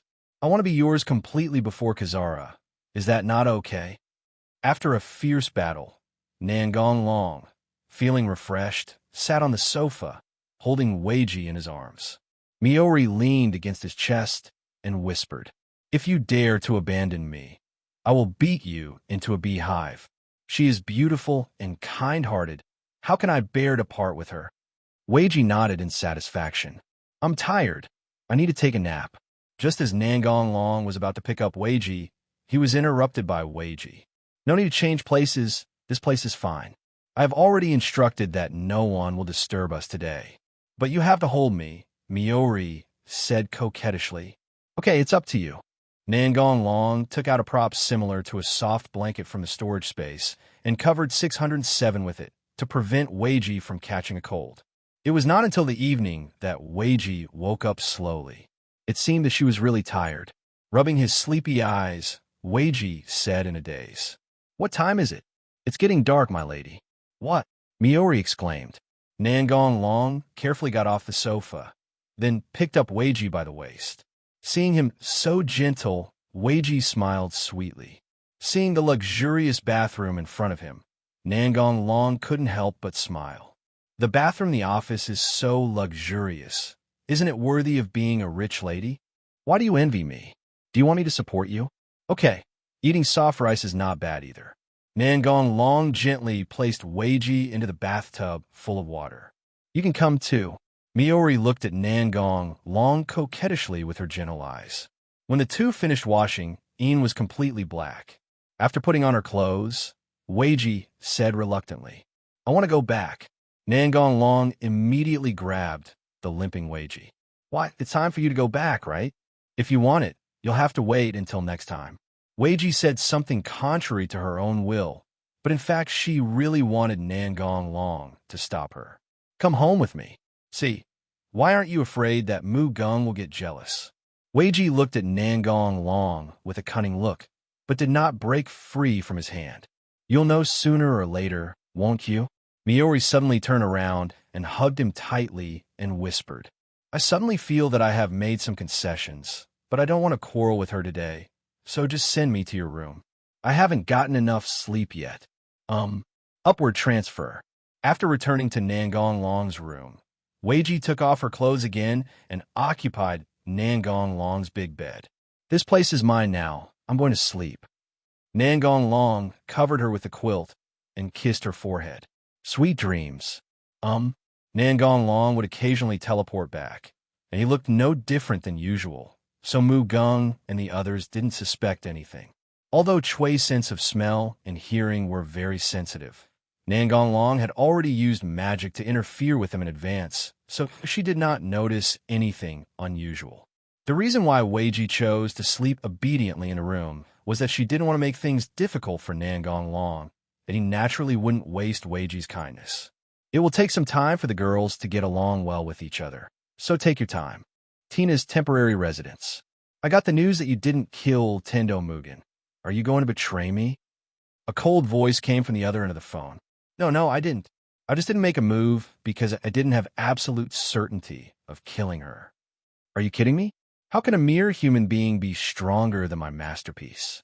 Ayn Rand's exasperated voice reached Tina's ears. Tina quickly explained, "There's a very strong initiator beside him who's protecting him all the time. I don't have a chance to attack him. Even if Bushi Chui hadn't been there to guard Mu Gung, Tina wouldn't have taken action." This was a decision she had made when she learned that the target of the mission was someone Nangong Long knew. It was just that Chui's presence gave her a good excuse to deal with Ayn Rand. Stronger than you? It goes without saying that Ayn Rand must have frowned at this moment. Well, it should have reached the realm that the master once mentioned. Tina was not wrong about this. Bushikui had already reached the realm when the erosion rate exceeded 48%. What? An unbelievable voice came from the phone, and it was a long time before Ayn Rand's voice sounded again. "Are you sure?" "More than 90% chance." This matter was not mentioned in the intelligence. "It's really tricky. You try your best to complete the task of assassinating the Holy Emperor, and don't worry about the rest." "Yes, Master. If you're captured, kill yourself. Tina is the result of his research, and she cannot be caught alive by the enemy." "Understood." Tina clutched the hem of her skirt tightly. "Brother, please don't come. Tina doesn't want to fight with you." A few days later, the second meeting was held as scheduled. The Holy Emperor and others were sitting in the stretched limousine. Nangong Long did not suggest changing to another car. With his strength, that was unnecessary. "Actually, you don't need to attend any talks. Just refuse directly." The Holy Emperor shook his head and said seriously, "As the head of state, I cannot refuse talks without reason." "You just think too much," Nangong Long said slowly, touching her head. Tina was ready on a tall building in the distance, with her gun aimed at the Holy Emperor. "Brother, you finally came. Tina is so sad." A gunshot broke the silence of the night. Nangong Long directly broke through the car window to block the incoming bullets. "Come on, stop the car." The driver braked immediately. "Xia Sure, you stay here to protect the Holy Emperor." "Good. Chui, we are." Although he knew that there would be no problem with Nangong Long's strength, the Holy Emperor still couldn't help but worry. "Be careful. I'll wait for you to come back." Peace of mind. Nangong Long took Bushikui to the building where Tina was. The distance of 1,000 meters was nothing to the two of them, and they soon arrived at the destination. Why, brother, you have to come here. Tina has finally found happiness." Tina's sad and tearful voice reached Nangong Long's ears. Give up, Tina. Impossible. If I give up the mission, my existence will be meaningless. How can it be meaningless? We have met, haven't we? Tina was slightly stunned, revealing a conflicted expression as if she wanted to cry and laugh at the same time. My brother is so cunning. Come with me. Hearing Nangong Long's words, Tina's heart was moved. She really wanted to live happily with her brother forever, but her long-standing fear of Ayn Rand still made her shake her head and refuse. She would still struggle a little bit, thinking that this would be okay. There's no other way. We can only pack it up and take it away. Brother is really overbearing, but I don't hate him. Tina smiled, and her smile was very genuine and happy. Let me do it, said Bushikui, who had been watching for a long time. Nangong Long did not object to Chui's decision, as Chui's domain was already so large that there was no possibility of losing. AAA. Tina released all her bits. She knew that it would be the most foolish thing to do to conserve her strength when facing an initiator who had reached the realm. Although Tina is a powerful participant in the new human creation plan, she is still far behind Chui, who has already reached the realm. Chui disappeared from the spot in an instant, and even the self-detecting and electronic eyes could not find Chui's location. It was destroyed by Chui one after another. Is the gap so big? Tina couldn't help but sigh in her heart. Tina, who had lost all her bits, was quickly subdued by Chui. After all, Tina was best at long-range attacks and was much weaker in close combat than Chui. I lost, kill me. My body is the fruit of science and technology and cannot be obtained by other countries. You are my prisoner now and have no right to speak. Nangong Long picked up Tina and prepared to return to the previous place. Tina leaned her little head against Nangong Long's chest and smiled mischievously. Then, brother, you have to take responsibility in every sense of the word. Chui, who was following beside her, pouted in dissatisfaction. Long, you're actually a blonde Lolita lover, right? Tina's eyes lit up. If it was true, then her chances would be very great. Why do I have to add the word Lolita complex every time? Nangong Long said helplessly. Because you, brother, are a Lolita complex. Tina and Chui spoke at the same time, surprisingly. It seems that I can't get rid of the title of Lolita Control. In this case, I'm a total control, black silk maid, royal sister, innocent, pure young lady, animal ears, flat chest, uniform. As long as they are beautiful girls, I will control them all for you to see. TSK, isn't that just being fickle? Bushikui complained. Tina was stunned, then she started laughing. Brother, you really don't hide your desires at all. I will work hard. Nangong Long looked at Tina in confusion. What are you working hard for? Of course I'll turn my brother into a pure, blonde Lolita. No, it should be a Tina Lolita. Chui on the side couldn't help but fight back. Long is only a cat-eared Lolita control. That is control me. The two half-grown Lolas had a heated argument about Nangong Long's preferences, and it was hard to tell that they were enemies just now. Because of the assassination incident, this meeting had to be canceled temporarily. Originally, the Holy Emperor planned to send someone to notify Qi Wuzong Xian, but Nangong Long vetoed it, leaving the old guy to wait there foolishly. Seeing Nangong Long's firm attitude, the Holy Emperor could only nod and agree. Office of the Holy Son of Heaven. Tina is not a bad person. I hope you can give her a lighter punishment. Okay, leave this to me. Seeing that the Holy Emperor agreed so readily, I felt very guilty. Sorry. The Holy Emperor looked at Tina tenderly and said, I forgive you, so don't blame yourself anymore. Tina's matter was quickly downplayed by Saint Emperor, and then Tina was taken home by Nangong Long. The old fellow Chi Wu felt that he had been fooled, so he flew away from June 47 the next day. Before leaving, he threatened to go to war with Dijing District. However, Chi Wu no longer had the chance to see what was to come, as Nangong Long had released a timed magic trap on his plane, which would activate once the plane landed, and everyone on the plane would die of cardiac arrest. Chi Wu, who had just stood up and was about to get off the plane, suddenly covered his chest with a grim look on his face and died without saying a word. Chi-Wu didn't know what happened until he died. The last thought in his mind was, I still want to dominate the world. How can I die here? But reality will not change according to his will. As soon as Chi-Wu died, the entire Dabin area fell into chaos. Those politicians who had been suppressed by Chi-Wu in the past emerged one after another and began to fight for power. No one was willing to give in. After all, this was a rare opportunity, and they might become the head of the region. No one could refuse such a huge temptation. At first, they also investigated the plane that Chi-Wu and others were on, wanting to know what caused the people on Plane H to die in almost the same way. The researchers in charge of the test initially speculated that someone had hidden toxic chemicals on the plane with the intention of damaging the human body through chronic invasion.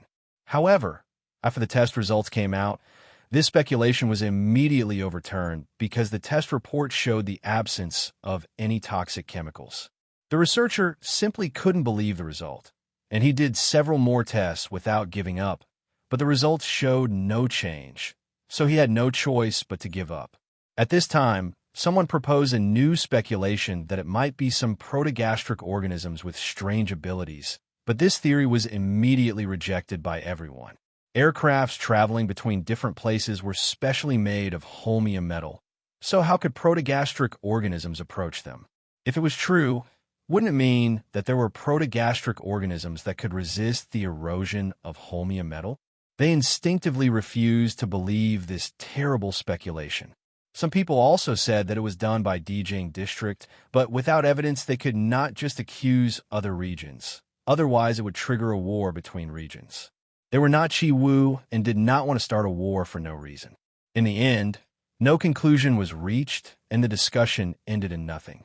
The most urgent task is to elect a new regional head to lead the Big Ban area, and everything else can be left aside for now. Caught in the power struggle, they had no time to think about the real cause of Chi-Wu's death. He was already a dead man, so who would care about him? After the people in the Big Ban area learned the news of Chi-Wu's death, they even started celebrating, which shows how unpopular Chi-Wu was.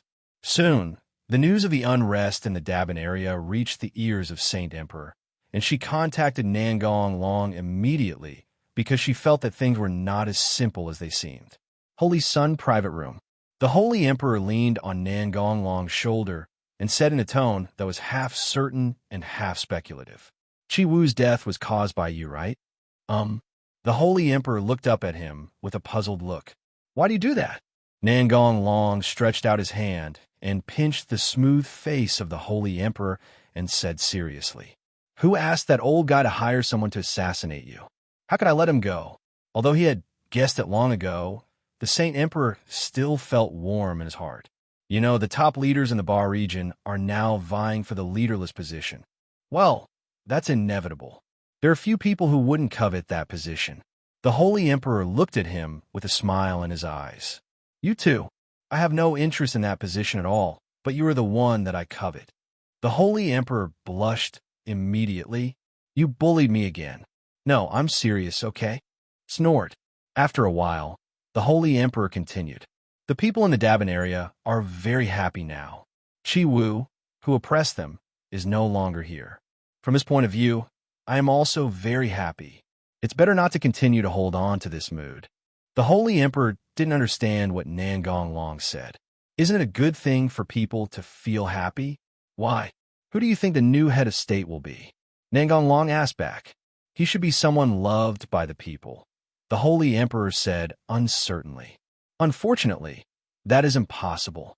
The new head of state will only be born among the top leaders, and Chi-Wu's subordinates will not have anyone who cares about the people. Maybe there were some at the beginning, but people like Chi-Wu will not allow those who oppose him to live in the world. So the conclusion is obvious. The new rulers of the Big Ban areas will still be brutal guys. The only difference is the degree of brutality. The Holy Emperor looked sad. How so? Don't worry about those things. If they can't stand it, the people in the Ban area will revolt.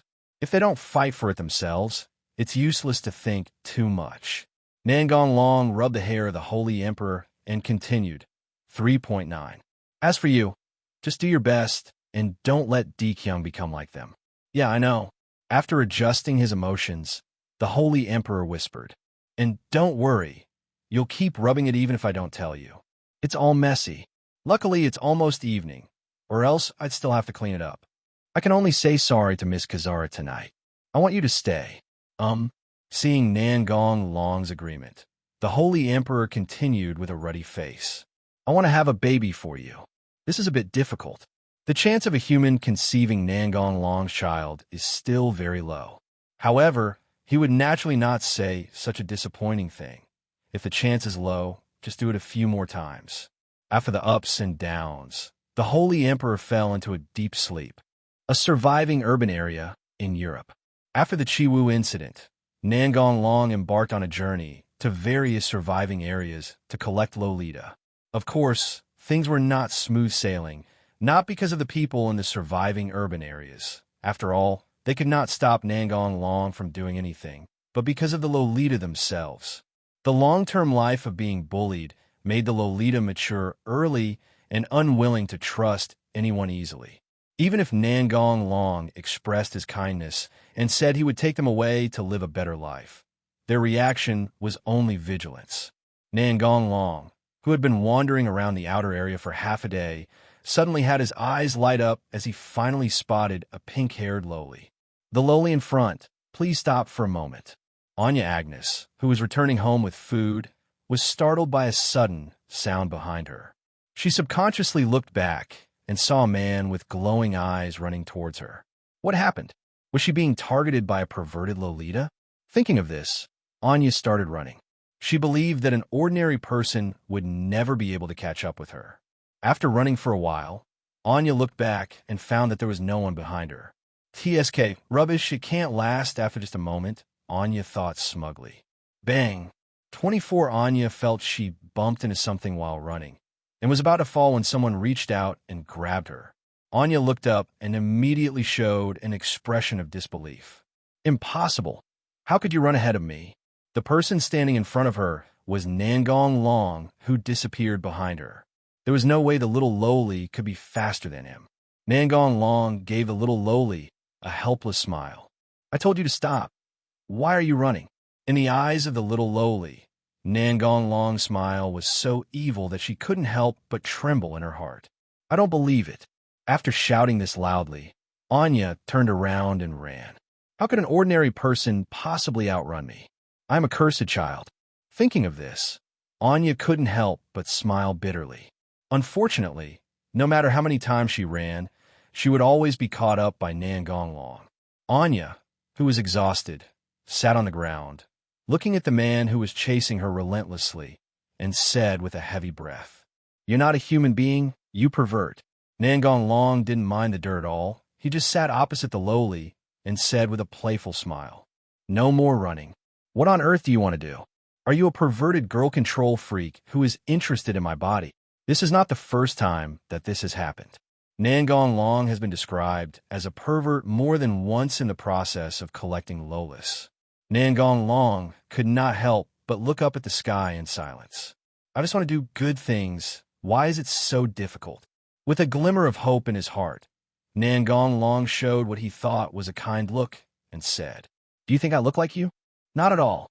Seeing the man in front of her showing joy, Anya rolled her eyes and smiled slyly. "You are." Alas, the pink hair turned out to be all black when cut open. Gong Long couldn't help but sigh. Anya was in the mood to make such a joke simply because she didn't see any disgust in the other person's eyes. He was fundamentally different from the people she had met before. Of course, if the other party really intends to do something excessive, she will definitely resist immediately. She is not one of those cursed children who allow others to beat and scold her. "So you are from ISO. Are you going to capture me and make me the initiator?" Speaking of ISO, Anya's little face clearly showed disgust. Nangong Long knew very well why the little loli had such an expression. Although ISO adopted a large number of cursed children, it was purely for the purpose of cultivating combat power and did not consider the children's own feelings at all. It can be said that ISO just treated them as props to be thrown away after use. The only benefit was to provide the initiators with enterovirus inhibitors. "No, but I am here to take you away." I will take away not only the cursed children in your area, but also all of them. Anya frowned when she heard the first half of the sentence, but when she heard the second half, there was only shock and disbelief on her face. What do you want to do? What's your purpose? I promised you that I won't betray my companions. Nangong Long covered his forehead and said helplessly, Please, do I really have to look so inhuman? Forget it. It's a good thing to have this level of vigilance after growing up in that environment. Let me introduce myself. My name is Nangong Long. Anya hesitated for a moment, but finally told him his name. Anya Agnes. Then we are friends. Anya was stunned. This was the first time an ordinary person was willing to be friends with her. You are really a weird person. Most people would stay away from us, even if they don't beat or scold us. Nangong Long smiled and said, Why would I do that? In my opinion, you're just cute little girls. TSK. I want to be a likun. The inadvertently upturned corners of her mouth betrayed Anya's true feelings at the moment. I built a city, and all the people living in it are children like you. Be realistic when you brag. Anya said with a curl of her lips in disbelief. Anya didn't believe what Nangong Long said at all. Even if he was willing to build a city, there had to be people willing to work. I guess everyone would run away once they heard that the city was built for the cursed child. I know you don't believe me. I'll take you there now. When you come back, you have to promote it for me. Otherwise, it will be difficult for me to deal with so many Marys. Have you finally revealed your true colors? You're trying to trick me into a place where no one is around and do all sorts of things to me. Nangong Long held Anya's little head. What's going on in your head at such a young age? After saying this, Nangong Long directly initiated the upper transfer and returned to District 39. Anya was confused. She didn't understand how she found herself in a completely unfamiliar place the moment she lowered her head, and there were girls around her who were about her age. 280. Look how funny she is. How dare you laugh? You were like this when you first got here, too. The companion beside her ruthlessly exposed the laughing lowly. I don't want to save face. Anya stared blankly at the quarreling girls. She could tell that none of them were really angry. They were just playing around. Nangong Long waved his hand in front of her. You come back to your senses. Do you believe it now? They are all the same as me, Anya stammered. Don't doubt it. We were all brought back by my brother. You see, the lowly who ran to Anya showed her red eyes. It's actually true. Of course my brother wouldn't lie. There are people from other countries like us living in other areas. I went to see them, but I couldn't understand what they were saying. Luckily, the maid translated for me. Nangong Long arranged the Lolas from the same country in one area to facilitate their communication. After all, the languages of different countries are different. Fortunately, the maids have their own translation skills, otherwise it would be difficult to deal with. In the eyes of lowly, translation is just repeating what others say to the maid. I have to sigh at the power of the game system. No matter what you say, it will be automatically translated into a language that others can understand. Only then can Nan Tanglong communicate smoothly with Lolas from different countries. Anya finally convinced herself and looked up at Nangong Long. Are you human? Nangong Long rubbed Anya's pink fur and said with a smile. What do you think? Anya nodded as if she had suddenly realized something and gave Nangong Long a mischievous smile. You are a super Lolita control. Nangong Long smiled indifferently. Then do you want to stay here with a Lolita like me? Anya shrugged and pretended to be helpless. Do I have a choice? No. Anya gave Nangong Long a cute eye roll. Then why are you asking me? It's just a formality. Wouldn't it be better if you agree? We're going back. Nangong Long picked up Anya and started the upper transfer back to where they were before. Anya didn't struggle, but leaned obediently in his arms. If he had held her like this from the beginning, she would probably have resisted fiercely. The Lolas around him were no longer surprised by Nangong Long's sudden disappearance. After all, they had seen it many times. Schwa. Although she was mentally prepared, Anya was still surprised when she saw the familiar scenery. Anya stared with wide eyes and asked curiously, How did you do that? Magic, superpowers, whichever you like, just treat it as that. What a perfunctory answer. Anya complained. Anya took Nangong Long to where she lived. There was no doubt that her residence was also a narrow space under the manhole cover. Along the way, Anya seemed very excited and told Nangong Long a lot about herself and her companions.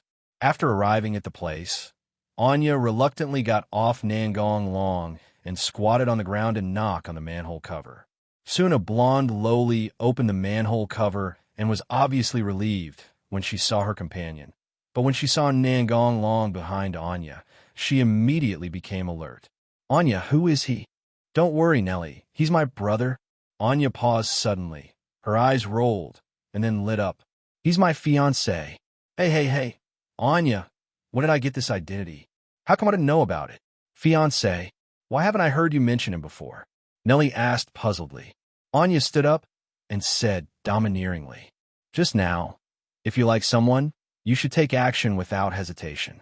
This is my life principle, Anya. Anya, you're here again, Nellie said helplessly. However, she already knew that Nangong Long was not here to bully them, as Anya had such a great liking for him. Nangong Long stretched out his hand and flicked Anya's finger. Anya immediately squatted down, covering her forehead, and looked at him with tears in her eyes. Why bully others? In fact, Anya didn't feel any pain. She just wanted to do it. She liked this kind of play, which was a feeling she had never experienced before. You're a little brat. Wait until you grow up before you say such things. Anya curled her lips, turned around, and went down the well, saying to Gu Dao without saying a word. I don't want to wait that long. Nangong Long heard it clearly, but did not answer. This was not the first time that Lolita said this, so he remained extremely calm. After Anya went down, Nangong Long followed her. The little Lolis looked at the stranger Nangong Long with curiosity. Anya, who is he? The Lolis asked the same question, and this time it was Nellie who answered them. Anya explained Nangong Long's purpose to her companions. The Lolis had different reactions. Some were suspicious, some were surprised, and some were confused. Anya, are you sure? I'm afraid I was cheated. Really? Facing her companion's doubts, Anya patted her chest and assured. Absolutely no problem. I have seen it with my own eyes. Although the Lolis still had some doubts, they still chose to believe in their companions who they were with day and night. In that case, can you do me a favor? What's up? Ignoring the Lolita's vigilant gazes, Nangong Long continued. Can you please persuade your companions from other areas to gather here? No problem. Anya agreed without hesitation. With Anya taking the lead, the other Lolis also nodded one after another to show their agreement. It seems that Anya still has a lot of prestige among her companions, even though she is a lowly. The Lolis moved quickly and soon dispersed to various places in the outer areas, and a small number of them ran to the urban area. After returning to the ground, Nangong Long found a place to sit down, and Anya sat on his lap without any hesitation. Anya is very comfortable to hug, and she is as soft as a high-end pillow. Why don't you go? I want to stay and watch you. If you run away secretly, we will suffer a great loss. Nangong Long looked up at the sky, smiled, and said nothing. Anya had her back to Nangong Long and could not see his expression. Suddenly, there was no sound behind her. Loli became anxious and turned around and said, Don't be angry. I just want to stay with you. Nangong Long looked at the nervous Loli with some amusement. I'm not angry. Then why are you ignoring me? Thinking about something, Anya turned her body sideways so that she could see the changes in Nangong Long's expression. What are you thinking about? There are more and more Lolita. I am considering expanding or moving to another place. It would be better to expand it. Wouldn't it be too troublesome to rebuild the place? Time passed by unknowingly, and the Lolis who went out came back one after another. More and more Lolis gathered, and Nangong Long decided to teleport these Lolis in front of him back first. He did not choose to use the portal. After all, if you don't know the effect, it will still be very scary when you see it for the first time. Nangong Long asked the Lolis to hold hands together and directly initiated an upward transfer to bring them back to District 39. Anya couldn't help laughing because the Lolis were just staring at everything around them in the same daze as she was just now. There was already a maid on standby here, taking Mengli and the others to change into new clothes. Then Nangong Long returned, and Anya still followed him. Outside the giant stone tablet, a huge and strange-looking monster was moving towards the city where Anya was. Nangong Long, who was waiting for the Lolas to return, suddenly looked in a certain direction and frowned. Looking at Nangong Long, who looked unhappy, Anya asked cautiously, "What's wrong?" "It's okay, just a little trouble." "Trouble?" Anya tried hard to look in the direction that Nangong Long had just looked at, but she saw nothing. Dun District Palace. In the emergency conference room, a huge display screen was showing images captured by the satellite 3 hours ago. A protogastric animal was moving towards the Dun District, and its abnormally large body showed its powerful strength. The young queen, sitting in the first seat, spoke solemnly. "Has it been confirmed?" The intelligence processing officer stood up and said affirmatively. "This huge creature with 2 heads is undoubtedly the Stage 5 Gemini." The queen took a deep breath and forced herself to calm down. "How long will it take to get close to the Stonehenge?" 1 hour at most. "What would be the best outcome if Stonehenge were destroyed?" The Minister of Defense replied in a cold sweat. "If the evacuation goes smoothly, about 20% of the people will survive, but if there is no rescue after a month, the people who survived will also die." The hearts of those present suddenly sank.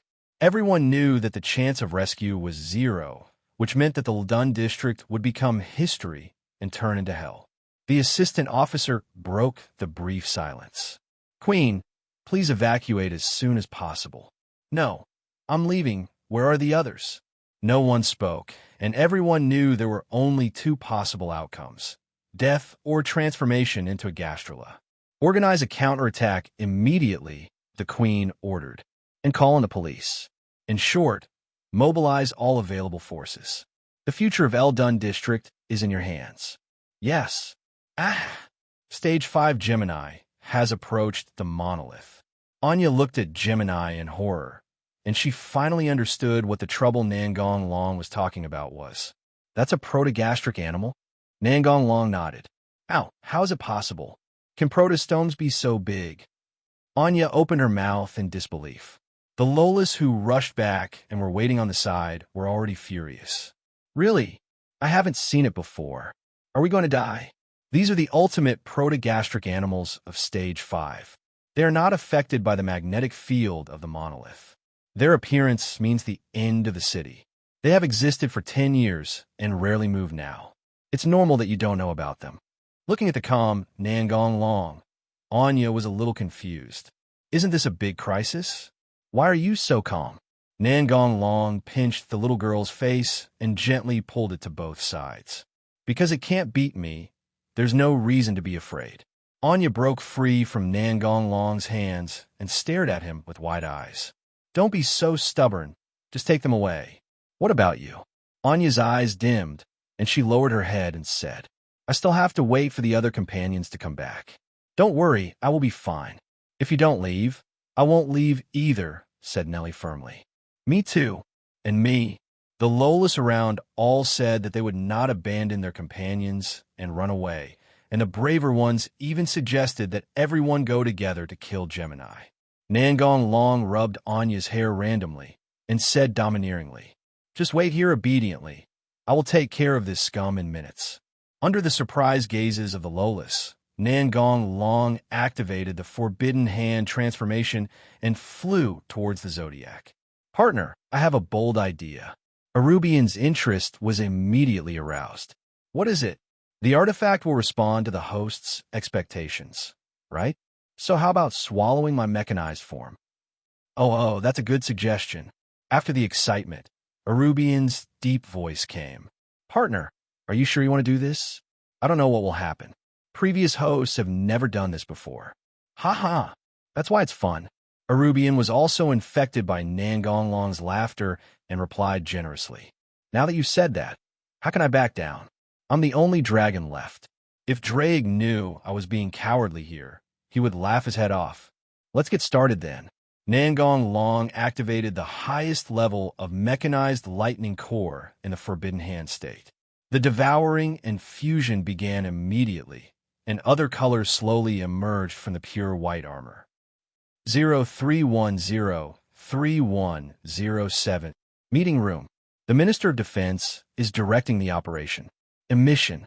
On the ground, rounds of missiles were fired at the Gemini, and the bombers in the sky dropped all the explosives they were carrying. Boom, boom, boom. Throat. Countless powerful shells exploded on Gemini, but to no avail. The wounds on Gemini's body healed in an instant, and the bullet shell was squeezed out of the body by the regenerated muscles. All the fighter planes in the sky were shot down by the furious Gemini. As for the police, many of them chose to refuse when they heard about the confrontation with Zodiac.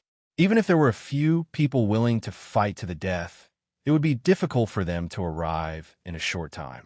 Everyone looked at the real-time transmitted images in despair, and some people even couldn't control their emotions and started crying. The Queen's expression didn't change much. Perhaps she had already prepared herself for death. Just at this moment, things seemed to take a turn for the better, and Gemini suddenly stopped moving forward.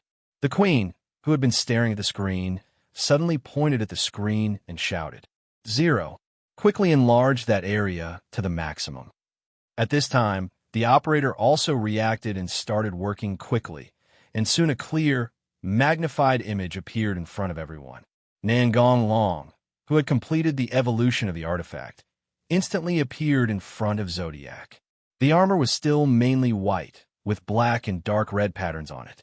There were also some small lightning patterns on the chest, and the wings on the back were faintly flashing with sparks and light. This feels pretty good. Nangong Long looked at his new look with satisfaction. That is to say, your partner has no life limit. If it were someone else, they would die before the fusion is completed, Alubian said with emotion. What is this? The assistant officer asked everyone's question. An unknown gastrula? Probably not. With such a small body, it can only be stage 2 at most. There is no reason for Gemini to stop for an ant. Seeing that the Minister of Defense was halfway through his words, the others hurriedly urged, just finish what you're saying.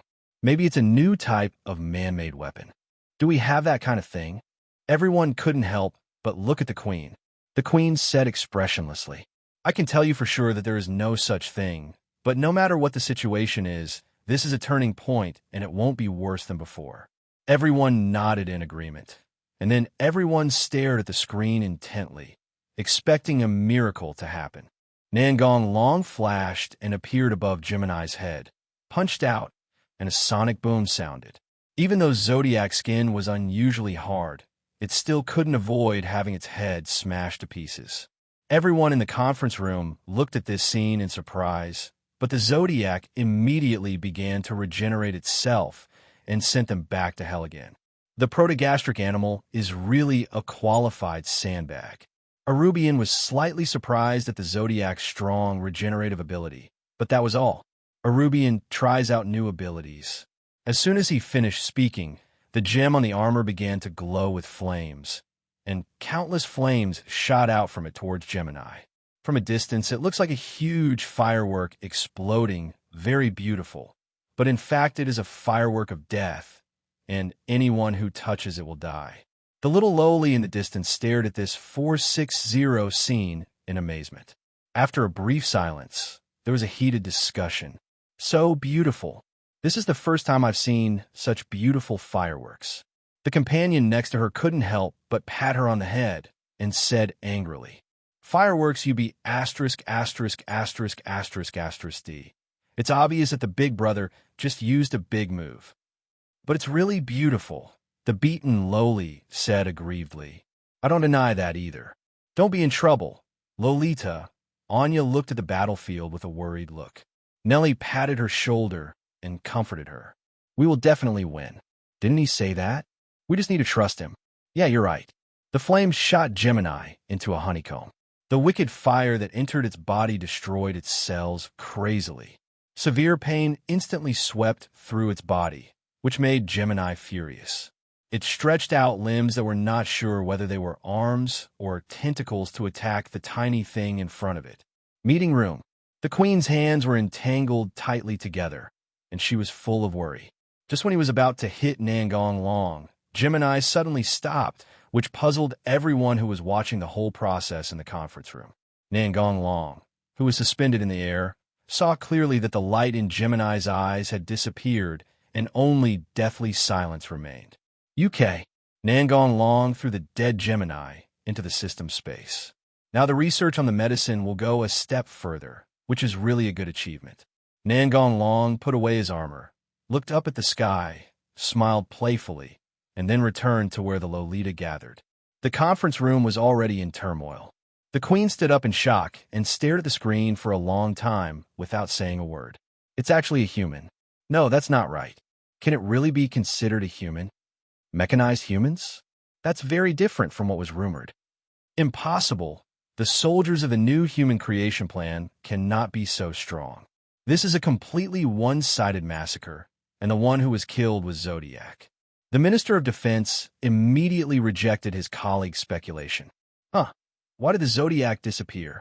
The assistant officer, who had been silent for a long time, spoke up. The only possibility I can think of is that the other party activated some unknown ability to destroy Zodiac's body in an instant. Due to the limitations of common sense, he didn't even think about spatial abilities. That's too exaggerated. I agree with the assistant minister's idea. The other party's strength is far beyond our imagination. The Minister of Defense took a deep breath and continued. Before disappearing, the other party obviously smiled at the unmanned transmission machine. There is no doubt that the other party has discovered us. The problem is that there are such powerful people in Eldun District. How come we don't get any information at all? I think your idea is wrong.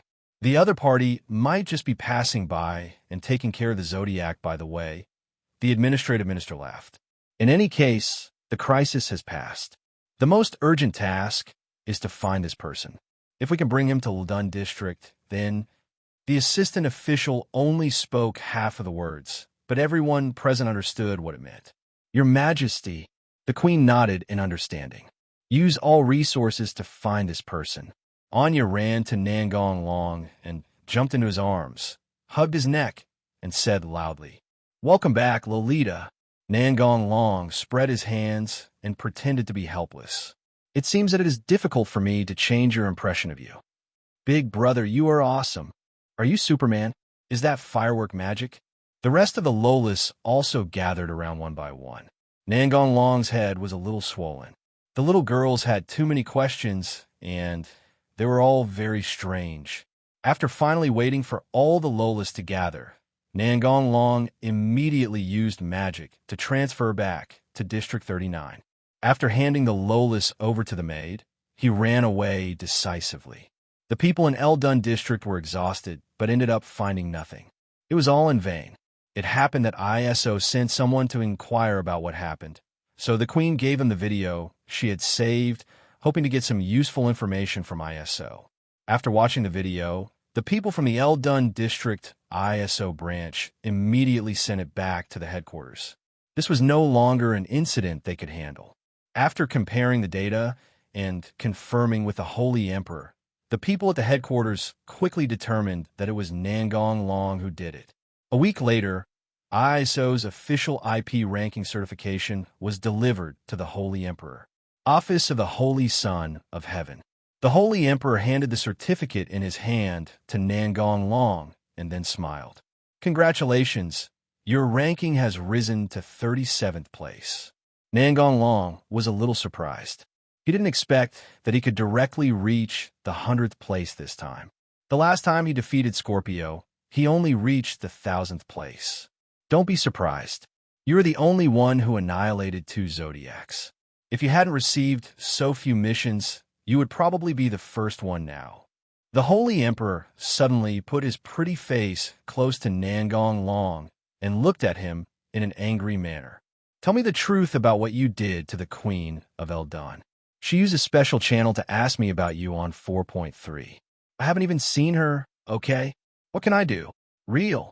Nangong Long took advantage of the fact that Saint Emperor was not paying attention and pulled her into his arms, pinching her cheek and saying, "Of course it's true."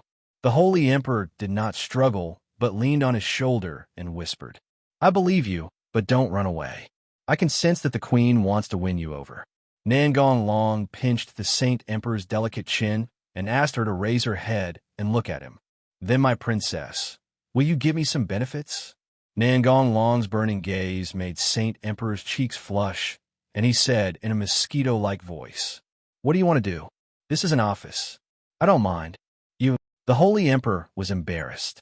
She didn't even ask him if he minded.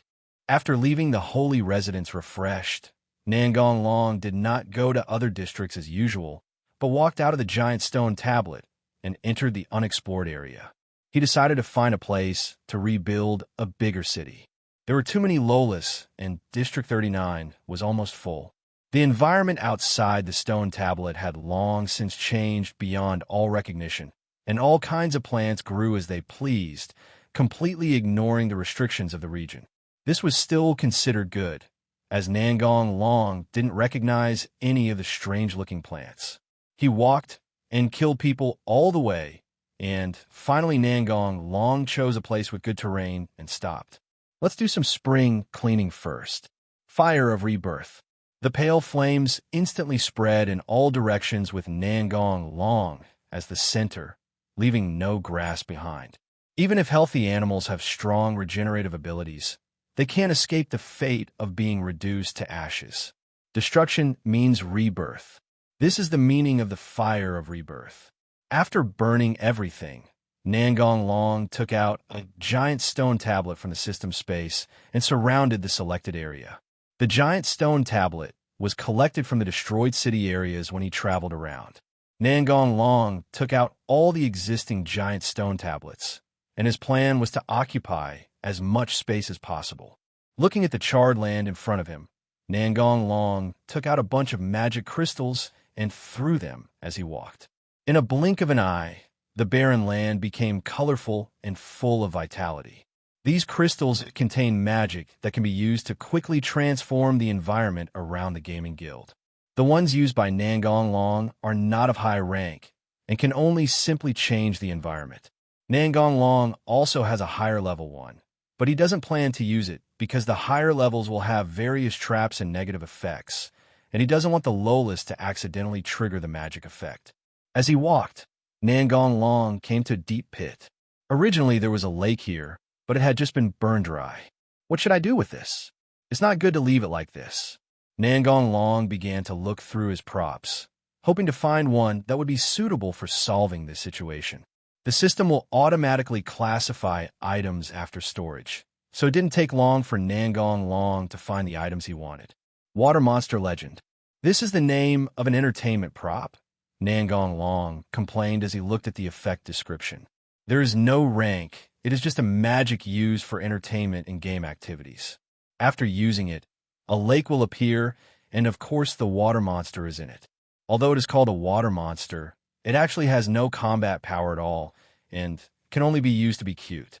Nangong Long himself couldn't remember when he got these props.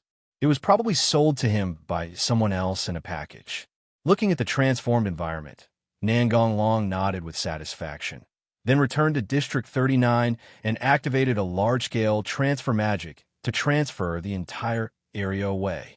The people in the city only felt a sudden blackness in front of their eyes, but they recovered immediately. Most people did not care too much and did not even know that they were no longer in the Beijing district. The maid could feel that this was the power of the Supreme Lord, so she showed no panic except for a look of respect and admiration. Mu Gong, who was practicing swordplay in the yard, instinctively felt that things were not simple. He turned to look at Bushy Sui, who was sitting on a chair, and asked uncertainly, "What just happened?" Bu Shikui nodded and said affirmatively, "It should be that the dragon did something. The feeling just now is similar to that of the dragon belt."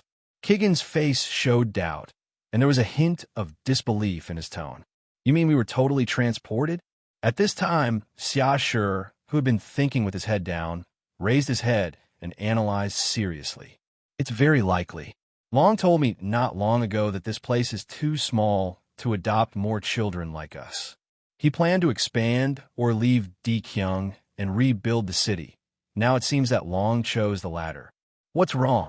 Tina, who had fallen asleep, woke up after falling on the chair, rubbing her eyes in a daze. "Let's go out and take a look," Chui suggested. Good. Hey, wait for me. Tina cheered herself up and quickly followed them out of the house. Nangong Long is working hard to build a new urban area, expanding outward with the original District 39 as the center. After Kazara and the others walked out of the edge of the original 39th district, what came into view was no longer the familiar scenery, but a brand new urban area. The new urban area did not bring much surprise to Mugong. After all, she had seen it once before. Instead, Kigan and the others were surprised by the scenery they saw after leaving the city. There were forests and flowers everywhere, which was so beautiful that it didn't seem like a human world. What kind of plant is that? I've never seen it before, Tina asked, looking up at Mugong. Kigan seemed a little embarrassed. She didn't know either. Not to mention the ones Tina pointed out, there were many things she didn't recognize even when she saw them. This is not Kigan's problem, but the problem with the game props. The plants in the game are naturally not designed completely according to reality. I don't know about that either. Oh, hey, what is that? Xiashur screamed and ran into the forest. After a while, Xiashur came out with a white spherical creature in his hand. Is this a creature from before the Gastrula outbreak? Mugong crossed his hands in front of his chest and said in a strong negative tone, "These 337 species absolutely do not exist." Chui poked the ball of fur curiously, and the mysterious creature opened its round eyes and looked at her cutely. So cute. Let's take it home and raise it, okay? To be honest, Kazara was also touched by the cuteness, but he still said rationally, "Take it back for now, but you have to ask your brother before you do anything." Everyone started their journey home. After returning home, they sat directly on the chairs in the yard, waiting for Nangong Long to come back. As soon as he saw Nangong Long, Xiashur immediately ran over with the furball in his arms, held it in front of him, and asked, "What kind of animal is this?" "Fluffball, no lethality." "Brother, what's going on? Let's go inside and talk." After returning to the house, Nangong Long recounted what he had done. "So we have left Dikyung district." "Yeah, but it's not far. It's incredible no matter how I think about it," Xiashur sighed. "You'll get used to it." The disappearance of District 39 did not have any impact on the people. Instead, Tendu Kakunisho was very worried. He had no idea what Nangong Long had done. A month later, Nangong Long started to collect lowly again crazily. He stopped temporarily until the Holy Emperor contacted him and said that Gastrula creatures appeared near the giant stone tablet. Looking at the huge stone monument in front of him that is as tall as a mountain, it is hard to imagine that it is a man-made creation. With such emotion in his heart, Sato began his patrol as usual. It took Sato a long time to walk past the giant stone tablet. Suddenly, there was a rustling sound in the bushes. Sato's heart tightened instantly, and he subconsciously shone the flashlight over there. But he saw nothing. It should be just a small animal. What am I afraid of? This is a huge stone monument. How could there be Gastrula? Sato couldn't help but laugh at his timid self. Suddenly, a creepy feeling swept over Sato's body, instantly dispelling the stuffy feeling just now. Sato unconsciously shone the flashlight towards the top of the giant stone tablet, and the sight he saw horrified him. A huge creature is attached to the stone tablet, seemingly doing something. Protocolates. How could that? There were roars, gunshots, and explosions in the distance, and it seemed that some fierce battle was taking place. The voice in his ear brought Sato back to consciousness. He looked back and saw that the voice came from their soldier station. Sato immediately ran back and rushed into the house, but unfortunately, there was no one alive except him. Seeing this, Sato frantically shot at the ant-shaped protogastric creature, but ordinary bullets had no effect on the monster in front of him. In the end, Sato detonated the only remaining grenade in his hand. He would rather die than turn into a Gastrula. Boom! Shungju meeting room. As soon as he entered the door, the Holy Emperor asked seriously, "What's the situation?" An unknown number of protogastric animals appeared on monolith number 32. Has it been dealt with? Yes, nearby troops have already rushed to the scene and sent out unmanned reconnaissance aircraft. The Holy Emperor nodded in satisfaction. The hotline rang, and the defense minister answered immediately. The follow-up troops sent out have reported that they have completely eliminated all the protogastric animals that invaded the monolith. Everyone in the conference room smiled. The defense minister's expression suddenly froze. Before the follow-up troops arrived, the advance team was suspected to have encountered the enemy leader and was completely wiped out. The leader had already evacuated before the reinforcements arrived. The only clue is the picture sent back by the advance team soldiers before they died. Release it immediately. A blurry picture was transmitted to the big screen, and the second one was also unclear. It was not until the third one that everyone could clearly see the appearance of the protogastric organism. Because of this, the conference room fell into an eerie silence. The Holy Emperor subconsciously clenched his hands, and with a grim expression, he spoke the answer in everyone's mind. Phase 4 Aldebaran. The Holy Emperor forced himself to calm down and immediately gave the order. Send experts to the monolith immediately to analyze it and discuss solutions. It will be a long night. The subordinates followed the order and started to act, and the analysis results came out quickly. A huge stone tablet with white spots was projected on the big screen, and it was obvious that Aldebaran had been injected with corrosive fluid. As each picture was released, the people present became more and more desperate. What is the result of the calculation? The analyst couldn't help trembling and said, after the collapse of the giant stone tablet, a large number of gastrula creatures will pour in, and the debaging area will become a hell. What should we do? Lord Holy Emperor, Kikunajo asked calmly. How long does it take to create a new monolith? At least 10 days. Do it now. But the time is simply. Seeing the determined look in the eyes of the Holy Emperor, Kikunajo swallowed his objections and said, Clear. The Holy Emperor was not as desperate as the others. She knew that there was a man standing behind her who was willing to protect her from the wind and rain. Although he always likes to tease and bully me, I feel at ease as long as he is around. Thinking of this, the Holy Emperor couldn't help but smile. Please rest assured, I will ask Mr. Long for help, so there will be no problems in DJing District. Now everyone just needs to do their job and complete their tasks. After hearing the words of the Holy Emperor, the officials recovered from their panic and felt relieved. They also had a certain understanding of Nangong Long's strength. With him around, they believed that the situation would not develop in the worst direction. Kikunajo frowned. Although he didn't want the Holy Emperor to be so dependent on Nangong Long, he had no choice at this moment. After all, this was the best solution at the moment. We need to call in other police officers. There will definitely be a lot of invading protostomes when the giant stone tablet collapses. Even though Nangong Long is very strong, he probably can't resist them all at once. I understand. I'll leave this matter to you. I have more important things to do now. After the Holy Emperor handed the place over to Kikunajo to command, he quickly left the meeting room. Everyone understood that the Holy Emperor was going to find Nangong Long. After returning to his room, the Holy Emperor sat on the bed holding his necklace and said, Dash, can you come to my room for a moment? This is the magic prop that Nangong Long gave to the Holy Emperor, so that the Holy Emperor can contact him at any time. Ever since they did it in the office last time, the Holy Emperor basically waits for him in his own room, so it wouldn't be so embarrassing if they did it this way. However, if Nangong Long proposed it, she would not object. Soon Nangong Long appeared in front of the Holy Emperor. Nangong Long sat beside her and looked at her haggard face with pity. What happened? The Holy Sun leaned against him and whispered, Aldebaran appears. Monolith number 32 is about to be destroyed. I'll fix it. Sorry. Gong Long of the Southern Zhao Kingdom stretched out his finger and flicked the Holy Emperor, then said with a smile, Why did you suddenly say something like that? The Holy Sun said guiltily, You have been helping me all along, and you never mind my willfulness at all. Looking at the Holy Sun, who seemed to be confessing, Nangong Long interrupted. You are mine. I can love you however I want. You don't need to think so much.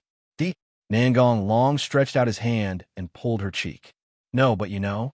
The haze in the Holy Emperor's heart was swept away. He chuckled, and then kissed her directly. The Holy Emperor looked at the man in front of him with seductive eyes. "Let's do it. What you need now is a break."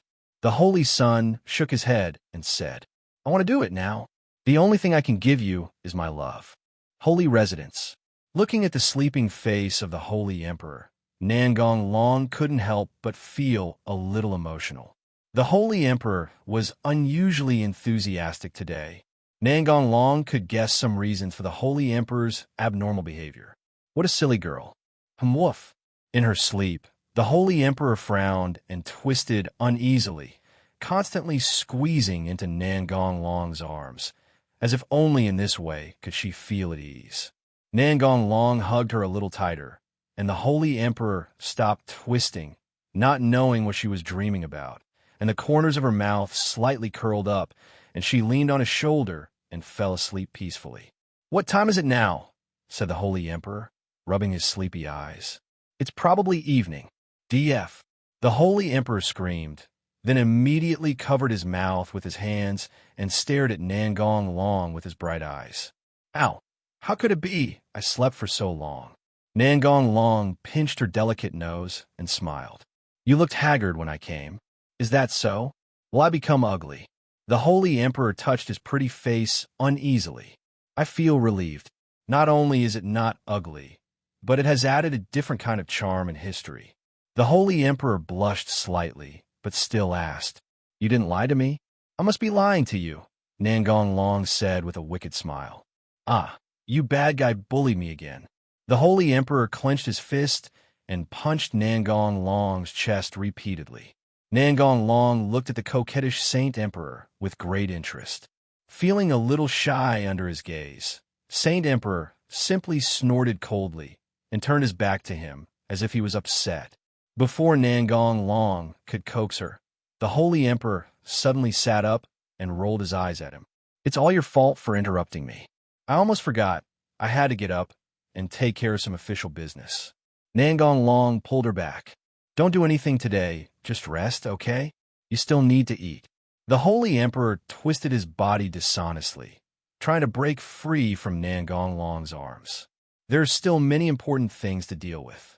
Seeing that he couldn't break free by force, the Holy Emperor immediately launched a cute attack and looked at Nangong Long with his big watery eyes. It's no use being cute.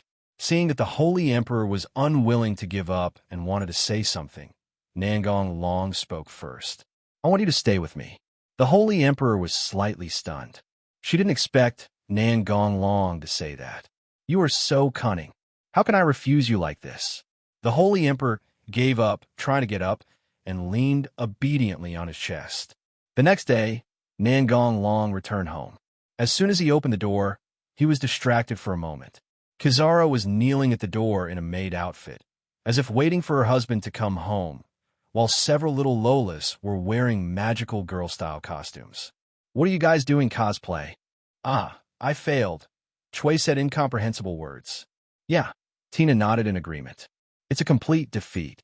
I have to think of other strategies next time," Xia Sherdao said. Kizara's face turned red, and he tried to hold back his laughter. "What are you talking about?" Nangong Long now has a face full of question marks. Brother, after entering the room, he obviously kept his eyes on Sister Kizara for a longer time. "Our plan to have masterly seduce brother has failed," Tina explained. Nangong Long covered his forehead and said helplessly, "We can talk about this when you grow up. Wake up. I have something to tell you." Oh yeah. Mugung lost his balance and fell onto Nangong Long. Nangong Long simply picked her up. "My legs are numb, right?" Hey, this is also possible. Cunning. The great enemy. What are these Lolas thinking about all day long? Afterwards, Nangong Long briefly explained to them the matter of Aldebaran. "That's probably it, Sedge." Mugung frowned and asked in confusion. Logically speaking, even the fourth stage of the perfect body cannot ignore the influence of the giant stone tablet's magnetic field. Why can Aldebaran break this limitation? Break? No. Nangong Long shook his head in denial. The only stone tablet that Aldebaran can attach to is number 32. Kigan's pupil shrank. She was smart and immediately understood the hidden meaning in Nangong Long's words. Xiaoshi also nodded, as if he understood something. Brother, are you saying that there is something wrong with the monolith itself? Yes, the purity of the holmium metal in monolith number 32 is not enough. Why? Are there not enough raw materials? Chui asked puzzledly. Not really. Holmium metal is very expensive. Mixing it with other metals can save a lot of money. Xiaoshi sighed. They are greedy for money like this. They really value money over their lives. Mu Gong stood up angrily. Who is it? Tendo's people were in charge of the construction. I will collect evidence while I am at it. As expected, all the people in Tiantong deserve to die. I want to act with my brother. Good. Di Jing District. Nangong Long took Tina and Xiaoshi to Katagiri Police Agency, while Kazara took Chui to collect evidence. Nangong Long clearly told her not to be anxious, but once the Tendo clan was involved, Kisaragi seemed like a different person. Her hatred was too deep and too persistent. However, this is not a big problem. The knot in Mu Gung's heart that destroyed the Tendo clan will naturally be untied. As for stopping Mu Gung from taking revenge, I'm sorry that Nangong Long doesn't have this option in mind. He not only wants to bring down Tianong, but also wants to discredit them. Killing them directly would be too easy for them. Looking at the dilapidated company in front of him, Nangong Long knew that he had reached his destination. Is anyone there? Who is it? The little girl with dyed blonde hair opened the door. Long, why are you here? Take you to level up and become a super god.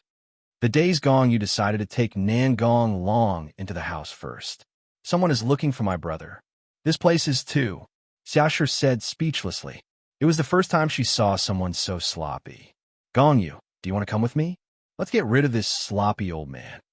Taking the photo album off his face, Katagiri Tamaki said casually. Long, you're hitting on my sister again. That's too much. Forget it. My brother will probably starve to death alone. Nangong Long spread his hands and said, Look, your sister said so. Katagiri Tamaki decided to change the topic that made him sad. You didn't come here just to visit, did you? Of course there is good news for you. After listening to Nangong Long's words, Yushu stood up and looked at him suspiciously. Long, you are not going to take this opportunity to kill me so that you can kidnap my sister? You guessed it, that's what I planned. I'll throw you into the army of Gastrula while I pick up Gongyu and run away. Isn't that great? Seeing Nangong Long's serious tone, Yushu almost got angry to death. You're just trying to irritate me, right? After calming down his emotions, Yushu said in a heavy voice, Do we have a chance of winning? There are thousands of them. If someone else told me that he had to fight against thousands of protogastrics, I would definitely beat him half to death and throw him out, then turn around and buy a plane ticket and run away. You can't beat me. If you don't strike me, you will die. God, please send a thunder to kill this hateful guy. Can you win? Gongyu asked from his side. Of course, I've already told you that I'm here to help you improve your scores. To put it simply, it means improving your ranking. None of that matters. I can't let my sister take any risks. But since you said you will win, I will choose to believe you and join. Katagiri Tamaki stretched out his right fist, and Nangong Long understood and also stretched out his right fist to collide with his. See you in 3 days then. No problem. Nangong Long, who had walked to the door, suddenly turned around and said, The compensation this time is good. Move your house or do some renovations after you get it. Don't spend it all on photo albums. Wouldn't you feel bored if you look at them too much? Yushu picked up a book and threw it over. None of your business. Nangong Long easily caught the book that flew over and saw that it was a swimsuit photo album. Don't tell me you have good taste. I'll take this one. Yushu hurriedly looked at the table and felt a sudden pain in his heart. The photo album he newly bought was gone. Tina pouted and said dissatisfiedly, If you want to see it, Tina can wear it for you. Any style is fine. It doesn't matter if you don't wear it. You can use my body as you like. Nangong Long was already accustomed to Tina's bold remarks and was not surprised at all. But people on the street looked at Nangong Long as if he were a scumbag. Nangong Long simply ignored the opinions of others. As long as he was happy, why bother about others? Tina, you don't understand that men are like this. Xiaoshi looked like he knew a lot. Let's stop talking about this. Who knows what shocking words he will say if he continues. Where are we going? Xiashi asked. Go meet Miroto Samayer and ask her to help protect Tina's son Feld. Soon they arrived at Gotion University. Seeing the demon statue on the door in front of him, Xiashi sighed. This doctor has a really bad taste. Tina rubbed her hands nervously. She had heard of Miroto Sumayer's name from Professor Rand, so she couldn't help feeling a little nervous. Brother, what kind of person is Dr. Miroto Sumayer? He's a good person, but he just likes to play tricks on people. His personality can be considered evil. Nangong Long pushed the door open and walked in. Jean, I'm here to see you. Nangong Long introduced Tina and Xiashi to Samayer, and then Miroto Samayer tidied up and found a place for them to sit down. This is the new member of your harem, Miroto Samayer said to Tina and the others. I'm telling you, he's a perverted Lolita lover. If you're not careful, you'll get eaten. Oh, really? Tina asked in surprise. If that were the case, I would wake up laughing in my dreams. I have been prepared, but the dragon has never attacked me at night. Xiashi ruthlessly exposed Jin's lies. Ha ha! Samayer, your brainwashing failed. Let's talk business. Yeah, Tina. Tina understood what her brother meant and released her own Sunfeld. I would like to ask Dr. Jean to help maintain Sunfeld. No problem. If it can do it, there's no reason why I can't do it. Tina hesitated to speak, but finally said, Professor Rand should soon know that I am not dead, and my sisters may come to find me soon. Sister? How depraved hasn't become? Jean said angrily. Nangong Long touched Tina's blonde hair and said, I know about this, don't worry. I thought you wouldn't have such doubts after seeing my strength. I didn't notice it. Sorry. Tina quickly spoke. It's not my brother's fault. It's my own fault. But one of my brothers and sisters is ranked 21st and has reached the realm. Is it really okay? Rankings don't matter to me. Xiashi also patted Tina's shoulder and comforted her. You have to have faith in Long. His strength is abnormal. Besides, as for the realm, Chui and I have already reached it. I believe you will reach it soon, too. Jean seemed to have heard something unbelievable, staring at Xiashi, and said excitedly, Can you tell me what it feels like? This is my first time meeting an initiator who has reached the realm. Xiashi was frightened by Jin's glowing eyes and could not help but hide behind Nangong Long. With this interruption, Tina's attention was diverted. Jean looked at Nangong Long, who was sandwiched between her and Xiashi, and said unhappily, Hey, get out of the way, don't block me and Xiashi from communicating with each other. Jean, why are you so excited? Opportunities like this don't come often. How could I miss it? Come on, let's ignore him. Do you feel anything special when you break through the restrictions? Seeing that Xiashi was still hiding and not coming out, Jean decided to take out the killer scissors. As long as you cooperate with me, I will tell you how to knock him down the fastest. Xiaxi's eyes suddenly lit up, and Tina was also very interested. Hey, Jean, that's enough. You're corrupting the kids. Nangong Long's attempts to stop him were useless, as Xiashi had already run over and confessed everything. Tina was also listening carefully, but she just didn't want to miss Jin's teaching method and was not interested in Xiaxi's words. The more Jean listened, the more surprised she became, because Xiaxi's method of reaching the realm was simply unheard of. It was achieved automatically when the erosion rate exceeded 50%. Jean turned around and stared at Nangong Long. How far have you progressed in your research on Gastrula?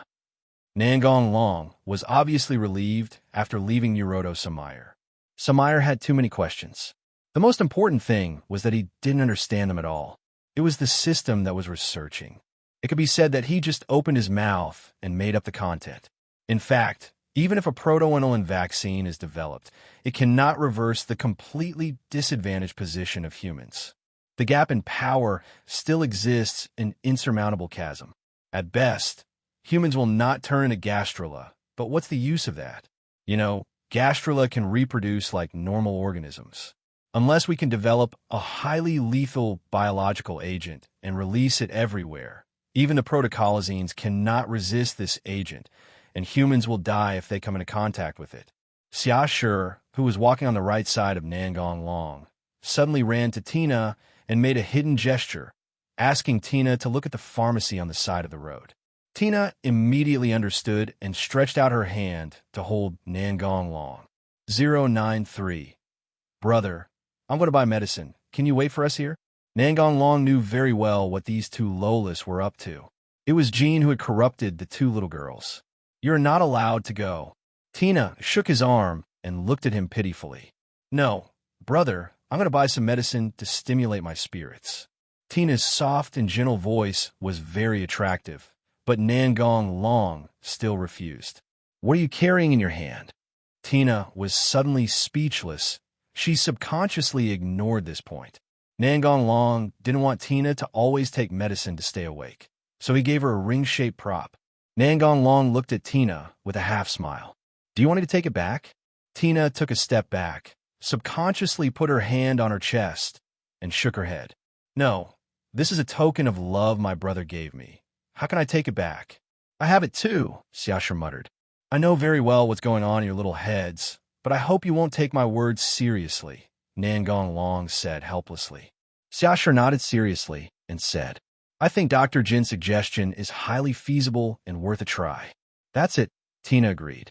It's wrong to give me drugs. Even if I take a step back, that kind of thing can't influence my will. After some persuasion, the Tumumli finally gave up the idea of drugging. Afterwards, Nangong Long went to find Satomi again and told him about the gathering in 3 days. 3 days later, the 40th district of the Outer District. After setting up the tent, Nangong Long started to wander around. If he remembered correctly, he should be able to meet Shizawa Akira here, but he didn't know who his current initiator would be. There are all kinds of people among the promoters, so the police station is in a mess. I have to admire their tenacity. Your Majesty came here even though he knew the chances of winning were slim. Chui pulled Nangong Long to a fortune-teller stall. A large number of police officers gathered here. So, some merchants also came here to set up stalls, on the one hand to support the police, and on the other hand to make money. Welcome both of you.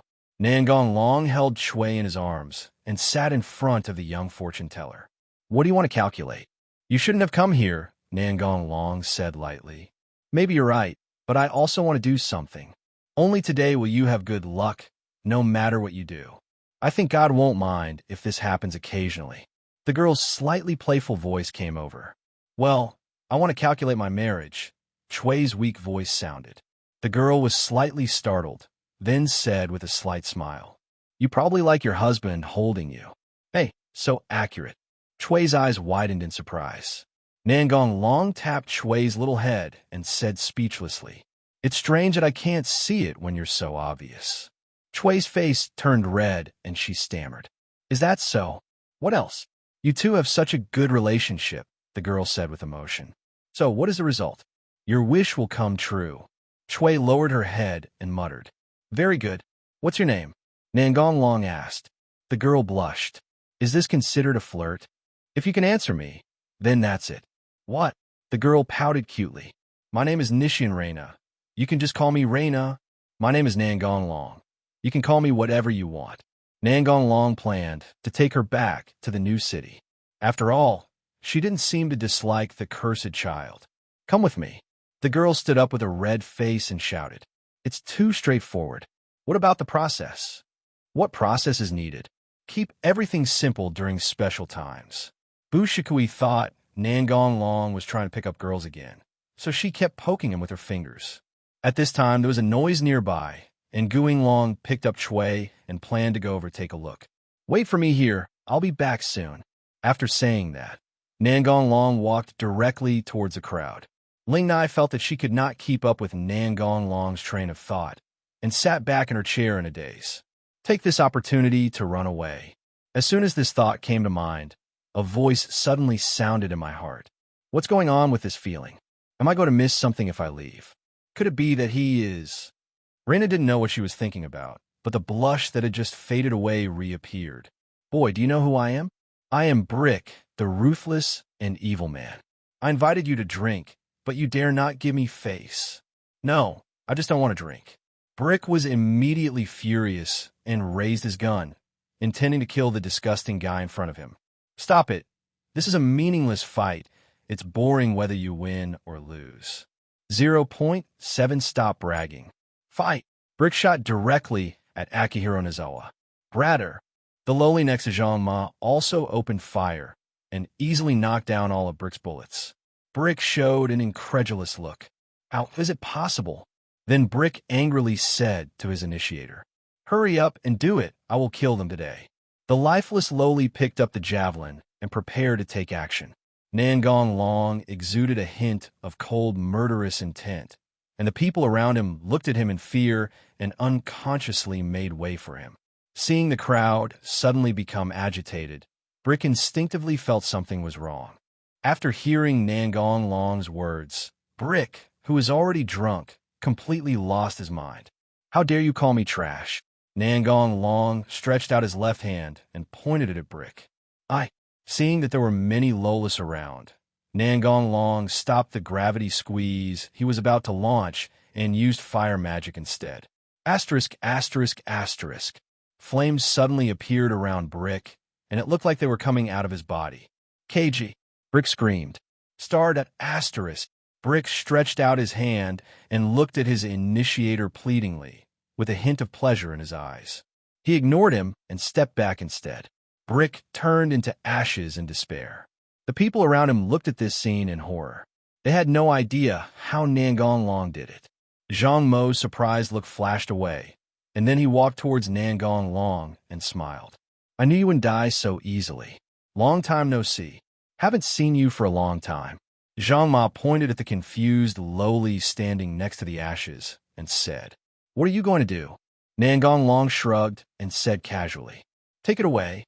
Nangong Long walked to Brick's starter and said gently, "I have adopted many people like you. Do you want to join me?" The little girl nodded. This was the first time she made a choice on her own.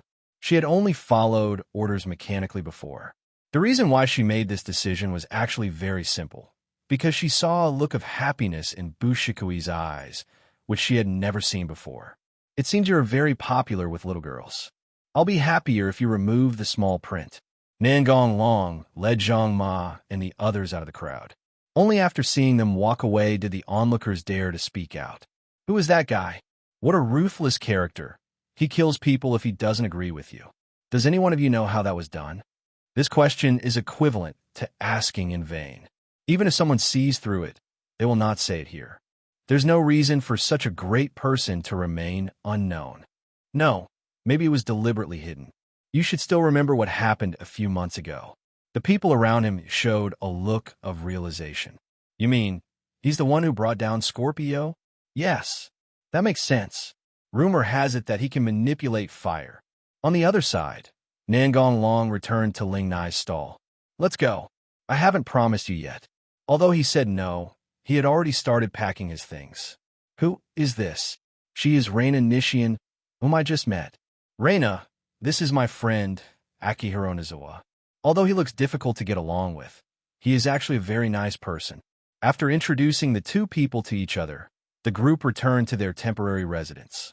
"Brother Jean-Ma," Satomi shouted in surprise. He didn't expect to see him here. "Long time no see, Satomi." "Yes." Satomi looked at Nangong Long, who was standing aside, and asked, "Dragon, where did you find him?"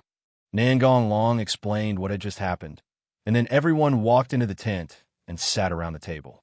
Ling Nai sat behind Nangong Long a little uneasily.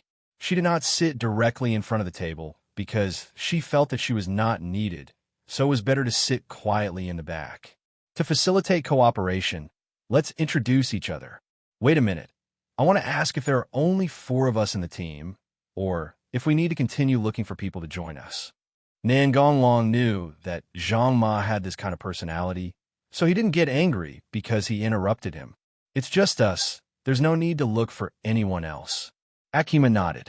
"No, I want to join this battle too." Kazara walked into the tent with Tina and Natsuyo.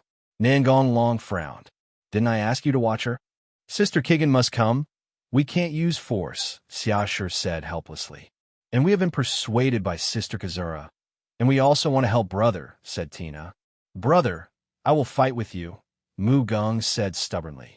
Nangong Long's mind moved, and he said, "Okay, but you have to promise me one thing." Kizara agreed without a second thought, but when she saw her brother's successful smile, she couldn't help but wonder if she was too hasty. After Kizara and Akira greeted each other, everyone started introducing themselves. Katajiri Tamaki, IP ranking 1850.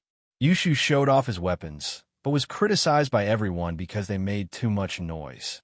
Katajiri Yumiyazuki, Spider-type starter, with the same name as his brother. Gongyu demonstrated her ability to spin silk, and after receiving everyone's praise, she immediately became proud. Nizawa Akira, ranked 950th, 8th level of Tendo Ryu fighting technique. Ina Miyuki, the eagle-type starter, no wonder he has such good marksmanship. Tendo-style sword art. The sword demon Tendo Bokujin. 940. Soon it was Nangong Long's turn. Nangong Long, ranked 37th, nicknamed Dragon King. F***K. When did you get promoted again? Katajiri Tamaki couldn't help but swear. The others also looked at Nangong Long in surprise. Reina, who had always downplayed herself, covered her mouth in surprise. She didn't expect that someone she met on the street would have such a high ranking. It was just promoted some time ago. It seems that you have done something extraordinary again, Zhang Ma said. Tell the truth, brother. Mu Geng and the others didn't know about this because Nangong Long felt that there was no need to explain such a small matter. I killed the Zodiac Gemini in Eldun not long ago. You are getting stronger and stronger, Zhang Ma said with emotion. If you have time, can you play with me, just like before? No problem. You really don't take the Zodiac seriously, Yushu said with envy and jealousy. Afterwards, it was getting late, and everyone returned to their tents. Lingnai sat uneasily beside Nangong Long, feeling a little uncomfortable because of Mu Geng's scary gaze. Who is she? New friends. The widening phenomenon of the stone tablet has expanded to the point where it can no longer be concealed, and the Holy Emperor can only hold an emergency press conference to explain it. Because of Nangong Long, there are no more cursed children in Dijing District except the initiator, so there are almost no cursed children among the 30% of refugee citizens selected, but the parade incident still happened. It was just that he had changed from opposing the inclusion of the cursed children in the national screening system to disobeying the decision. In the final analysis, it was just that he was not among the 30% of people who were selected for asylum. Is the reason important? This was still good. The more serious thing was that the frequent violent incidents had almost reached the point where they could not be suppressed, which caused great headaches for the senior officials in Dijing District. However, the strange thing was that in less than half a day, the violent incidents suddenly stopped. The top management breathed a sigh of relief, but the subsequent reports they received surprised them. All the troublemakers had suddenly died for unknown reasons. It was because of this fear of the unknown that the people stopped the violence. Naturally, all of this was done by Nangong Long. He just didn't want to bother the Holy Emperor with these trivial matters. Outer District 40. Nangong Long and his group were on their way to the agreed place, and my chief was about to hold a meeting, which was actually just to say some meaningless chicken soup to stimulate the blood of the police. Nangong Long's ranking is much higher than ours, but he is not interested in this kind of thing and does not intend to obey any orders. He has his own plans, and he came to the meeting just to meet Mibu Asaka. Reina and the spearman Loli were sent to the new city by Nangong Long after explaining to Kizara last time, so they are not here. Warriors gathered here. My headmaster, who was standing on the high platform, was shouting, asking everyone to focus their attention on him. I am the head of my hall, and I will serve as the leader of this operation. Dijing District is facing an unprecedented crisis. That is why we have gathered here to destroy the gastrula creatures that have taken away our loved ones, friends, and brothers. Point 2. My headmaster was speaking a lot of inspiring words in a high-spirited tone, and after arousing everyone's emotions, he began to explain the plan of this action. The person he wanted to see had already seen him, and Nangong Long had no interest in any plans, so he planned to leave directly. Let's go. After hearing Nangong Long's words, the others had some questions but did not raise any objections. After all, He was the captain, and they could just go back and ask him if there was anything. Seeing that there were quite a lot of people around, Nangong Long released his murderous aura to open a path. But of course the murderous aura avoided his own people. My cousin saw someone suddenly leave the table and couldn't help but shout, "Stop right there.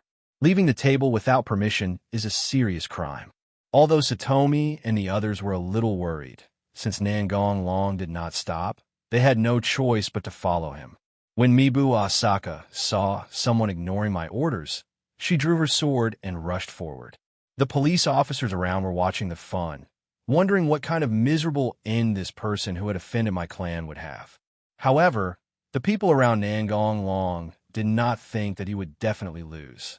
They had just experienced the cold, murderous intent with their own eyes. At the moment when Mibu Asaka rushed over, Bushi Sui disappeared, and no one could see her movements clearly. When she appeared in everyone's sight again, she was already standing in front of the fallen Asaka. There will be no next time. Chue retracted her cat claws and looked at Mibu Asaka coldly. The people around opened their eyes wide in shock. You know, my hall master is a high-ranking police officer ranked 275th, but his attacker couldn't even take a single move. Chue is back. Oh, the well-behaved Chue is completely different for what she was just now. I'm not interested in meaningless plans, and you have no right to interfere with me. Finally, I'll give you a piece of advice. Exclude the military from rescheduling your plans. Nangong Long doesn't have a good impression of my hall master, a cunning and stubborn old man. After saying this, Nangong Long left without looking back. My headmaster Masaya didn't dare to stop him any further, but walked up to Mibu Asaka and asked her if she was injured. "I'm fine." Chao Xia seemed a little depressed. The gap in strength was so great that she had to look up to him. As Chao Xia tried to stand up, the exoskeleton armor on her body shattered to the ground as soon as she moved. Chao Xia, in disbelief, immediately picked up Wu Shengli, who was knocked to the ground. The result was the same. The knife also broke into several pieces. "No, it's impossible. How could such a thing be done?" Chao Xia said in a lost voice. My headmaster Zhang was also in disbelief, but after all, he was older and more experienced, so he quickly regained his composure. "Chao Xia, there is always someone stronger than you. There is no need to feel disappointed. Just keep working hard to become stronger." Chao Xia took a deep breath and nodded vigorously. My headmaster was returning to the platform and shouting, "I'm glad that we have such a strong person among us. This shows our chances of winning." Although the people below were listening, no one could forget what had just happened, nor the meaning of what the other party had said. After returning to the tent, Satomi was the first to ask, "Long, what did you just say?" Others also looked at Nangong Long, wanting to hear his opinion. "The frontline army has no intention of letting us take action. You can see this even without me telling you." The others nodded. They were not stupid. It would be impossible for them to provide support in time when the two sides' bases were so far apart. The arrogant army will undoubtedly be annihilated. By then, we will not only have to face the original 3,000, but also the heads we just gave away. It's difficult for Aldebaran. Nangong Long killed quite a few of them when he built the new city. It's not easy for it to gather 3,000. Good. Everyone fell silent after hearing Nangong Long's words. "Then why don't we go and tell them?" Yinju couldn't help but say. Satomi sighed and answered her question. "No way. How could that group of people possibly obey the police?" "Brother, what do you want to do?" asked Mugong. Nangong Long leaned back in his chair and said something chilling in his words. "I can't do anything. 3,000 or 5,000 makes no difference to me." Everyone also understood that even if they wanted to save the soldiers, others might not appreciate it, so they didn't continue to dwell on this issue. "What are your plans for the future?" Zhang Ma asked Yin. "Kill most of the gastrally and let the rest go." Satomi asked excitedly. "Why do you do that?" Others also stared at Nangong Long, wanting an explanation. Nangong Long looked around at everyone and smiled effeminately. "What? Of course, we want to make those ungrateful guys realize who has been protecting them all along." "There's no need to use this method," Satomi retorted. "Change it? Okay, tell me." Satomi was suddenly speechless and didn't know what to say. Look, don't you understand that if the gentle method had been used, the new method promoted by the Holy Emperor would have succeeded long ago? Only death and fear can make them remember. There will definitely be a way in the future, Satomi insisted. Where does your mysterious confidence come from? Satomi's mind raced as he tried to persuade Nangong Long to give up this dangerous idea. And soon he came up with a new reason. What if a large-scale infection breaks out? That kind of thing doesn't exist. I'm confident that I can do this, and it doesn't matter if a few people die. Satomi ran to Nangong Long and said angrily, Long, you are wrong in thinking this way. The others also felt that Nangong Long's idea was too extreme and were about to persuade him, but Nangong Long's original idea made them stop unconsciously.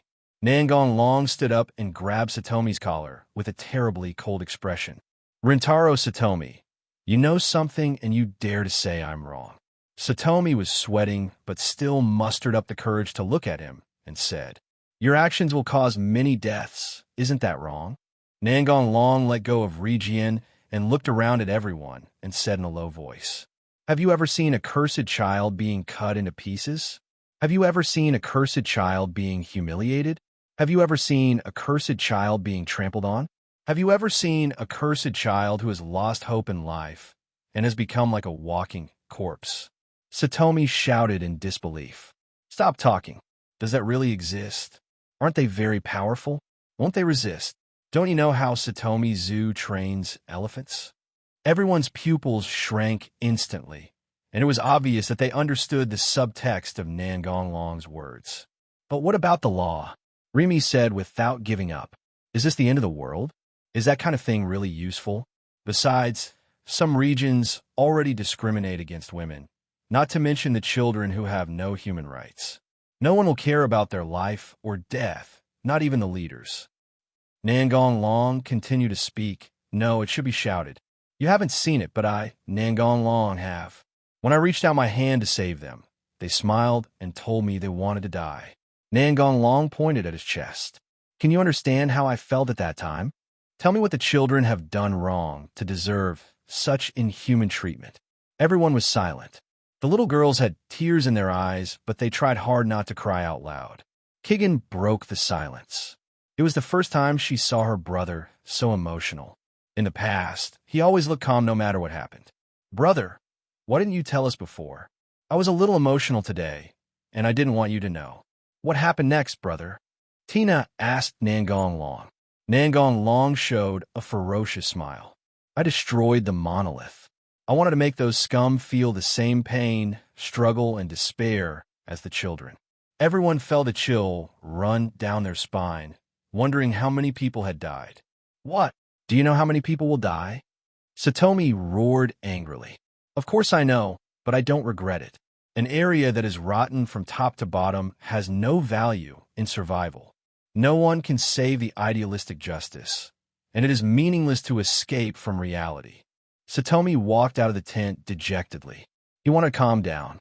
He was so confused that he didn't know what was right or wrong. You oppose my plan, but I won't stop you from leaving. I'll follow my brother, Mu Gung said firmly. Gong Yu pulled on the corner of her brother's clothes, and her meaning was very clear. Ah, I understand. I won't leave, Yushu said as he looked at his sister who seemed to have given up. You are the captain, and I will listen to you, Zhang Ma said expressionlessly. I won't leave either. I will go and persuade Rintaro. Nangong Long smiled and said, Very good. That's all for today, disband. Everyone returned to their own tents. Nangong Long certainly couldn't let everyone squeeze into one tent. Kizara followed Nangong Long into his tent. Brother, why did you call me here? Mu Gung said shyly. Don't be so shy. Look at these light bulbs. What can I do here? Nangong Long pointed to the trio of Lolita.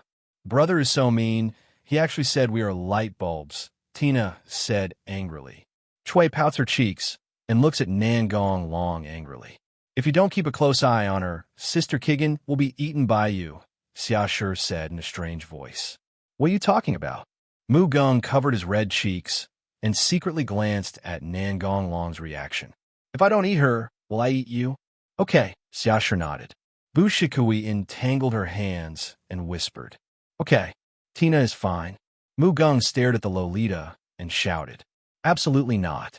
After being teased by the Lolis, Nangong Long's mood was not as bad as before. Maybe the Lolis just wanted to divert his attention. "Kizara, remember what you promised me." What? Kizara pretended to be stupid. Tina tied Mugen back. Kizara quickly reached out to stop Tina from taking action and then said, I know. What does my brother want me to do?" Nangong Long took out a piece of parchment and threw it at Mugong. The parchment emitted a burst of light and then disappeared. "It's very simple. Just accept the treatment and see how it feels. I feel a lot more relaxed. Brother, can you cure me?" Mugong seemed to be hesitant to speak, with a complicated expression. Nangong Long nodded. "You agreed to it yourself. I don't have this promise to you." "Brother, you went through so much trouble just to cure my illness." Nangong Long shrugged and said, "I can't help it. Who made you so stubborn? I don't want to force you, so I can only use some tricks." A long time ago, Nangong Long suggested curing Kigen, but Kigen insisted not to do so, saying that he wanted to use the pain in his body to remember this hatred. If there hadn't been a Lolita present, Kizara would have already pounced on him. Outer District 40, abandoned city. Nangong Long and others were standing on the roof of an abandoned building at this time. Mugong looked at her brother in confusion. She didn't understand why her brother asked them to come here. She believed that other people had the same doubts. "Brother, what are we doing here? Something is missing." Nangong Long did not give a direct answer, but muttered to himself. He ignored the surprised looks of others and took out chairs from his system space and lined them up. Everyone already knew that Nangong Long could pick up and take items at will, but they just didn't understand why he took the chair at this time. "Everyone, please take a seat." After everyone sat down, Nangong Long pointed at the huge stone tablet and continued, "It's going to collapse." "What? Isn't there still one day?"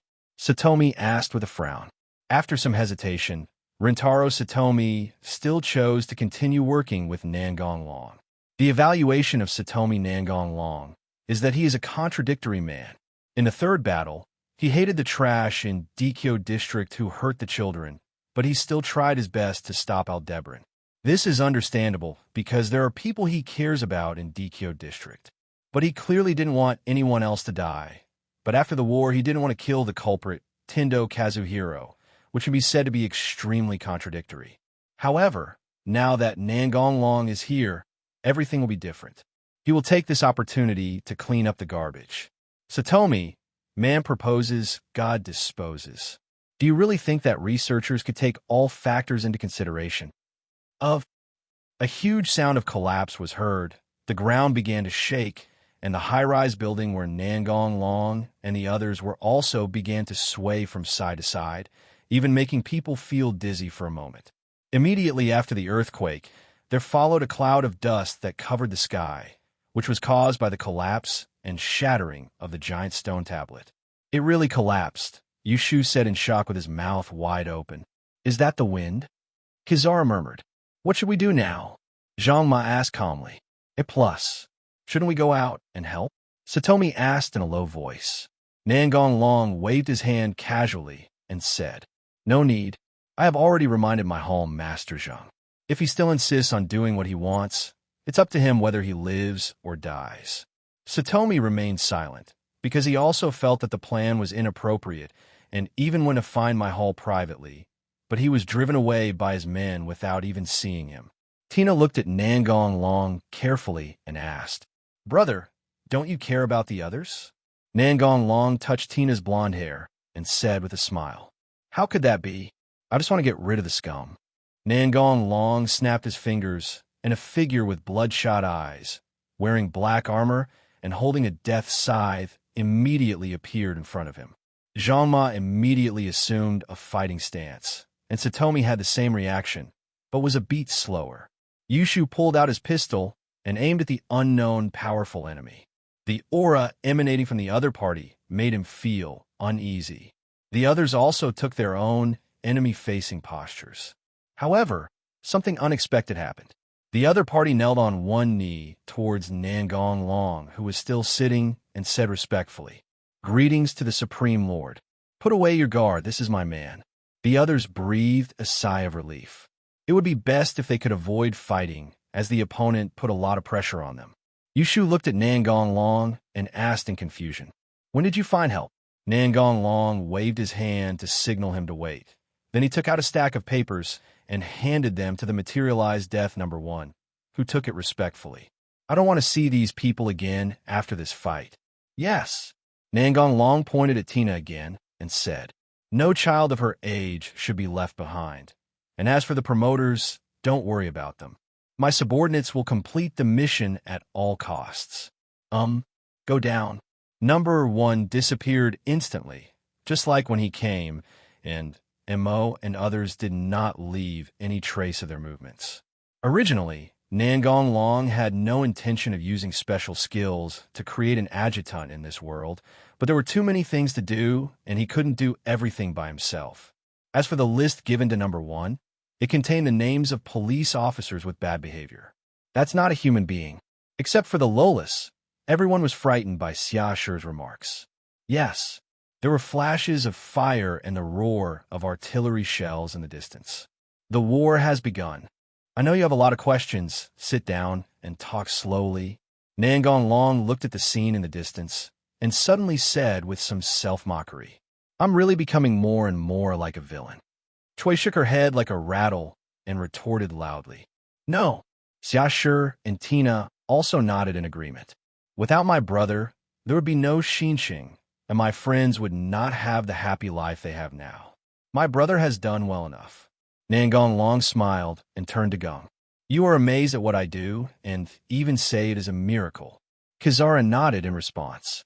"It's a pity that I'm not a god, but I'm definitely not a human either. Please give me flowers." The pupils of Mu Gong and others shrank instantly, and they were speechless in surprise. It wasn't that long ago.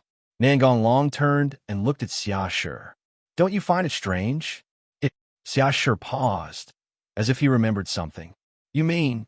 Nangong Long nodded and confirmed Xia Shi's idea. Xia Shi took a deep breath and said seriously, "I always thought that was a side effect of your mechanization, but I didn't expect that."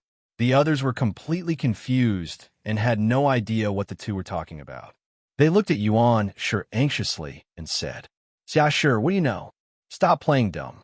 I often secretly sleep on the dragon's chest, but I have never heard a heartbeat. If this is not the result of mechanization, do you understand what this means?" Sheng Tianzi and Weiji probably thought so too, which is why they never mentioned this matter. Or maybe they had a guess, but just didn't break the window paper. "What do you mean?" Tina stammered. "Can a living person have no heartbeat?" Xia Shi is right. To put it simply, I am a living dead. Mu Gong clenched his fists and looked at Nangong Long firmly. "You, oh my brother, no matter what." Chui jumped onto Nangong Long and said shyly with a blushing face, "Sure enough, we are the best match, because I'm not a human either." After saying this, he deliberately shook his cattail, which he usually didn't show. Tina reacted and shouted, "Chui, you actually ran away. We were careless." "The usually shy Chui has become so bold," Yuan Shi shouted. "The captain is the captain, and that won't change," said Akame, who had returned to his expressionless state. "That's right. If you are still you, then there is no problem, right, brother?" Rimi, who looked so miserable, rarely smiled. "Your smile is too ugly, Satomi. Too asterisk. I don't care about that kind of thing." Yushu walked up to Nangong Long and said casually, "Brother, if I become a living dead, will I be as powerful as you?" Nangong Long smiled maliciously. "I don't mind having more living people, but might become very strange." Yushu quickly took a step back and waved his hands. "Forget it. I can't bear to part with this handsome face." "Reorganize your formation quickly," the officer shouted. "Turn on the searchlight." The trained soldiers followed the orders in an orderly manner and soon arrived at their respective posts. Everything was ready, and the commander ordered to open fire on the army of gastrula creatures approaching the position. Their attack was indeed effective, and the beetle-type gastrula creatures in the front row were covered in wounds. But before they could be happy, they saw that the injured gastrula continued to move forward quickly, as if it had taken stimulants and was not aware of the pain. Quick, quick, keep firing. Seeing that the situation was getting worse, the adjutant couldn't help but say, "Sir, why don't you send out a distress signal?" The Legion commander looked at him fiercely and said word by word, "No need. Their shells are just a little hard. I don't believe they won't die if I hit them a few times." There was a sound of breaking through the air, and beams of light flew in from the sky at high speed, destroying all weapons and equipment, and even many soldiers were cut into several pieces. "What is that?" The Legion commander muttered to himself absent-mindedly. Soon the army was swallowed up by the army of gastrula creatures. Yushu and others standing on the tall building could barely see the beams of light flying across the sky. "What the hell is that?" "It should be the attack method of the protogastric organisms," Xiaoshu guessed. "For 10 years, the gastrula has been evolving, but the army is still using the old methods to deal with it. It will soon be over." As if to confirm Nangong Long's words, the sound of gunfire disappeared. It's over," he exclaimed in disbelief. "This number's a bit too much." Although it was dark, Nangong Long's dynamic vision plus the help of magic made it easy to see the scene several thousand meters away. A rough estimate was that there were at least 6,000 gastrula creatures, which meant that at least half of the 7,000-man army was infected. This is not what he wants. If this number breaks into the city, the DxD district will be finished. It will be hard to say what will happen to the Holy Emperor. "You stay here. I'll go reduce the number." The others immediately objected, saying that since they were teammates, they should act together. Nangong Long thought about it and agreed. At worst, he could just ask his adjutant to keep an eye on it. "Okay, let's go together." "Satomi, since you are against my plan, then do your best to stop the gastrula." Satomi sighed and explained, "I'm not against your plan. I just don't want to hurt innocent people.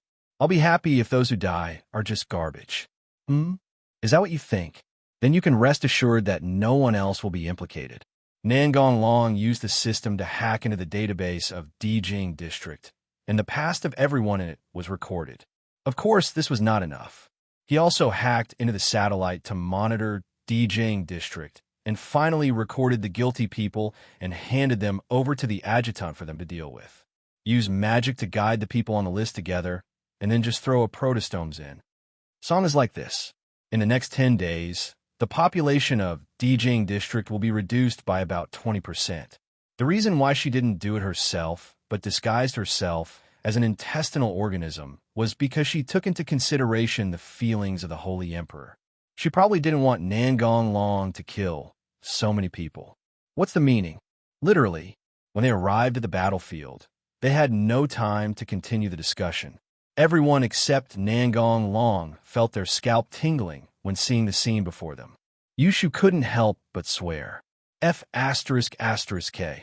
How can I play with so many? Be careful not to get surrounded. I'll go and reduce the number to half. Brother, if you have any powerful moves, use them quickly, otherwise I'm afraid I won't see the sun tomorrow. Satomi was very surprised. It was just as Nangong Long said. Whenever an initiator encountered a fatal crisis, a black shadow would flash by, and when he looked again, the initiator disappeared. Everyone formed a circle back to back with each other, leaving no blind spots. Partners are starting work. Arubian's voice followed. No problem. Nangong Long, who had completed the Forbidden Hand transformation, flew into the sky. It's not the same as before, Xiaoshu muttered. Not only her, but everyone except Akame and his initiator also discovered it. Dark devouring light. Annihilation of hundreds of demons. This is the magic that Nangong Long developed by himself in combination with the Divine Destroyer. Its power is probably at the 8th level. A huge magic circle appeared in front of Nangong Long. The surviving police officers looked at this scene in shock. Countless dark and deep energy arrows shot in all directions. The gastrula creatures that were shot screamed, but it didn't last long before they all turned into ashes. The surviving gastrula organisms quickly gathered towards the injured Aldebaran and began to retreat quickly. Nangong Long, who had just flown into the sky, happened to see my home master being killed by Aldebaran, so he also shot an arrow at Aldebaran. Of course, even if he controlled the power, it was still not enough to kill it. Nangong Long Luo, who had lifted the Forbidden Hand transformation, returned to the ground, looked at Yushu and the others, and said, "Go back, it's all right for now." Oh. Everyone followed him in mechanical steps, obviously still not recovering from the shocking scene. After a long time, the surviving police officer recovered and looked at his companions and shouted, "We won and survived. I'm still alive. It's a miracle." The police gradually gathered together and started discussing. "Does anyone know what happened just now?" "I don't know. I only saw black arrows shooting at the gastrula." At this time, a female police officer shouted and attracted everyone's attention. I was nearby at the time. I saw clearly that it was the man who contradicted my headmaster last time. After arriving at the battlefield, 10 sets of armor immediately appeared on his body, and he flew into the sky and performed a miraculous move. The person who was telling the story had a fanatical expression on his face. "Is this true? I saw it with my own eyes. You dare to question my idol? Are you asking for a beating? But why didn't you use this trick earlier? Then we wouldn't have to." Before the questioner could finish speaking, the fanatic fan loudly refuted. "Bullshit. Can this miraculous move be used just by saying it? Doesn't my idol need to prepare for it?" The police officers around nodded in agreement. Indeed, this kind of move should be prepared in advance. Then why did he leave? Nonsense. My idol naturally doesn't want others to see his weak side. I won't say any more. I'm going to follow my idol. The girl with a tomboyish personality said this and took the hand of her initiator and prepared to leave. "Hey girl, wait for us." Nangong Long probably didn't expect that there would be a little fangirl who would create a glorious image for him. First encounter with Aldebaran. The army at the front was almost wiped out with less than 500 survivors. 547 police officers were killed in the battle and 468 were surrounded. In fact, not that many police officers died, and the initiators who were taken away by the adjutant were also counted in the list of casualties. There were 3,500 gastrula survivors, of which 30 were introduced into the city by the adjutant. Hello, everyone. As we wrap up this video, I want to share a quick note. I have a Patreon account. If you'd like to support me and enjoy on-demand audiobooks, you can become a Patreon member. Alternatively, you can check out my Google Drive link, which has 500-plus novel audiobooks available through my Ko-fi or Patreon shop. I appreciate your support.